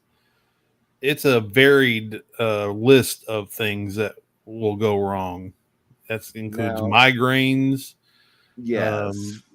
stomach issues, fatigue, and a couple other things I can't remember off the top of my head. But yeah, she's pretty messed up if she even gets contaminated food. Let's say 2014, right? And I took my wife down to Long Beach, California, in order to enjoy a weekend of the Highland Games. So guys in kilts are running around all over the place. And I'm having a good time. We go to a restaurant that's like a mile down the street from the hotel. Hello again. Hello. Welcome back. And sorry. She says that she cannot eat anything gluten. And the waitress says, well, I'm not sure that we can do anything like that. And I said, can your chef make a pan sauce with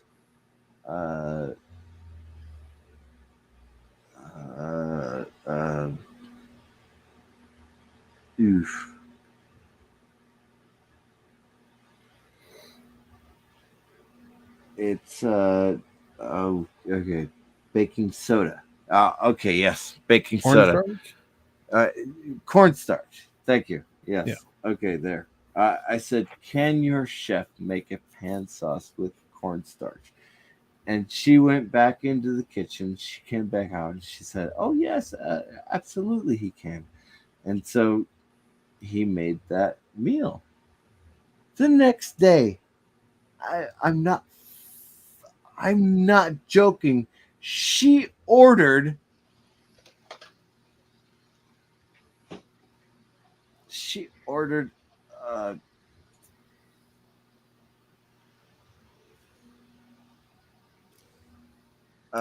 the flour tortilla wrapped breakfast burrito. Breakfast burrito. She ordered a breakfast burrito the very next day. Jeez. I don't think she's that gluten intolerant. No, she's not, obviously. God, that made me so mad. Yeah, no joke. Go on. It would make me mad. I know that. Stop pretending. Hey, you guys. I hate to tell you this, especially Zan. You just got back here, but I gotta go to bed. Dude, I just had a massive, I work for an IT company and my guy just called because they lose 4 days of transactions. So it became a mess. And the worst part is, the worst part is that we have to wait until the end of the day to actually help him. So I cannot do anything for the next 2 hours. So, yeah. Yep. Them, I don't know what kind of, it's a database issue, maybe. I don't know, but those are always the worst. I don't like those. Yeah. Something like that. Yeah. All right, guys, I got to go, and I appreciate you letting me on, Pacific. Not a problem, Animus. Thank you for coming on. No problem, man. It's been fun. Mr. CCDV, you have a good night, and don't fidget around too much. Get you good night's sleep, man. It was fun talking to you, and I will not fidget around too much, I promise. All right, man. Be Don't good, a stranger. Zan. I will. Bye, I'll try not to. See you, Zan, and maybe next time we'll do all this again. Anytime, man. Sounds Anytime. good. All right, bye, guys. Good night. So we see in Shin Ultraman, what the hell are those things with swords? Probably, It's some mobile game. yeah. I saw the trailer. It looked good, but I don't know if they're gonna make it. It's the same director as the last ones or not? I'm gonna get into the article here and find out. And let's see. This comes from Superhero Hype. It's by Jake Abbott, and it was actually posted on the 15th. And it says the latest Shin Ultraman trailer reveals new kaiju threats. And the article starts off by saying, after years of delay, Japan will finally breathe new life into one of its most enduring Takatsu's creations next month. And I'm not even going to try to pronouncing that name because, well, right now I'm not very good at pronouncing a lot of Japanese names. It's just going to take a lot of practice. But anyways, the production company has unleashed a brand new trailer for Shin Ultraman, a modern update of the hero's classic origin story. You can check it out for yourself below, which we will check out a little bit of it. And it says trailer introduces Takumi Sayoth. I hope I'm saying that right. As film's leading man, and goes on to talk about the rest of it. But let's go ahead and check out this trailer here because that's mainly what I wanted to show. And I'll probably just pause it every 15 seconds and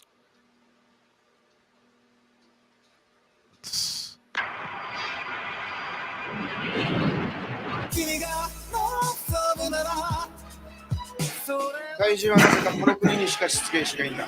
巨人の行動には怪獣とは違う知性を感じた。あなたが何者か、正体が世界中にばらされてる。私と一緒にこの星のために働きませんか？あなたは外星人なの？それとも人間なの？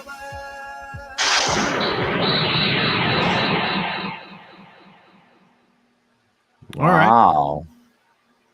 All Yeah, the funny part right. is they didn't show the monster, right? Or the Keishu. Kaiju. At least No, I didn't see any kaiju. No. I didn't see any kaiju either. But あれがウルトラマン。 Ultraman. Wow. Watch it again.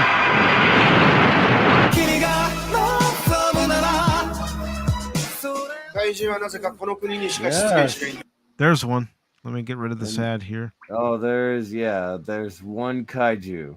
One 巨 kaiju. 人の行動には怪獣とは違う知性を感じた。あなたが何者か正体が世界中にばらされてる。私と一緒にこの星のために働きませんか？あなたは外星人なの、それとも人間なの？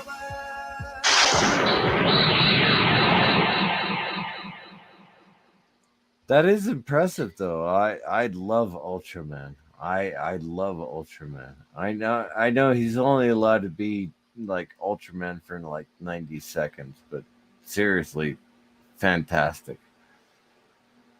I used to watch Ultraman growing up because it was on one of our syndicated TV stations, and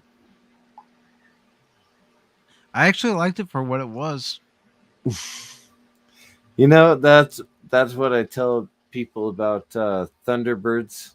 Thunderbirds Go, Mm-hmm. right?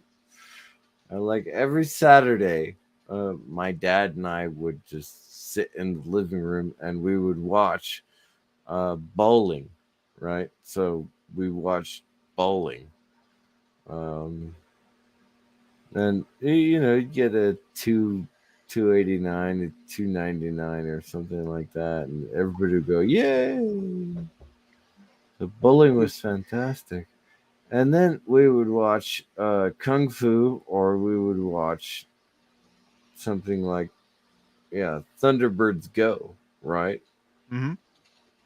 And so Saturdays in my house when I was a kid were just the best of all possible days ever. I loved Saturdays in my house.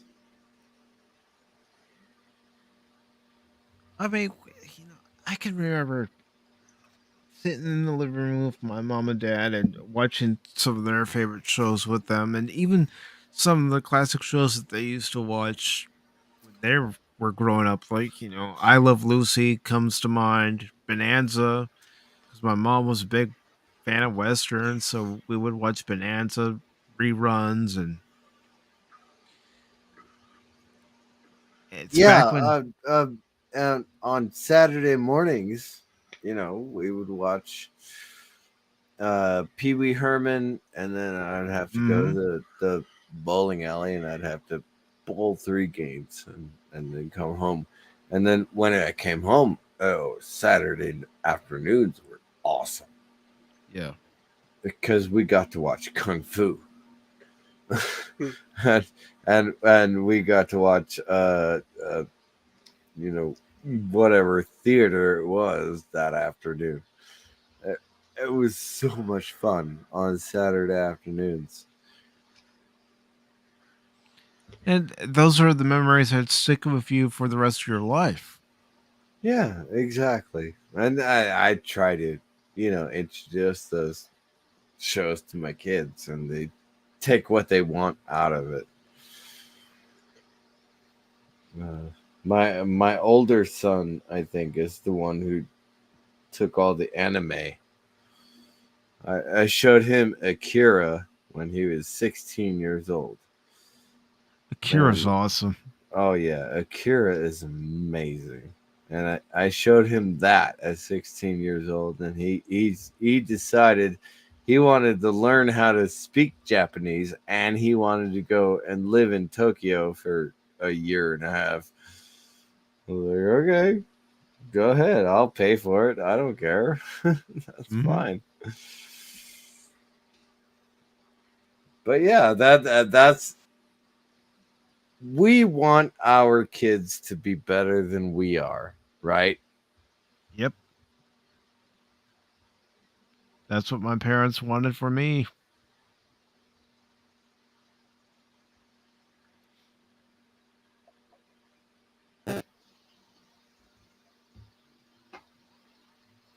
still there, Mr. CCTV?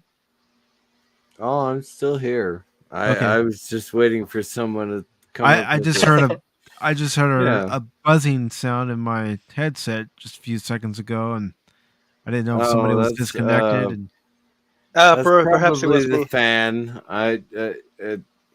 Here in California, it's getting into the higher temperatures, and so Yeah, I I live keep in the a. fan whereabouts on. in California? Near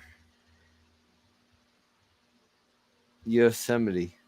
Okay, because I'm We're originally about from 15. California. Yeah, we're about 15 miles out of Yosemite. So Okay. Coulterville is the largest city, and Coulterville has about 1,000 residents. Yeah, I'm originally from California. I grew up in the San Diego area. My dad was a CHP officer for 25 years. Ah, okay, right on. Well, I actually grew up in South Central Los Angeles. Okay. Are you familiar with Paramount? Yeah. You actually know where Paramount, California is? Thanks to my dad. Holy cow! Okay. Well, there you go. Compton on the southwest. Whittier Mm-hmm. in south there, and Linwood southwest. Oh God, you're making me think too hard. Okay, so Compton,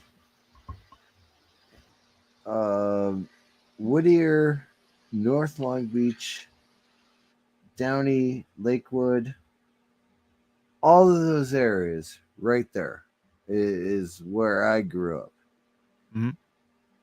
And if you ride a bicycle as a white boy with blonde hair through those areas, you are going to get shot at or rocks thrown at your head.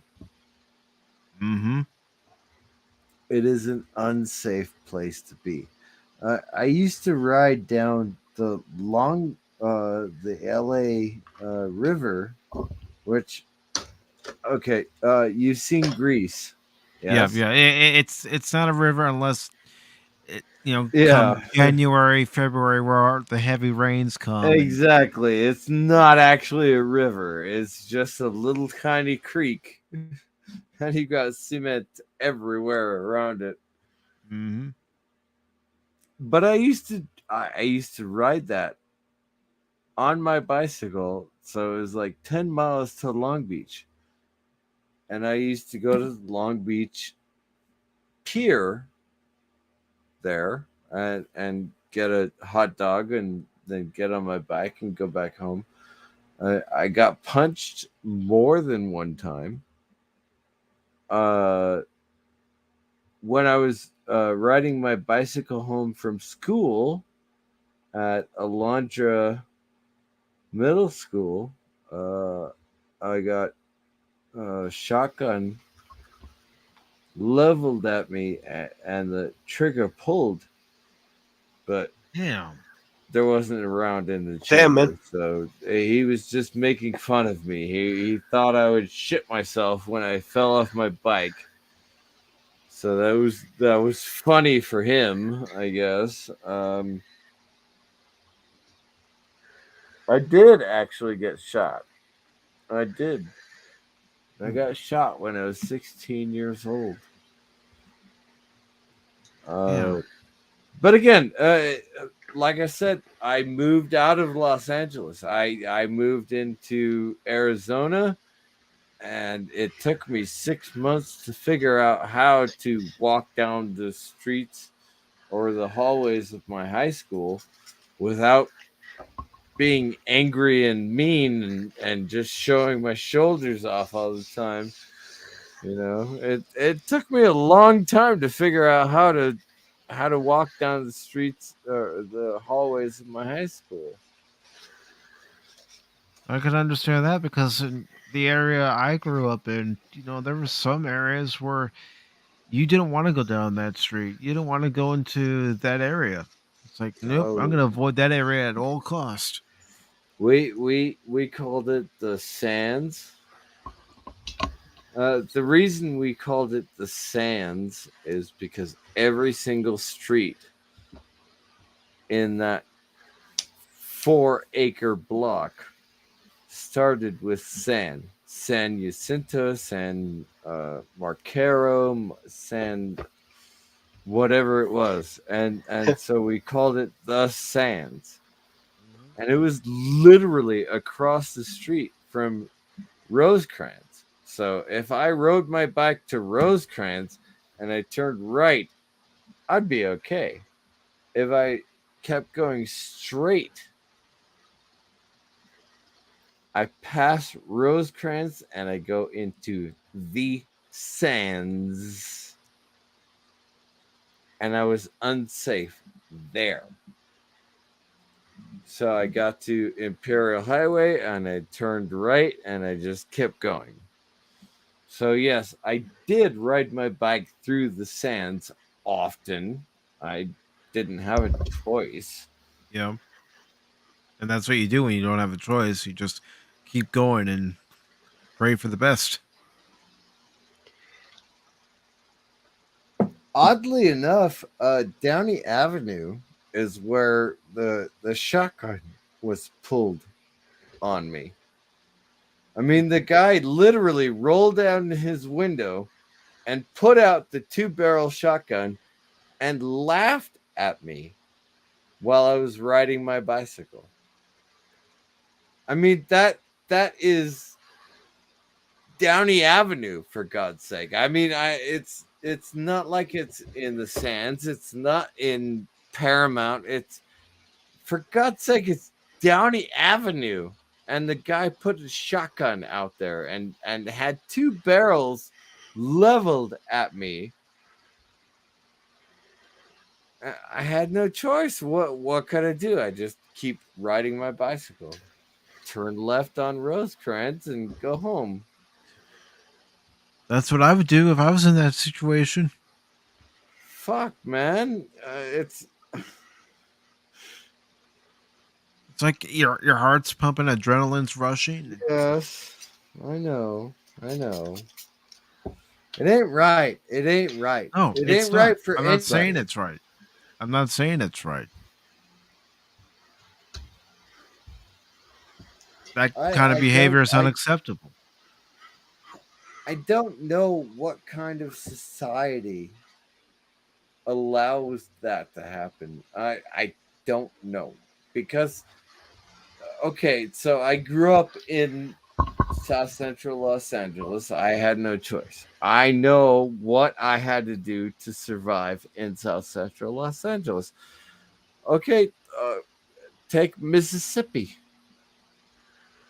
Right? There's gonna be those morons who are driving in a 55 Ford and they throw the double-barreled shotgun out the window and they're aiming it at a black guy.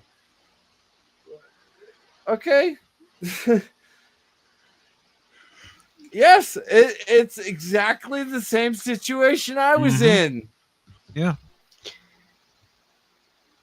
Dude, I mean, here in Argentina, it didn't happen to me so young. I think I was 16 or 17.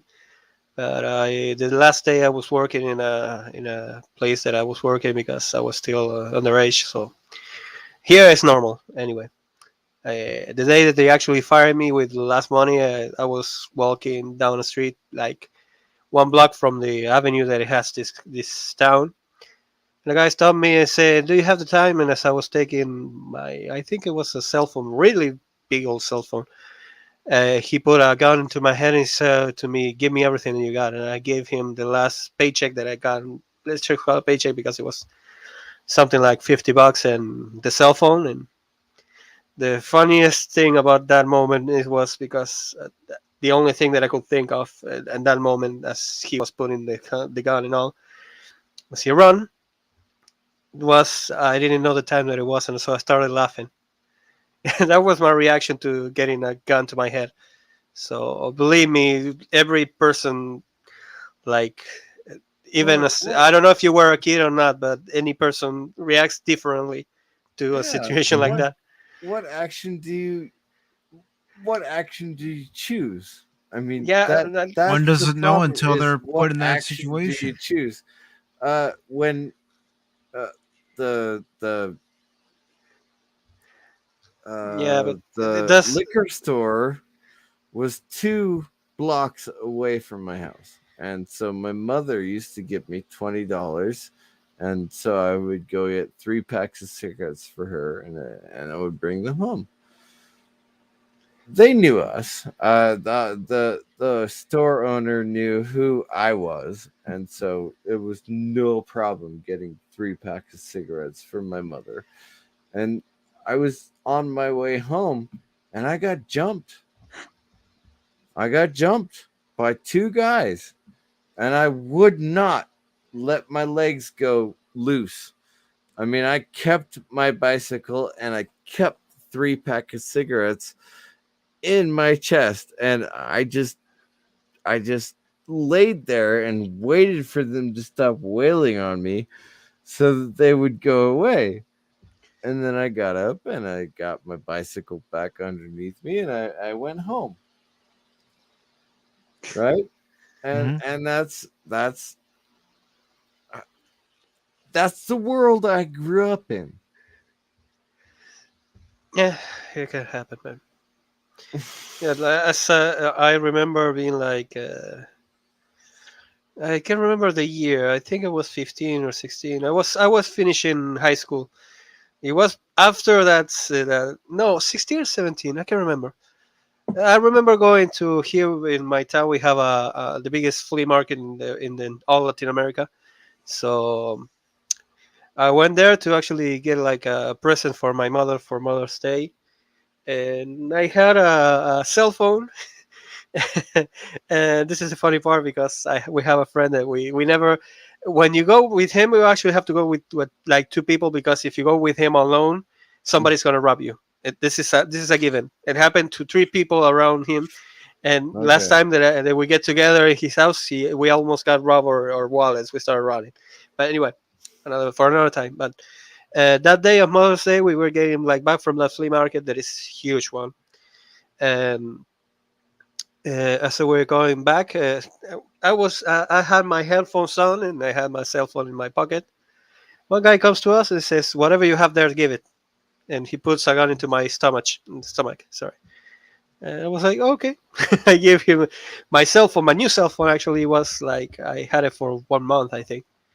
And my friend actually had to give him an MP4. So yeah, Th- this is. I know that they didn't hit me or anything like that, but uh, I understand how sometimes you react in some way. I think if he had come with like trying to jump you or something like that, I don't know how I react. I'm an easy person. Let's just call tranquil person. I never fight if I don't have to, but if you hit me, you're gonna get at least one, even if I have to die. Well, I know it. yeah, I That's the mean, problem that I have, and because of that, I had so many troubles sometimes because even as I was a kid, I was in a school that it was public school, and yeah. they will like bully me and all that. And one day I got tired and I just said, "This is a funny story because I don't know if I'm gonna get canceled for this, but I don't care." I was putting myself in the middle of the door. I said, "Whoever has a problem with me, I'll see you in the how's it called in English? Uh, in the backyard. I don't know how to call it. It was like the recess place." And 6 came. I punched all of them. I hit all of them. The 7th one stopped me because I was too tired. They wanted to spell me and all that. It was a disaster because I remember one of the kids tried to shove me with a kick to the face, and I moved myself and I hit him with a kick in the chest. So that was a really big bad one. But after all that, we ended up all friends, and the entire public school didn't want to expel me because I had good grades after all. But the Oh problem was God, that, yeah, I wish I could say that. No. no, Unfortunately, when I was in junior high, um, I was having trouble with my legs, so whatever. But I did go into the overflow for physical.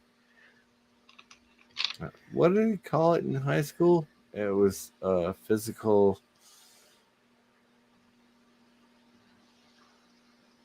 B, Teaching or something. physical education. Yeah. Physical education. That's what they called it. And so I was in the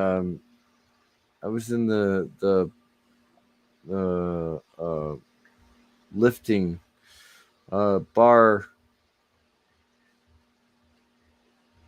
barbell.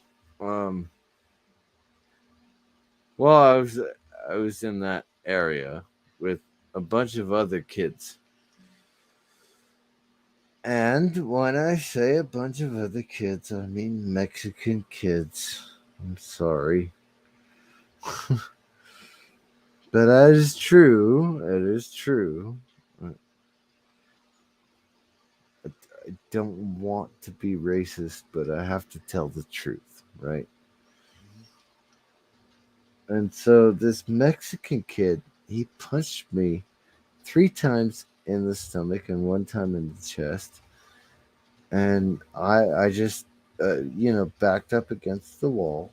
And then when he was done punching me, I punched him back. Once in the jaw, twice in the diaphragm, and he was down. He was down for the count. I mean, 3 hits, he was down. But he went and got his friend. How much I hate when that happens. Yeah, exactly. And so I ended up, not fighting a gang member. He hit me in the face, and I said, "Okay, fine. Are you done?" I mean, literally, I did have a bloody lip. I did, but I did not fall down. I did not fall down, which means that he knew I was tough as a motherfucker.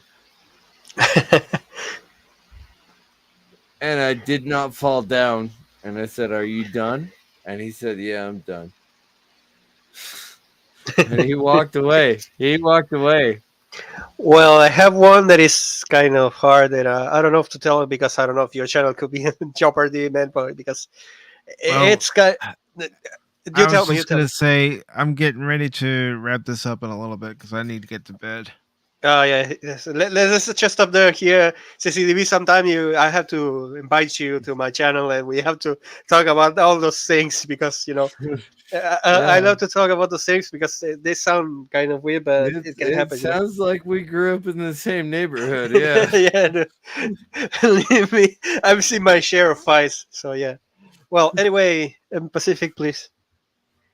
All right. So I have this last article from comicbook.com, and it's about My Hero Academia.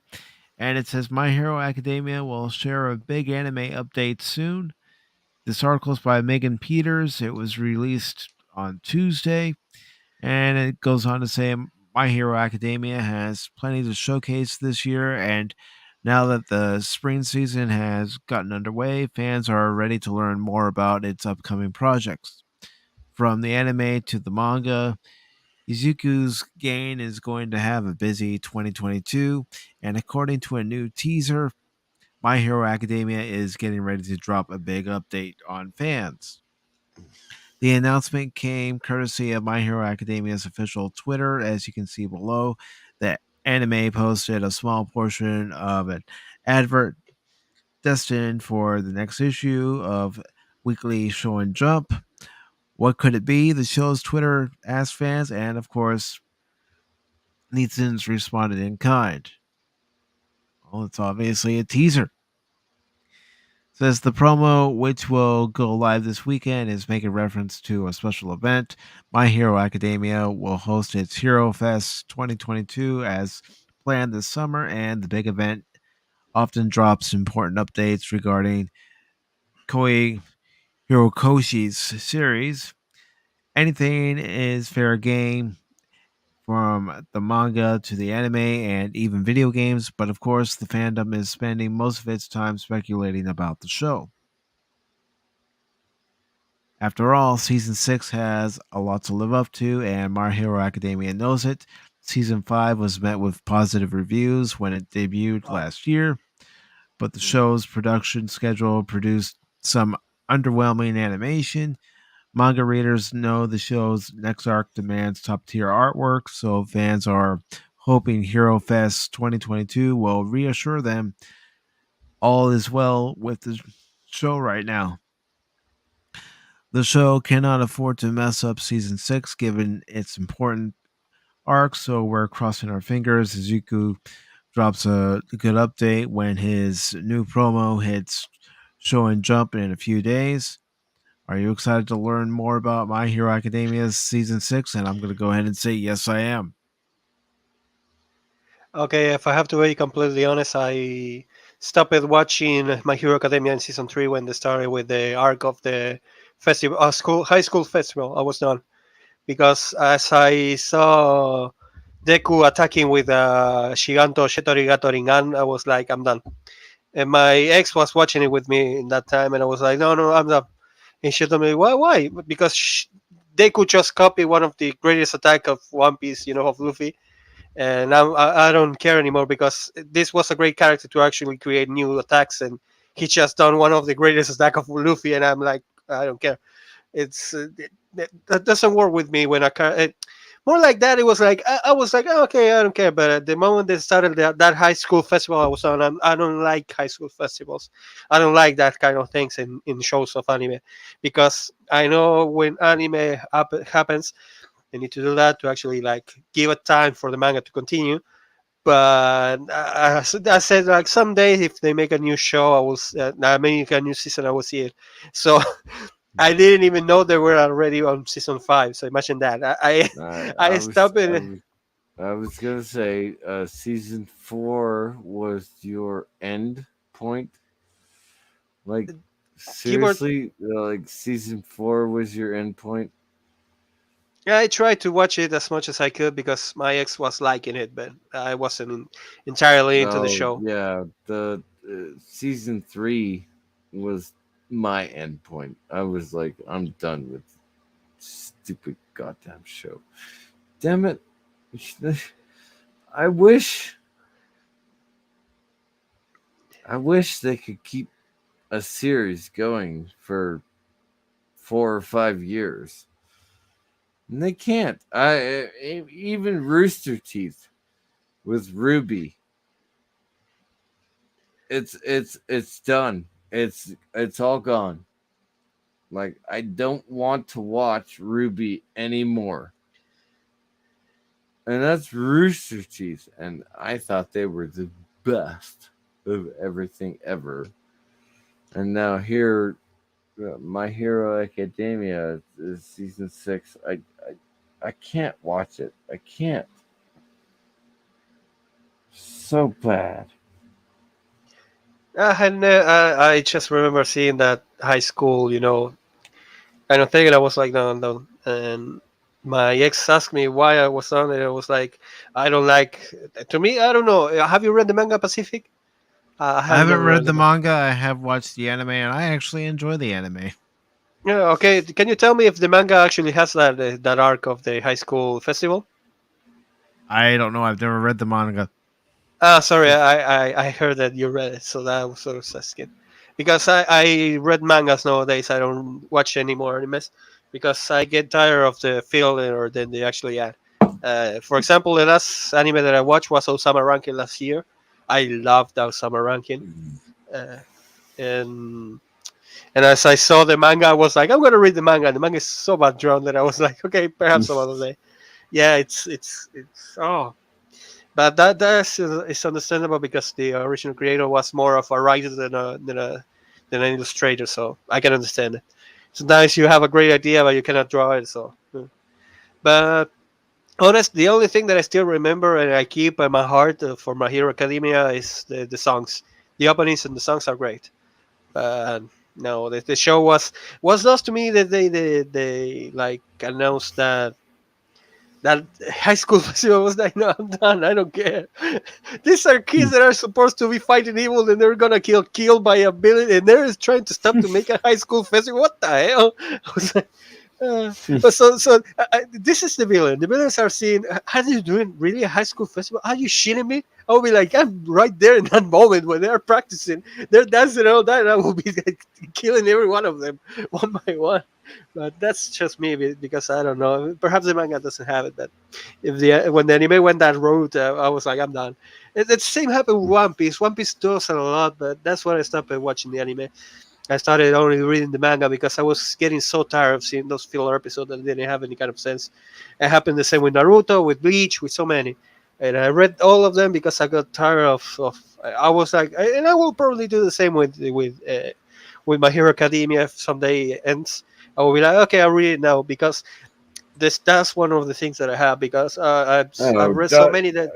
Yeah, don't even bother watching or reading the last 3 books of My Hero Academia. You will not like them. Perhaps even Naruto, which I didn't like at all, the anime, I was like, okay, the manga at least only lasted 700 episodes. I was done. I read it as that's the thing. I read it most of the time when I have to travel. Like if I have to go anywhere, like take a bus or whatever, I read it right there because I don't have anything else to do. So I did get very bored with Naruto. Yeah. Oh yeah, the ending was awful to me. The ending of Naruto was awful. They beat the biggest, most powerful god in the universe with a yaoi attack. Come on, really? Anyway, yeah, exactly. Like, okay, whatever. Bring in whatever universe you want to. Either way, I'm still bored with your shit. Madara was too much powerful. I didn't know how to end it. That's the reality. But anyway, it was a great show. However, My Hero Academia, I really liked it. I loved the openings and all that.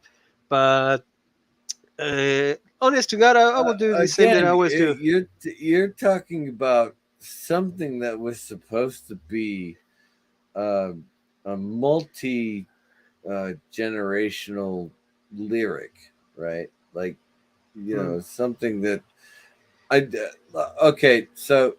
For instance, I talk to my son, and I can talk about Akira for an hour and a half with my son.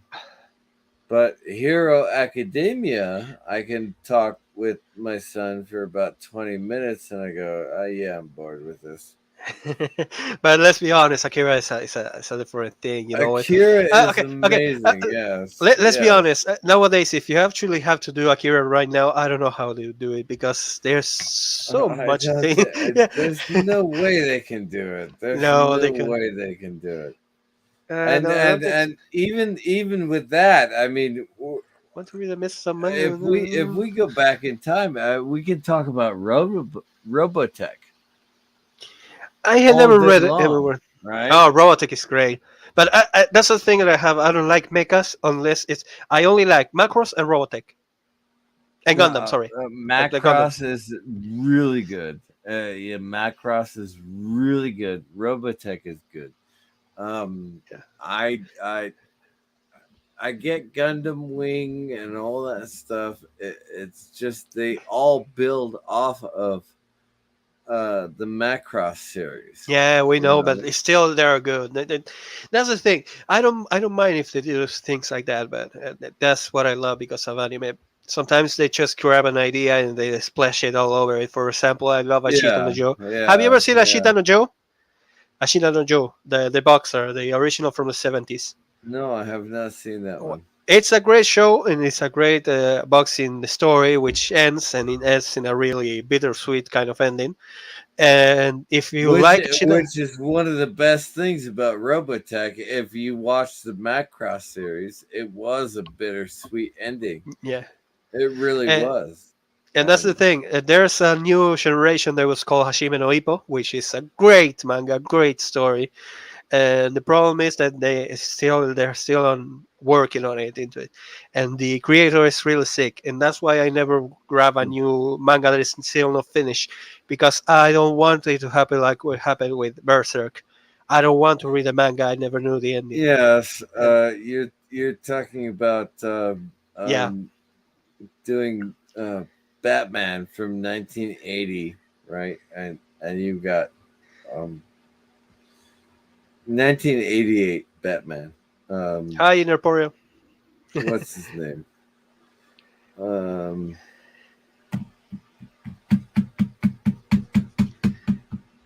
Danny Elfman did the music. Tim Burton. Tim Burton. Tim Burton did. So you're talking about 1988 Batman, right? And Yep. then you go to the Batman with Yeah, it was the sparkly vampire guy. Michael Keaton, wasn't it? No, The Batman. no. Michael Keaton did the Tim Burton Batman. Okay. This guy, Robert Pattinson, is. You're saying the new Batman? Yeah, the Batman. Yeah, the Batman. I didn't like it. It was like Are it was you seriously? No, I didn't like it. If I cannot stay awake 3 times through the playing of the movie, then it is not a good movie. I mean, the guy is just okay. I get it. It's Robert Pattinson, and he played a sparkly vampire. Yay! But he's standing there going, I think there were 8 fingerprints. They needed to make it 3 hours. You can't blame him. Some point. They needed to know when to stop the movie. It's like, are you fucking kidding me? Seriously? God almighty. I mean, you're talking about the Riddler. The Riddler, for God's sake. He made the best of all possible funny riddles in the 1960s Batman. And now we're going like, he said the 4 nights of. Are you fucking kidding me? Batman! Yeah. On that note, unfortunately, guys, I do have to wrap it up here. Before. Yeah, sorry, man. We are actually talking like about shit and all that. Sorry, man. Sorry. That's all right. I do want to thank you, Dan Zoltan. I want to thank you, Mr. CCDV. I want to thank Anno Moss for coming on. I also want to thank those who came in and were commenting in the chat. Thank you, Nerdporeal Lifeform. Thank you, Brian. Really appreciate it. John Rendell, thank you very much. I also want to thank you, of course, Mr. CCDV. Thank Pat, I you want for to be. having me. I appreciate it. Yes. Not a problem. The previously mentioned Anno Moss. Zan Zoltan, thank you very much, brother. Sorry, man. I gotta, for real. I never get calls at this time. Sometimes I get like 1 or 2. This was one of those days. And it's funny because I was like 1 week without a call at all. And I was like, oh shit, what happened? And when he started talking to me, I was like, oh shit, this is bad. But if it was, I get like 1 call or 2, perhaps once a week. And most of the time they just make like we have like a, let's just call it a BBS, or no, how's it called, like a board, and they say like there's a problem, we fix it, and we're done. This is the first time I think I got like a call in the middle of the night. You know what, it is after 10 p.m. where I am at. I'm on the Pacific Coast. Right. Dude, So, this is Yeah, here is 2 a.m. it's after 1 here. Here's 2. yeah, you're welcome. Well, honestly, I'm just gonna start a stream and say chronic pain. What day is it? 420. Yeah. I might get high. Actually, I've got like 4 different marijuana buds, so I may actually get high. What do you guys think? You think I should do a 420 stream? It would be I nice. got 2 hours. I got 2 hours. Well, if that's what I you don't- want to do. No, I don't. I don't know what I want to do. I was hoping to go on to a Dalek 451.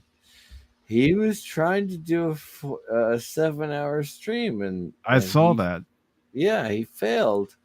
You know, I want to get Dalek 451 on and say you can do a 7-hour stream. Trust me, if a drunken moron like me can do a 7-hour stream, you can do a goddamn 7-hour stream, man.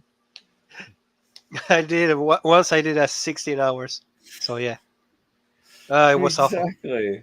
It does not take that much effort. I mean, you just need to keep talking. Yeah, the That's biggest true. problem that I have there is when I play games, I start to talk and I go like worse than here. The biggest moment that you can actually have me in my biggest concentration and my most ridiculous kind of question that I can actually answer is when I play Pump It Up or Guitar Hero, whichever of the two. Fair enough. Fair enough. Yeah. Yeah, and I also want to thank Whoopa Troopa. I want to thank Low Specs Linux Blacktop. And let's see. I also want to thank my good friend DDOD, also known as TKO, also known as Aaron. Thank you very much.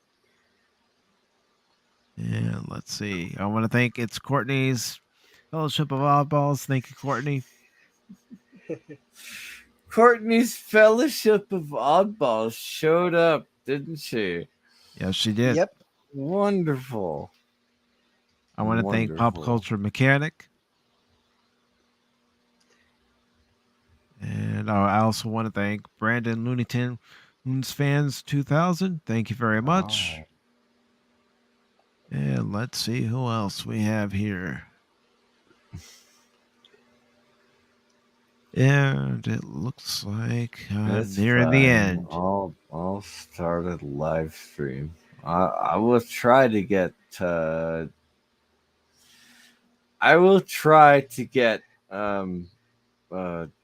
451. I will try to get him on the live stream. Do it. I haven't done a live stream in like 3 months. So Oh. again, I'll just put chronic pain 420. Oh wow. Yeah, wow, that's amazing. Yes. Okay, chronic pain 420. That's what I'm doing. I'm All right. doing that right now. There we go. You have a plan for tonight then. Thank you, Pacific You're welcome. 414. Thank You're you. welcome. Yes, yeah, chronic pain 414. No, Chronic chronic pain pain 420. Yeah, chronic pain 420 is what I'm doing now. All right. And in case you all didn't hear, Chronic Pain Yeah, yep. 420. So I will once again put his link into the chat for anyone who wants to join him on that stream when it starts. And after that, I do have something else that Tom Constantino, the co-producer of The Orville, shared on social media on Wednesday, and I figure that's a good way to end the show. Well, I haven't seen anything from the Orville, and I'm a big fan. So Well, what I'm gonna do, just so you know, is good. I'm gonna actually take us out of the Sure, sure, live sure. stream and put the video on. Let me just first put Mr. CCDV's link into the chat, and I will go ahead and play that video. So, thank you very much for coming on with me. Really appreciate it. No problem, man. And Always don't be happy a to be. stranger. Never, man. All right. So, with that being said, this has been Mike for PACIFIC414 Pop Talk. Thank you all for watching. If you like what you saw here, give it a thumbs up. If you didn't like what you saw here, give it a thumbs down. Leave a comment in the comment section below and subscribe to the PACIFIC414 YouTube channel. Thank you all very much and have a great night.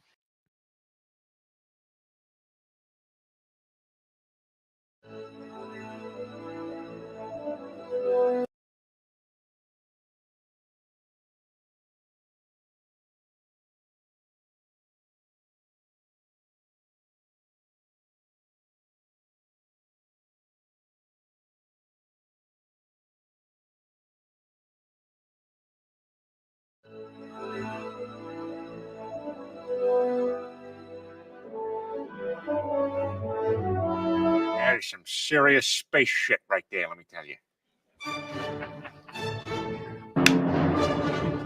Set course, Flishba. Oh, good, sorry. Shit.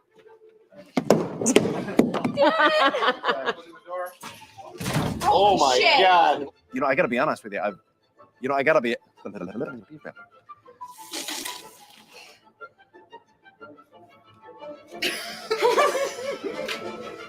Get in there. I don't have to sit here and.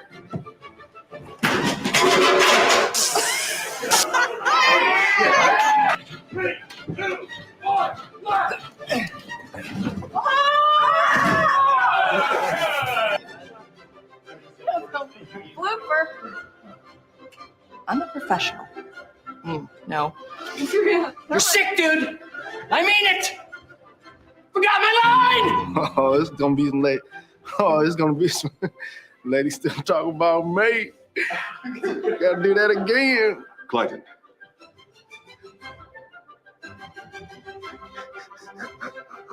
Fucking shit. Yeah. Sorry. Give me the device. And I don't know what I'm talking about. Shut up. Give me, you shut up too. Yes, where they kept piling the rocks on top of him to get him to confess, and he's going, more weight! God, that type of night you pack ahead about. I've done it before. Just give me. Oh, I hate space so much.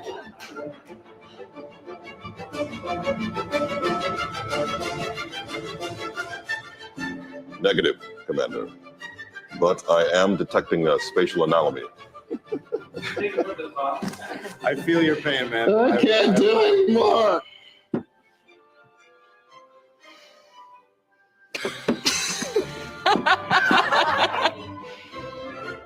And post a guard on these quarters. Aye, sir.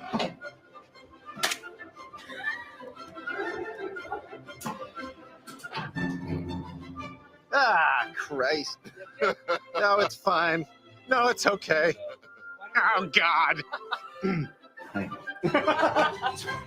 Sorry. We have a Dysonium-powered quantum drive system capable of speeds exceeding 10 light years per hour. Don't pretend you got that.